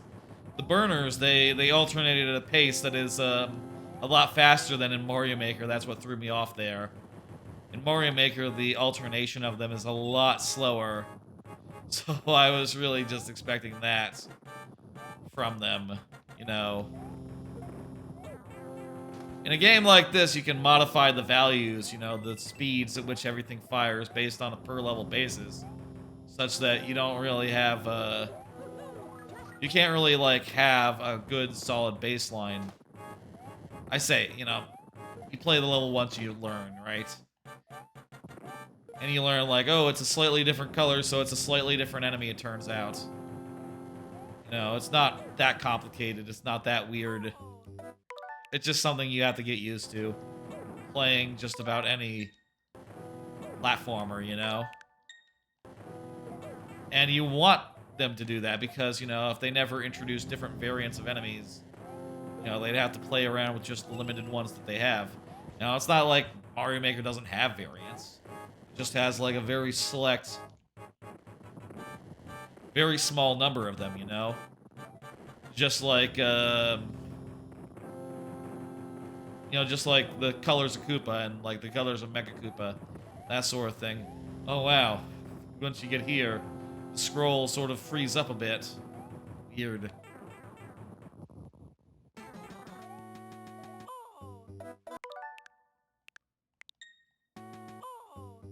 One comment about these is that they, by necessity, don't come with checkpoints. They're one-shot levels, so it's kind of a bummer to get hit and die in these, and have to be like sent all the way to the start, you know. But of course, hey, with this service, with Switch Online, you can just rewind and there you go. You know, it's back where you were. And that works perfectly good as a thing. And you can also go in these like super like ready to go. Yeah, you could in like the original, you could scan in like hammer suit or cape repeatedly and just get a bunch of capes, which was pretty neat. Why don't I become a frog and find a swimming level? It'd be nice if I could find a level where you have the cape.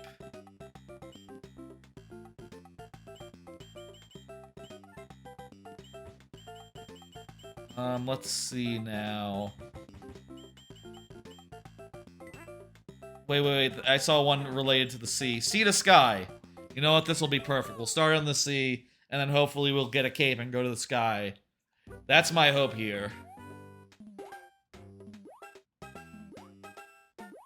Okay, it's a really short... The sea is very small. And you know what I can see now? There's the cape, so we will be getting a cape here.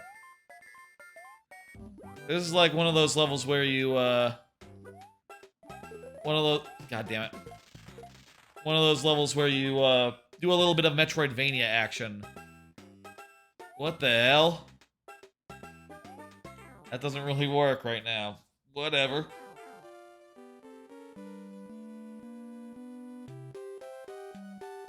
Boy howdy, it would be good to be a frog here.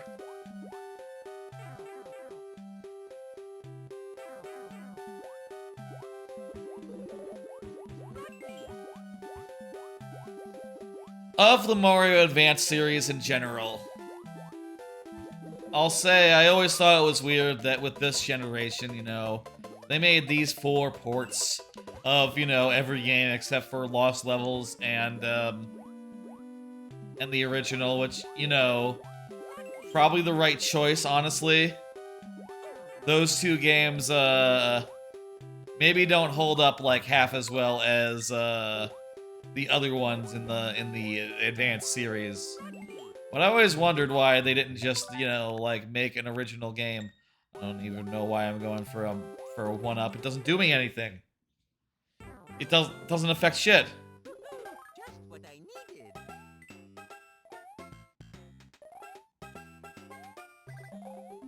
I always wondered... Whoa. Carry around a unpopped Switch. That'd be a cool thing for Mario Maker, by the way. If they added in the corner pieces that let you run up walls or around walls, that'd be dope. They should add those to Mario Maker. Oh, I see, because it can be re-triggered. Still a little awkward.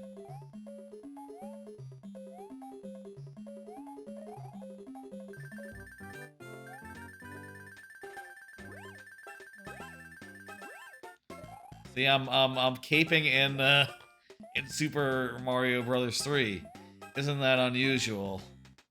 It's pretty unusual, yeah. God damn it. Having the Switch be around when you like get off it really makes it like very easy to accidentally pick up and fuck with. And get in the way during like stuff like this.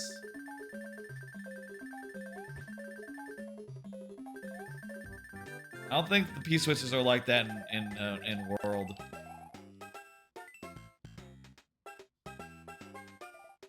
What's through here? Maybe this is also the end. This looks like, yep, okay. You can float down. And the end is here. That's a nice one. I like going from the water stuff to the sky stuff. That's a neat thing. I like levels that do that sort of thing.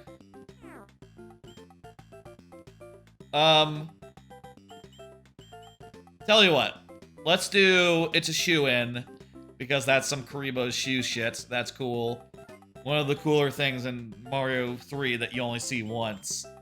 Probably the coolest thing in Mario 3, even though you only see it once, which, you know, amazing in retrospect, right? It became... That's probably why, part of why it became such a like, it loomed large in the imagination, since you only saw it once through the entire huge ass game. We'll do It's a Shoe-In, and then, let's see what Koopaling Confusion is. Is that like a boss rush level? And we'll have those be the last two of this here stream. I'll say, by the way, for these streams, I've been not doing cards for Thursday streams, the last couple. But since it's been like a whole week since the last stream, I figured that, you know, I couldn't not do cards, basically. And I imagine, you know, honestly, we might do basically the same set of cards tomorrow. You know, for a level called It's a Shoe-In, I expected a Karibo's shoe by now. If this level doesn't have a Karibo's shoe, I will be quite annoyed, actually. Like, come on, come on! You put shoe in the name. There it is! Oh, look at that, you don't even have to, didn't have to even kill a Goomba to get it.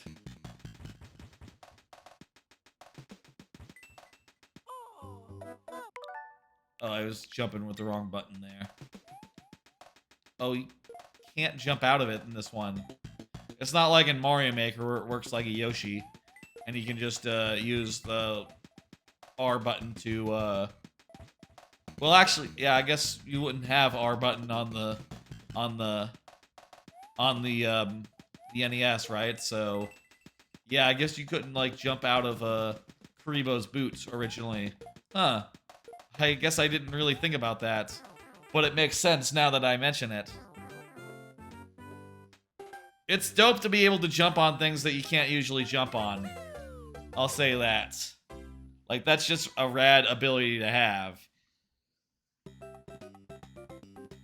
Whatever the next Mario game is, like mainline Mario, I hope it has the Karibo shoe, which I know Karibo is just Goomba in Japanese. I hope it has a Goomba shoe for you.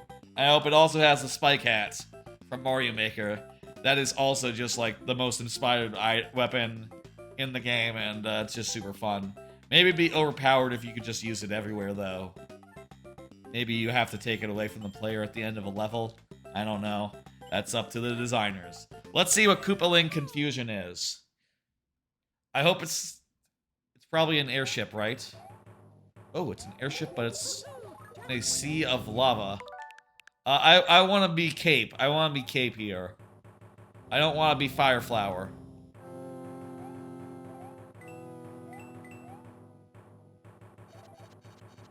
Again, my one criticism of this game, it introduced the auto-scroller, and also this style of auto-scroller, and also is big on them, has a lot of them, and I think that's a damn shame. You know, maybe World has like a couple fewer of them. You know, it doesn't end each... You know what world doesn't do? It doesn't end its world on an auto-scroller every time. Every world does not end with an auto-scroller. And that is much to its benefit. Honestly. I was kind of expecting this to be a boss rush. A little bit. And hey, maybe it is. Still, hey, cool enemies. The aesthetics are different from usual. Is this like a Mega Man choose your... What? Oh, hey, look at this. It's an actual level where you can actually move around and stuff. There's POW blocks. What the hell? The POW block killed the bullet bills in the air? Okay, go figure. Are those guys usually in this game? Or are they usually in World? I forget. Just what I needed. Oh, I'm gonna keep the cape. Kid, and keep the cape. I bet you there's a Koopaling here. Do I have to fight all 7 Koopalings or something? Oh.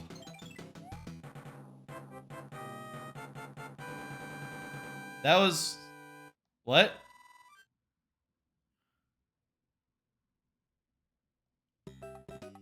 Eh? What? Why? Okay. What's over here, though? Okay, nothing. It kind of looks like the level goes on, but it's all blocked off. Or maybe that was earlier in the level over there? I guess that's legitimately the end of the level, just... You pop on a Koopaling once? Question mark? Why once? What the hell? And then it's over. That's... Usually it takes 3. Okay. Well, I am a bit, you know, Koopaling confused about the way that level ended. Ha ha ha. The level is called Koopaling Confusion. But, that seems like a perfectly good time to wrap it up. And, go ahead and end. I'm gonna get up the, schedule on the new docket, which you can see over there. Mondays, I will be doing Hat in Time starting next Monday around 8 p.m. Central. Thursdays, 8 p.m. Central, Variety Night will depend. This week was this whole looking at this new game. Next week, we'll see.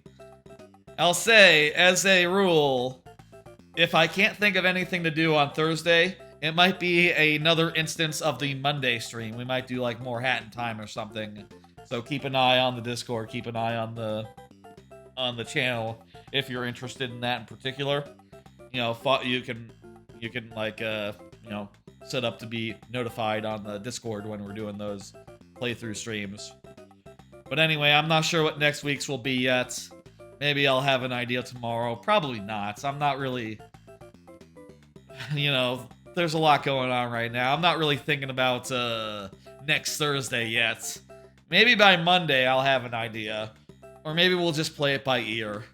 Tomorrow will be the next stream. Friday evening viewer levels. That's Super Mario Maker 2, by the way, if you don't know. And that'll be at 6 p.m. Central, as per usual. Alright, folks. I will see y'all tomorrow, 6 p.m. Central. Let me go ahead and see who is streaming.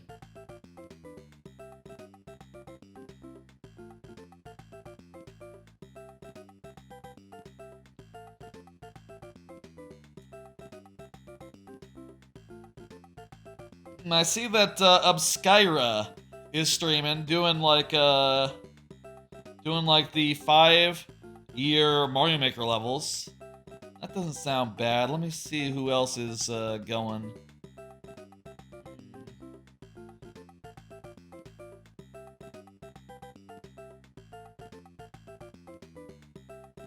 I see that I'm seeing some other streamers that I like, but a lot of them are doing like replays or, you know, like just playing like old VODs from YouTube or something. Like, I'm not. Let's not rate someone who's not doing something live, you know. I see someone doing Mario Maker, but I'm not sure if I can't actually see. It looks like a black screen from this preview. Maybe they're actually not doing it. Let me just refresh that, I guess. Who should we raid?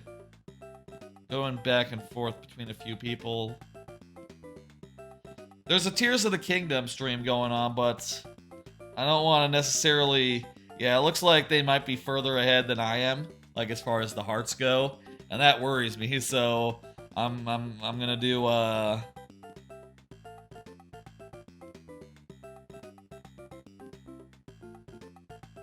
me think for a second. Let me look through my homie list just to see how I know folks. Or maybe we could go with someone else, someone from outside my circles. Maybe that'd be cool.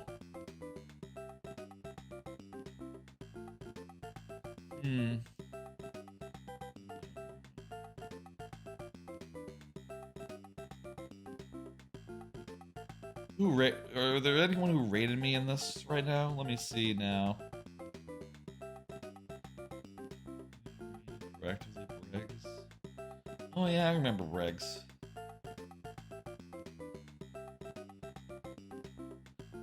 Okay,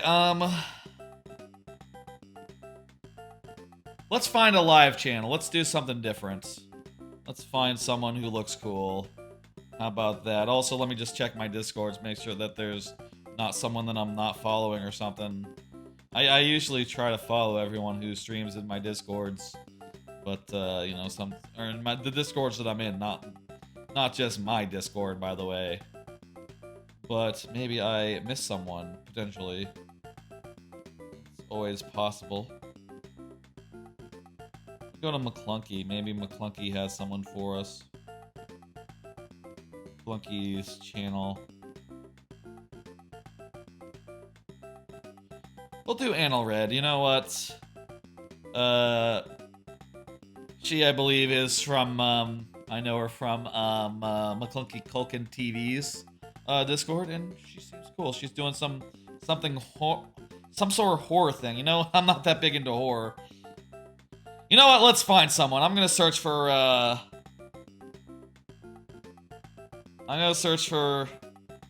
let's search for Paper Mario. See if anyone's doing the randomizer.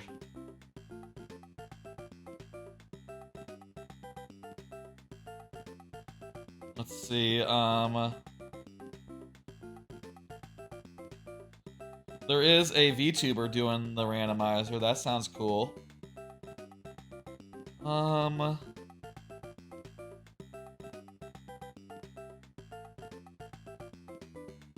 Yeah, okay. We'll do,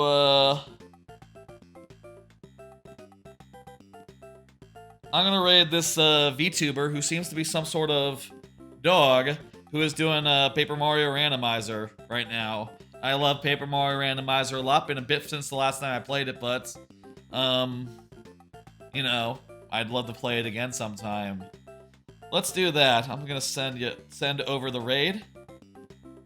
There we go. Sorry for the little bit of a long long time deciding the raid there. Happens.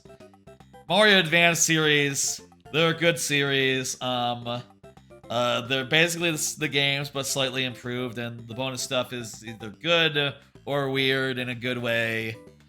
Good weird. I'm happy that they're all on Nintendo Switch now. I think that's a great development, and you know, check them out if you like. I hope that they put the DKC Game Boy Advance ones on here eventually, because those ones also have a lot that they add to those versions. In fact, I would say those versions have more that they added than these three. Again, I'm gonna let you go. See ya on tomorrow. See ya on Friday for viewer levels. Bye, folks.